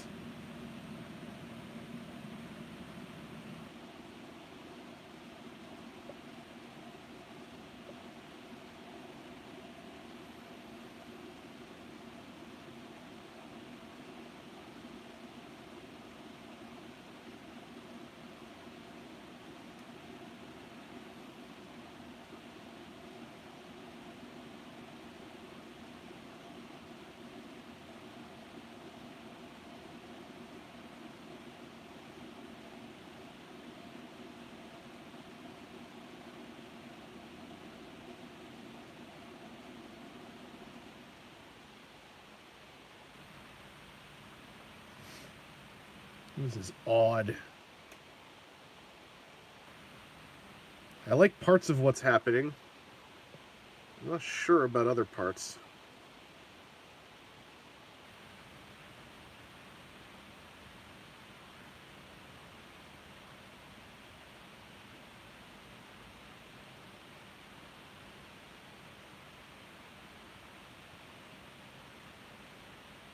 It's the fun of experimenting, though.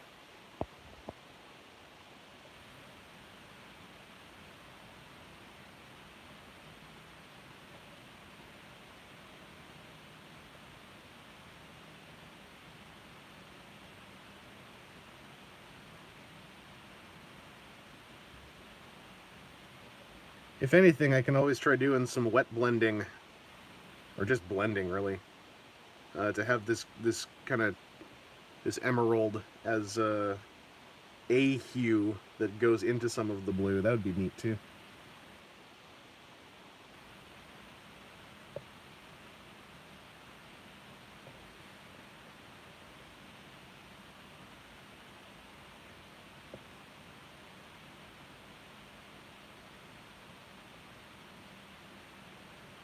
I'm also realizing the paint that I was complaining about being dry on the wet palette is also, like, paint I had thinned so much and used up already so much that, like, I don't think there was much left there to moisten. Now that I'm thinking about it. It's not like I had a blob of paint there that dried out. Like, that was, like, paper-thin streaks.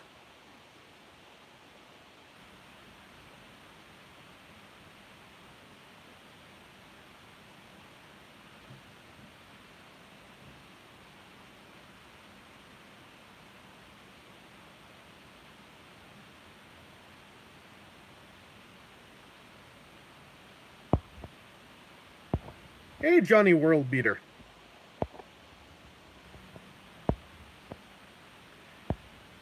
You think if you fill in the intercoastal spaces with something darker, it'll make it pop? Yeah, I'm gonna definitely, like, do a little bit of shading in the recesses to add some contrast, visual contrast. Right now, I'm kind of just, like, trying to figure out my color layout on these. Because I didn't want all my Tyranids to have literally the same color scheme. I wanted them to have shared hues, but, like, they're different from species type to species type.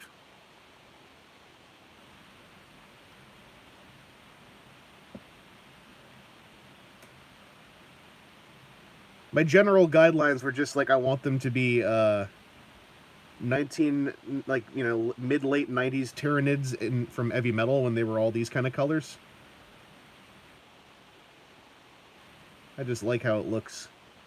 I'm actually really not a fan of one of the current official Games Workshop schemes they tend to use, which is also the one that's on the painted McFarlane toy, where it's like they're just kind of like meaty off white with like pinky red bits.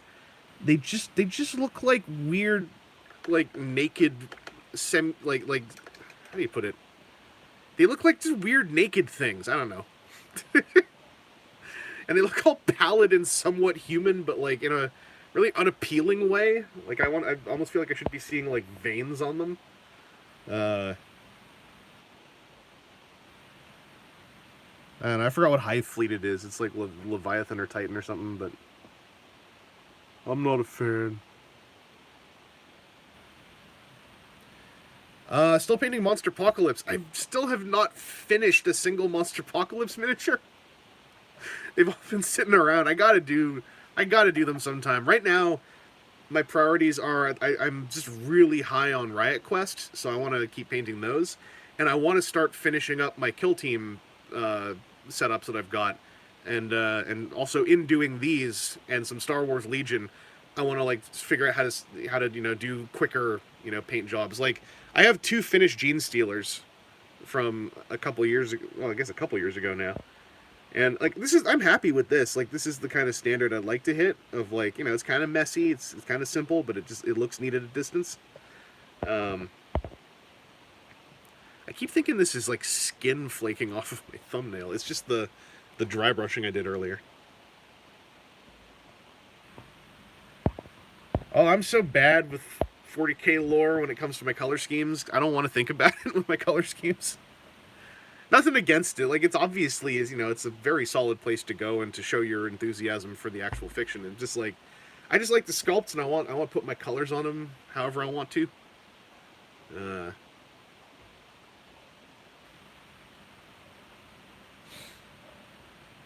so I think what do I want to do for the hoofs and the spikes? I'm gonna do the spikes in the same blue.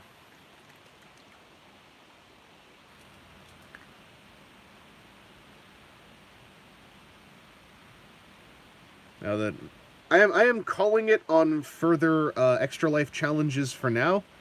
I can't think of any off the top of my head, and also I don't want to drag out the stream too much longer. I just really want to have like a blueprint on these guys.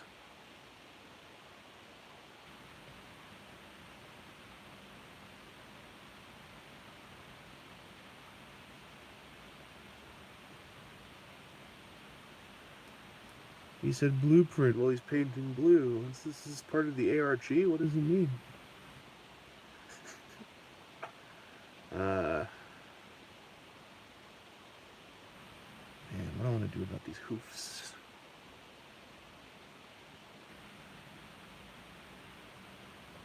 I kind of want them to be not blue, so I'll do them as jade. You see, when I said blueprint, I was painting the color blue. I use the word in 2 places. Finish a Monster Apocalypse mini at 375. That's too easy to cheat. Because also my Monster Apocalypse minis are literally buried. I don't know how to get. I'd need like a bit of time to get them out. I'd rather save that for another stream. If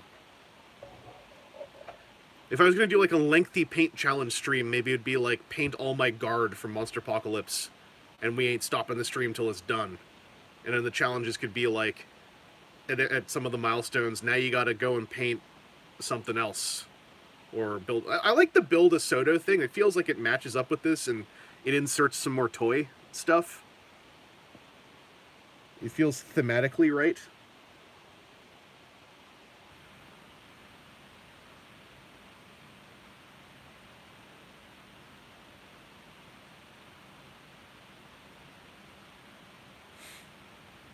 The link to the birthday booster extravaganza mom. Yeah. Oh, man.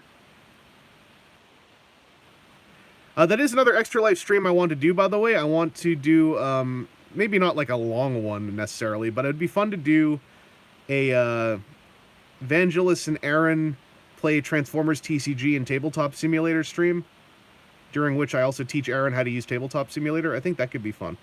And I know Aaron's up for it because we've talked about it before. It's just finding the right amount of time.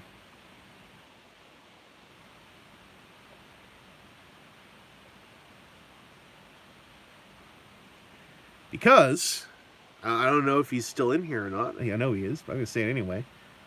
I feel really bad that Aaron kind of got screwed out of not just Wave 5, but like it felt like a lot of Wave 4 as well, as far as like playing the game. And I think that Aaron is owed some good times in our virtual alternatives to playing in person, regardless of the current circumstances.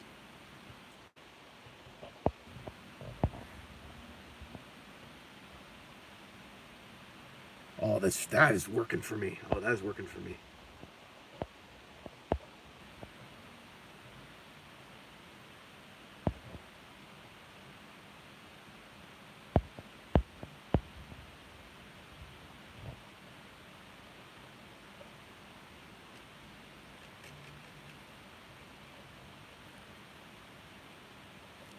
Get Axsmith playing Axor BS.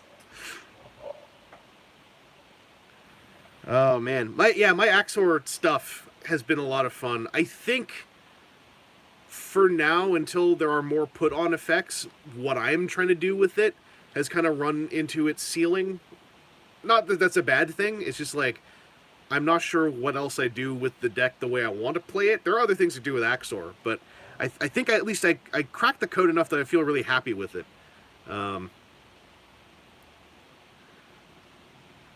I'd like to share some of that on a video. That'd be fun. Them Bayformers made a good Axor. That's what I'm going to say. Weird to go on about it with folks in a room, but there's some really cool stuff in there.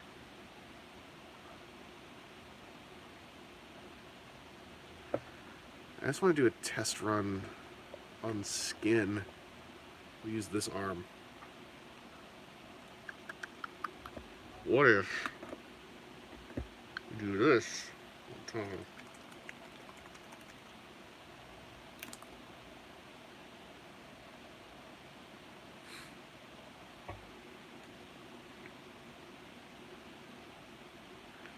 This might be too raisin, but I want to see how this looks.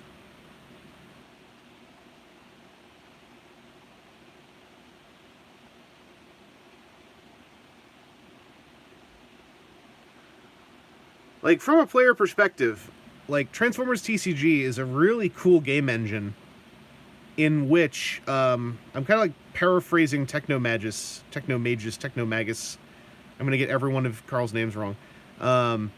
In that, one of the, I think, to me, this is me also now saying this, but like one of the more unique to me things about Transformers TCG that I felt was cool when I heard it pointed out is it's less of a game engine that we're all operating in, and it's more of a facilitator of your deck being its own weird little game engine, bumping into other game engines.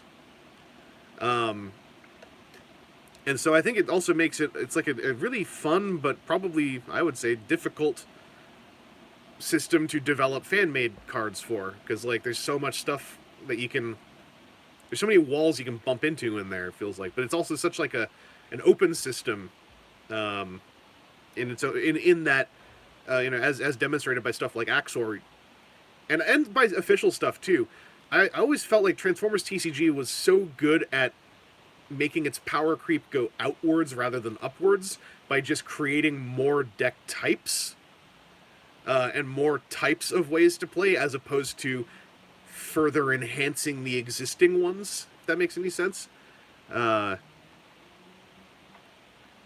So that you wouldn't have to worry so much about necessarily like, oh no, like, what's the next red kill stuff card coming out, and it's more like, oh damn, you just invented Micromaster Team deck styles.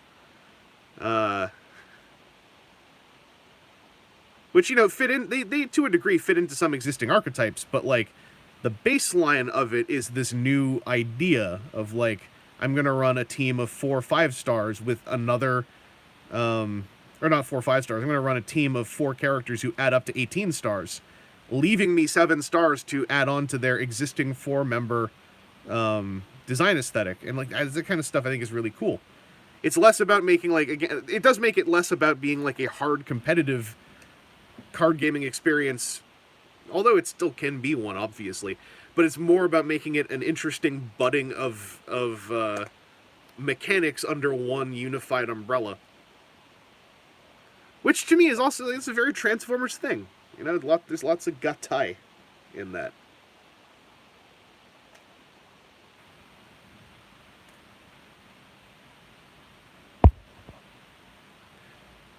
I should also say I'm really digging this raisin hue. Feels different than these, and not quite these. I'm kind of liking it, which is nice because I've been trying to make Magos purple contrast paint work on anything. This contrast paint kind of sucks. So it's nice that I feel like there's a thing in here.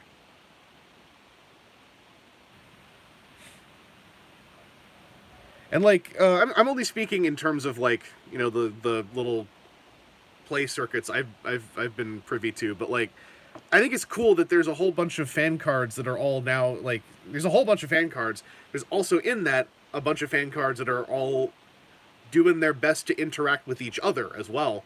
And in that, there is still a place for a lot of Wave 1 characters, which I think is really cool. You can still run Wave 1 Grimlock and do stuff. Rung fell over. No, Rung was simply existing on a different axis than the rest of us. Okay, I'm just going to try this raisin treatment on the skin on this guy, and then I think I'll know what I'm doing, and then I can call it. I can feel myself now that I've like had a little breakthrough on these things. I'm like, oh, I could paint for another few hours. And like, I really should not, because I still have to eat dinner.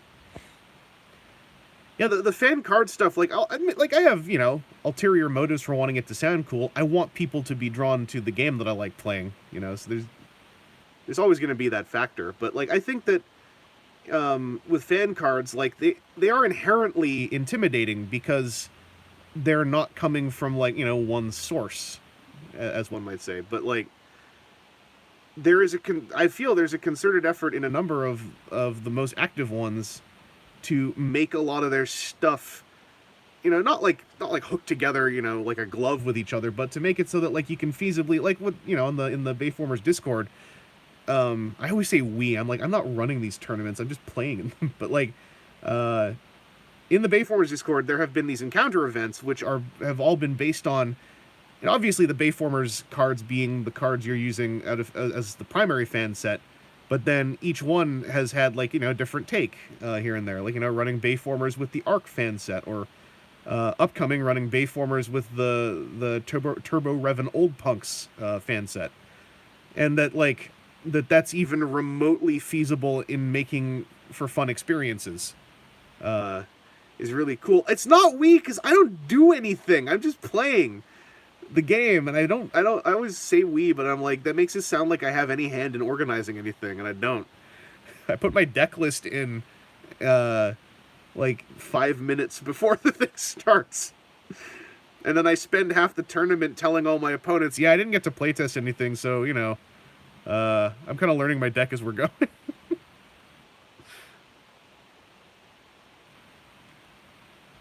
There's a lot of good work being done in there by a lot of really cool and good people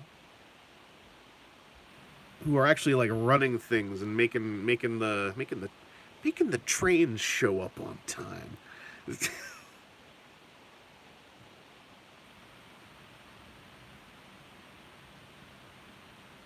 The other reason I don't want to get too carried away doing this raisin thing is I'm realizing, as you can see right here on his face, I have a lot of blue oversplatter that I need to also touch up. I could do that over top of this, I guess, as I pick my highlight color.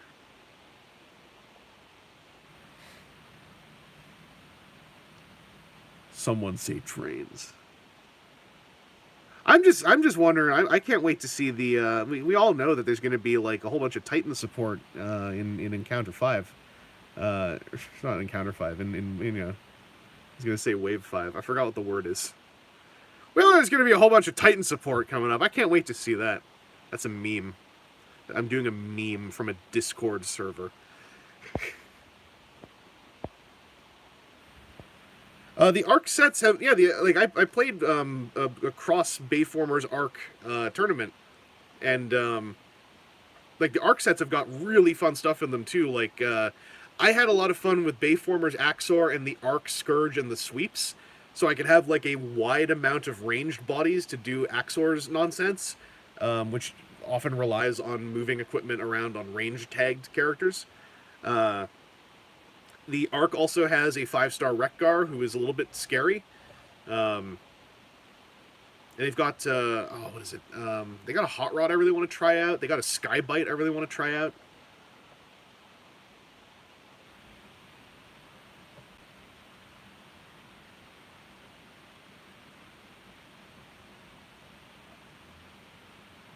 Ooh, what if I have a purple blaze running up the... Oh, Ronnie, there is yeah, 5-star Wreckgar will not have his current power level forever. Like it's the nice thing about fan sets is that if stuff becomes negative player experience, it's very easy to tweak because they don't have to account for actual printed cards in warehouses. You can just put out update PDFs. There's more than one could. There is a future for Wreckgar that we are just talking about right now. There is a future if you like Wreckgar.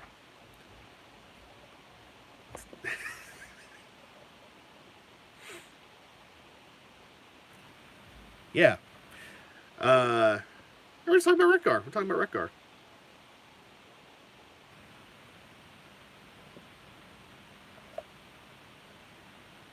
If I can get like some gameplay stuff going again on this channel, which I would like, it's been my intent to.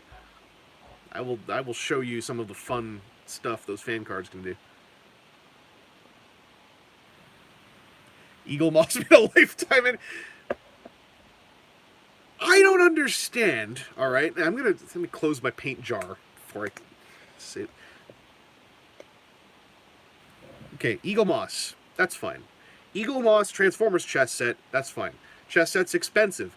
That's fine. They have explained that they have, like, there is a bespoke nature to the production of those pieces. That's fine. There are 86 movie characters gated on the extremely expensive top tier level. That's fine. The thing I don't understand, they have a tier where you can get a chess piece, but it has to be Optimus Prime. I don't understand, because would it... Hang on. I'm putting the cap on here first before I do this. Would it not make more sense to just produce the chess set and then split some of them up and do a la carte single chess pieces? Because there are more people who want other characters than there are who want Optimus Prime. So if you're just manufacturing a bunch of Optimus Primes, to me, logistically, that doesn't make sense compared to manufacturing a bunch of extra chess sets and just saying we have 25 copies of each character in the a la carte tier. And you just make that a limitation of the a la carte tier. That is built into Kickstarter. So I think they shot themselves in the foot day one. Somehow making an a la carte tier and making it only for one character in a way that does not production-wise make sense to me. Because the things are expensive, and, like, that's the thing. That's whatever. That is something that one could, like, even figure out, you know, grumpily. But, like, to have a single piece tier and it has to be Optimus Prime doesn't make any sense to me. And then also what Ronnie Lane just said, a $150 tier of the Kickstarter only pieces. The three of them for $50 each. You know what? Make it $200 to maintain their exclusivity, whatever. That would still do more traffic and more positive chatter than what they have now. Locos Minor, I had the stream muted while I was on the phone. It was interesting looking up and seeing a lot of hand waving and brush shaking.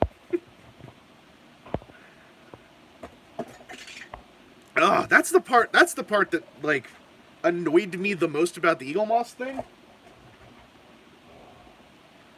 It's not that it's happening and that it's expensive. Like, all that stuff to me is explainable. And so I'm like, it's not my thing, but whatever.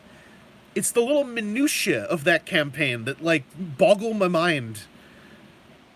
Only because I can't imagine it's somehow cheaper. I don't know. Because if they're making those pieces bespoke, at best, only doing Optimus Prime a lot means you're batch producing and painting that Optimus. That's the only gain I can think of. But if you're already doing this chess set a couple hundred times, I don't know. Because you still could just end up with a lot of Optimuses to do, if that's the one that 90% of the backers at that tier pick. But by opening it up to saying, oh, but what if you want any other characters? You would, and let's just say the data follows and everyone wants Optimus, you would have maybe another 80 backers with select choices who otherwise are ignoring and or straight up mocking your campaign. Anyway. There's a lot about that campaign that I find silly. It's not really the things a lot of people have been making fun of. And I don't know. I don't know how I would ever even broach the question. Like,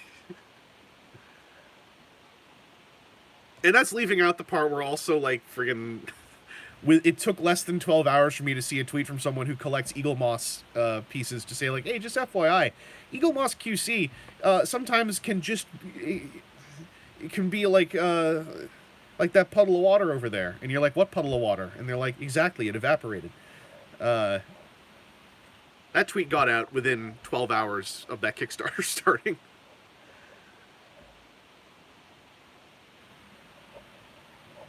Anyway, I think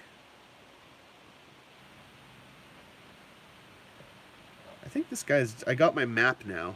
Now I need to, like, take a day and then think about how I want to add on to this. Maybe most of the sprues have pieces for multiple characters, but there are dedicated ones just for Optimus. That could be, like, on the production side of it, there's lots of... To be honest, if they hadn't talked up how bespoke the production is, I would not have this criticism nearly as high, as loud, I guess, as loud as it is now. But, like, because of how much I felt like they were talking up, you know, these are hand-painted, these are hand-poured. I was like, you're making me less convinced that you're needing to lock this off to just be Optimus Prime. Unless the molds are such that they made extra copies of the Optimus mold because the other ones will wear out by the time they get there. That's the only other thing I can think of. To which, I haven't checked, but I would be like, that should probably be laid out in a backer update, because that's what the whole backer update system is there for, is to explain this kind of stuff.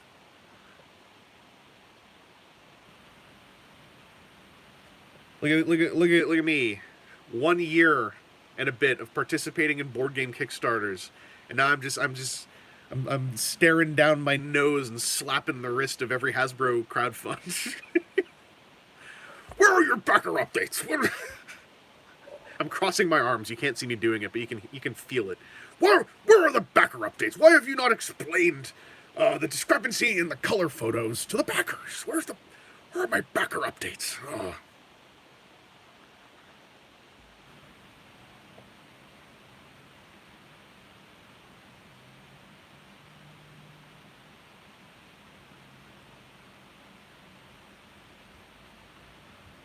There's a hair on my wet palette. Took me a sec. Guru Vance switched to kick Hasbros. Someone scans them, uploads 3D printable files, reclaim the Rekgar for the masses. My understanding from someone who has a 3D scanner is that 3D scanning is not very straightforward or accurate yet on a consumer level. But that's also from a couple years ago. Yeah, we talked about Victory Saber. In short, I don't mind the stretch goals. I don't think they're like super exciting. I don't really expect super exciting ones because it's a transformer. But as a backer, I think it's, just to repeat myself for a second, as a backer, I think is super messed up that I found out about the display stand from a Twitter meme when I'm already a backer.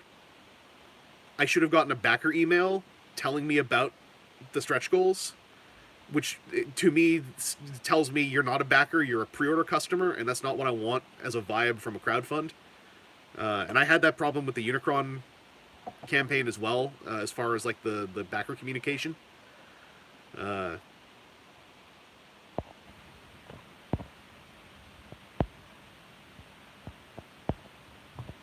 Eagle Moss do all the. I feel like it's Aaron who I heard the word Eagle Moss from before about because they do spaceships. That's what I call them, spaceships. Non-backers got emails about the stretch goals. It's so backwards!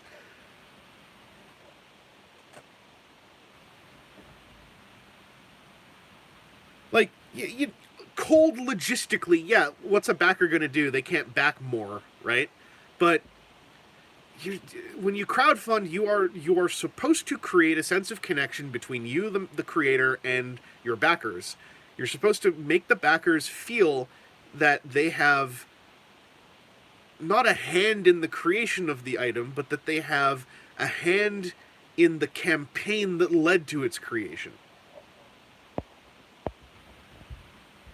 And the Unicron campaign also did not make me feel like that. And the Victory Saber one, there's so many gimmies too. Like,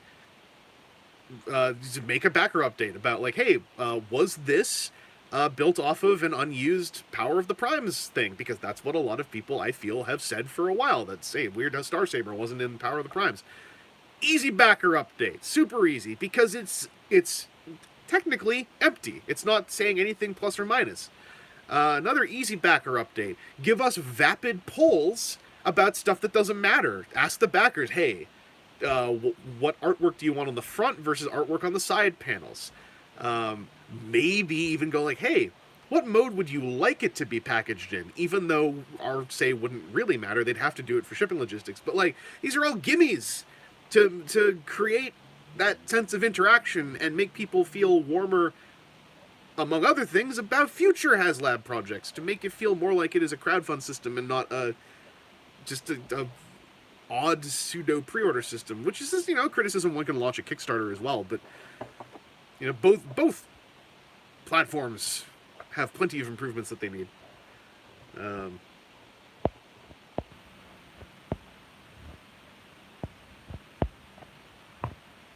I wonder if Jan... I mean, if they do a Jan, it has to be something the size of the Unicron minifigs. Like, it's going to be that big. That's, to me, with a Transformer, that's the only reasonable, like that and, like, weapons are the only real reasonable big physical objects I can think of. Entire extra moving parts figures, I think, are not on the table for Transformers the way they are for Marvel Legends, because Marvel Legends has a buck system, whereby they have base bodies they can just smack together on a modular connection system, and then like pop a head sculpt on and you're good to go. You can't really do that with Transformers. And even then, manufacturing a Transformer, to my understanding, is like not as we can just go smack one together the way it seems like you can for Marvel Legends. I don't think figures as stretch goals is really a thing for Transformers HasLab stuff, full stop, at least to me right now. Like, I would never expect that. Like those, all the ideas I've seen that are really elaborate, I'm like, that stuff would just be HasLab projects or Generation Selects. Like, to me, those things wouldn't really be stretch goals. Like, a stretch goal is Grand Maximus maybe having a clear plastic Pretender shell for his Titan Master kind of stuff. Anything more elaborate to me would be a dedicated project. Like, it's a very fine line, probably a little bit pedantic, but I feel it's important. as far as like realistic expectations. Oh, I mean, yeah, like the nature of Combiner Wars is one thing, but I don't think the Combiner Wars, even a Combiner Wars Deluxe, was something that they could be like, we're gonna run a campaign. If people really want it, we'll slap it together. Like the closest thing we got to that was Victorion, but that was under different tone, if that makes sense. Like that was tonally, that was fan interaction. The fans are making their big robot. Like with these kind of things, to me, there's a whole aspect of tone that how do you put this? The way what I was going to say, there's a whole aspect of tone that I think often just gets left out of the conversation.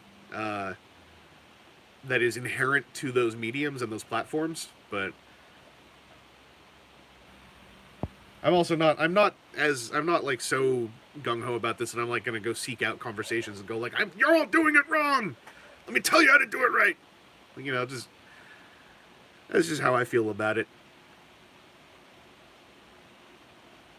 Yeah, the Unicron Minis and the Arc Optimus are all the same scale, so they're about the same size.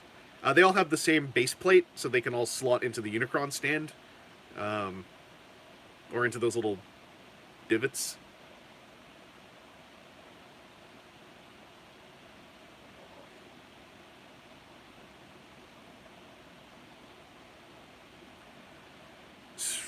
YouTuber said 40 minutes ago he was going to close up the stream, then spent another 40 minutes talking on an entirely motionless stream about pedantry of crowdfunding.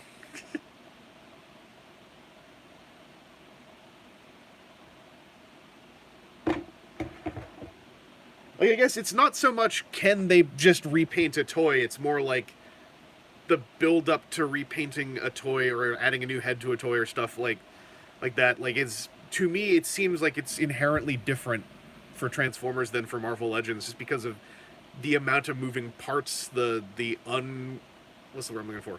The non-uniform construction of the figures.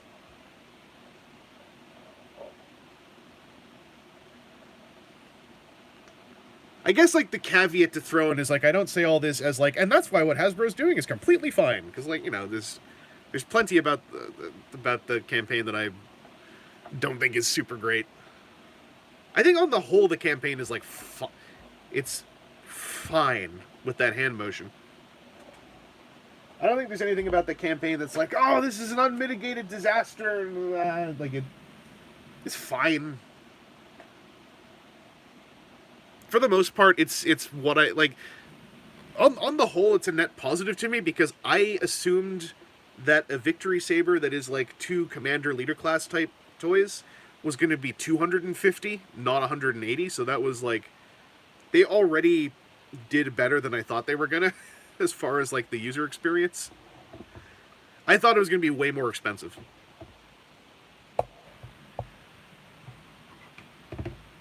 I had a lengthy conversation with 2 friends about that at a ramen shop.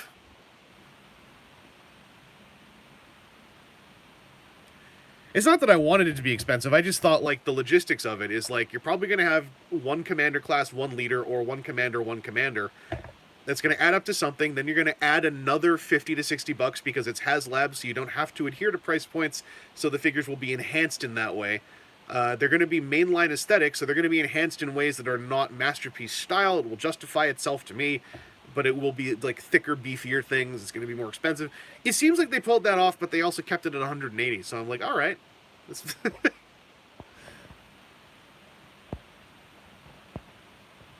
I have low expectations for the instructions for Victory Saber.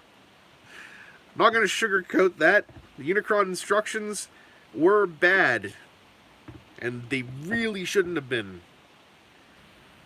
At least with Victory Saber, you're not going to be dealing with, like, physical logistics that are inherently more risky as well. Like, it's going to be two figures of a known quantity of mass.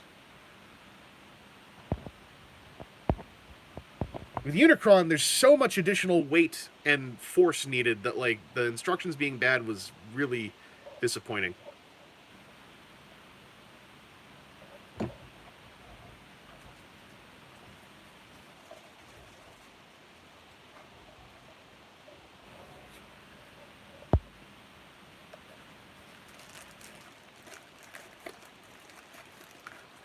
Like, to be honest, the arc is a really solid like mini Unicron in a lot of ways to me. Like, not, I mean, partly I guess the plastic color is similar, but like there's a lot about the arc that makes me think of Unicron as far as like the joint systems, and like it feels like there were little lessons learned from Unicron that went into the arc. So even though it's not literally Unicron, it's like the arc is like sort of like a Unicron light. Like I feel like arc is like not literally, but like in a sort of vague term, arc is kind of like if they did Unicron as a supreme, arc is kind of like what it would probably be like. Somewhere between arc and Scorponok is kind of what it would be like.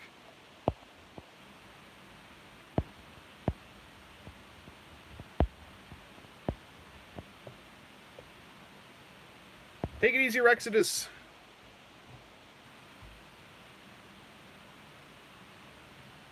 Oh yeah, Deathsaurus to me seems like a HasLab project. Lio Kaiser seems like the Victory one. All the Victory, big hitters to me feel like HasLab projects in that they don't like they would have to give up things to fit into what Generations is right now to me. Whereas in HasLab they could just be the thing that we all know them to be.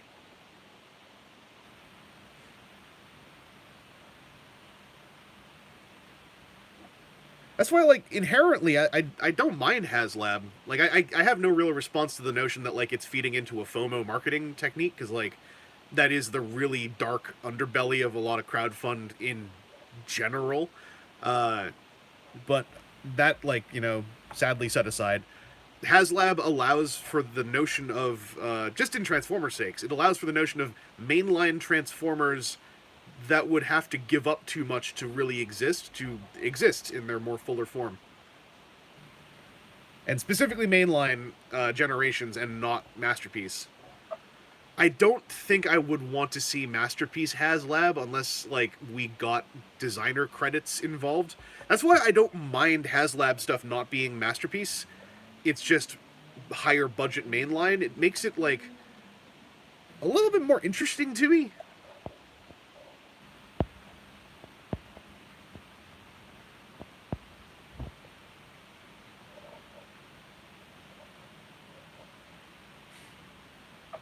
Yeah, like that Lio Kaiser being kind of like the Combiner Wars Constructicons is another thing I thought of for HasLab type stuff.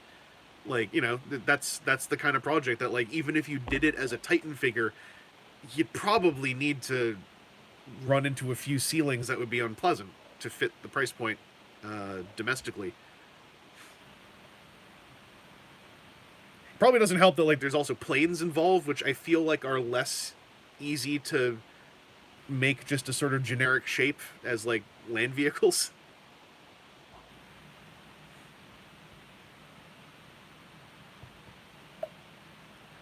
So that's why I'd like HasLab to continue and do well.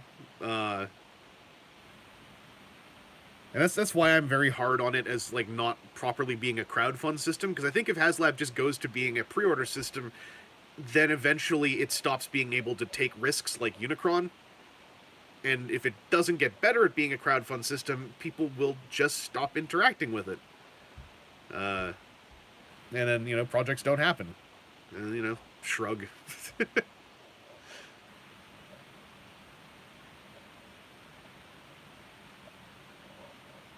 I still always think about how Cookie Monster was basically made a sacrificial lamb to prove that, like, projects can fail.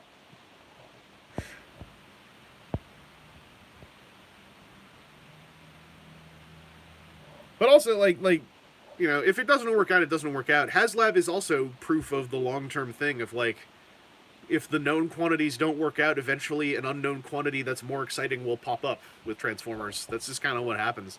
And if it stops happening with Transformers, it'll keep happening with transforming robots. Like, that whole subgenre, I think, has a sort of indefinite future, regardless of whether or not the Transformers brand continues to exist. But I also think the Transformers brand is probably not going to stop existing for a very long time, so we probably don't have to think about that scenario. But I think if the Transformers brand somehow ever actually stops, a ton of that energy will just burst into other projects.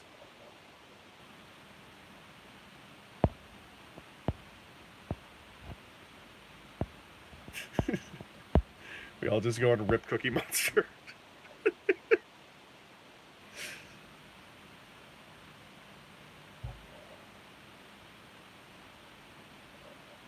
I want to see...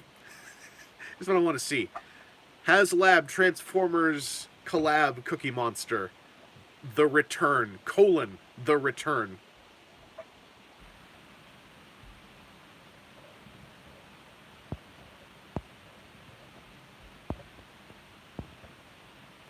Yeah, I've been like, is Victory Saber the smallest quote unquote HasLab thing? I can't remember what the Sentinel was.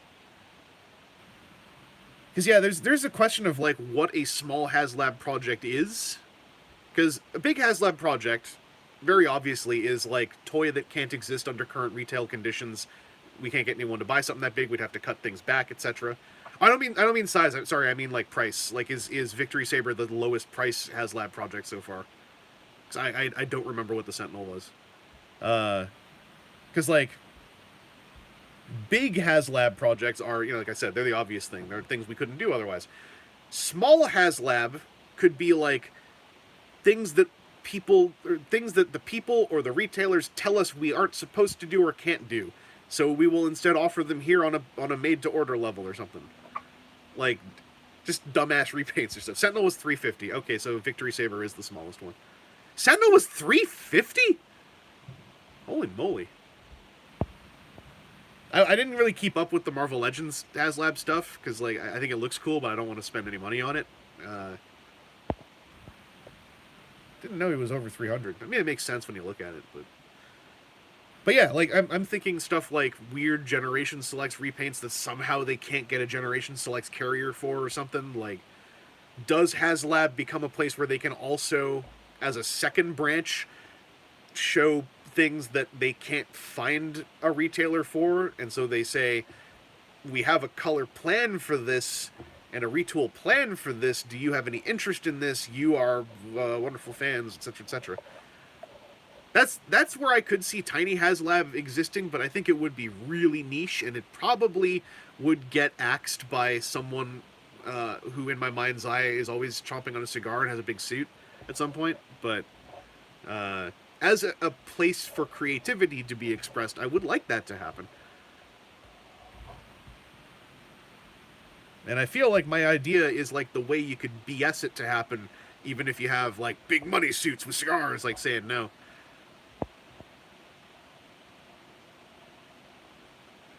I'll close the stream after I do this bit. I'll also get to starting to close the thing down. It always takes forever. But I had to Google that one day, because I was like, what's everyone talking about? Didn't even Google. I had to Twitter search Sentinel knees. Because I was like, what's going on? And when you only see the periphery of the Sentinel knees discourse, you think everyone's doing a bit, and you're not sure that they're talking about anything. Anyway, that was very silly to catch up on. Anyway, thank you all for participating in this lovely little 5-hour-long experiment. A full hour of which, I should say, was lost to that Streamlabs attempt, sadly. But yeah, we raised some good money. Let me pop the laptop at. Take a look at the final tally. Announce it myself, as I should be. In short, the HasLab Sentinel knees sometimes were kind of loose, and then someone found out there was a screw hole cover you could just pull off and tighten the screw. And that's like the story.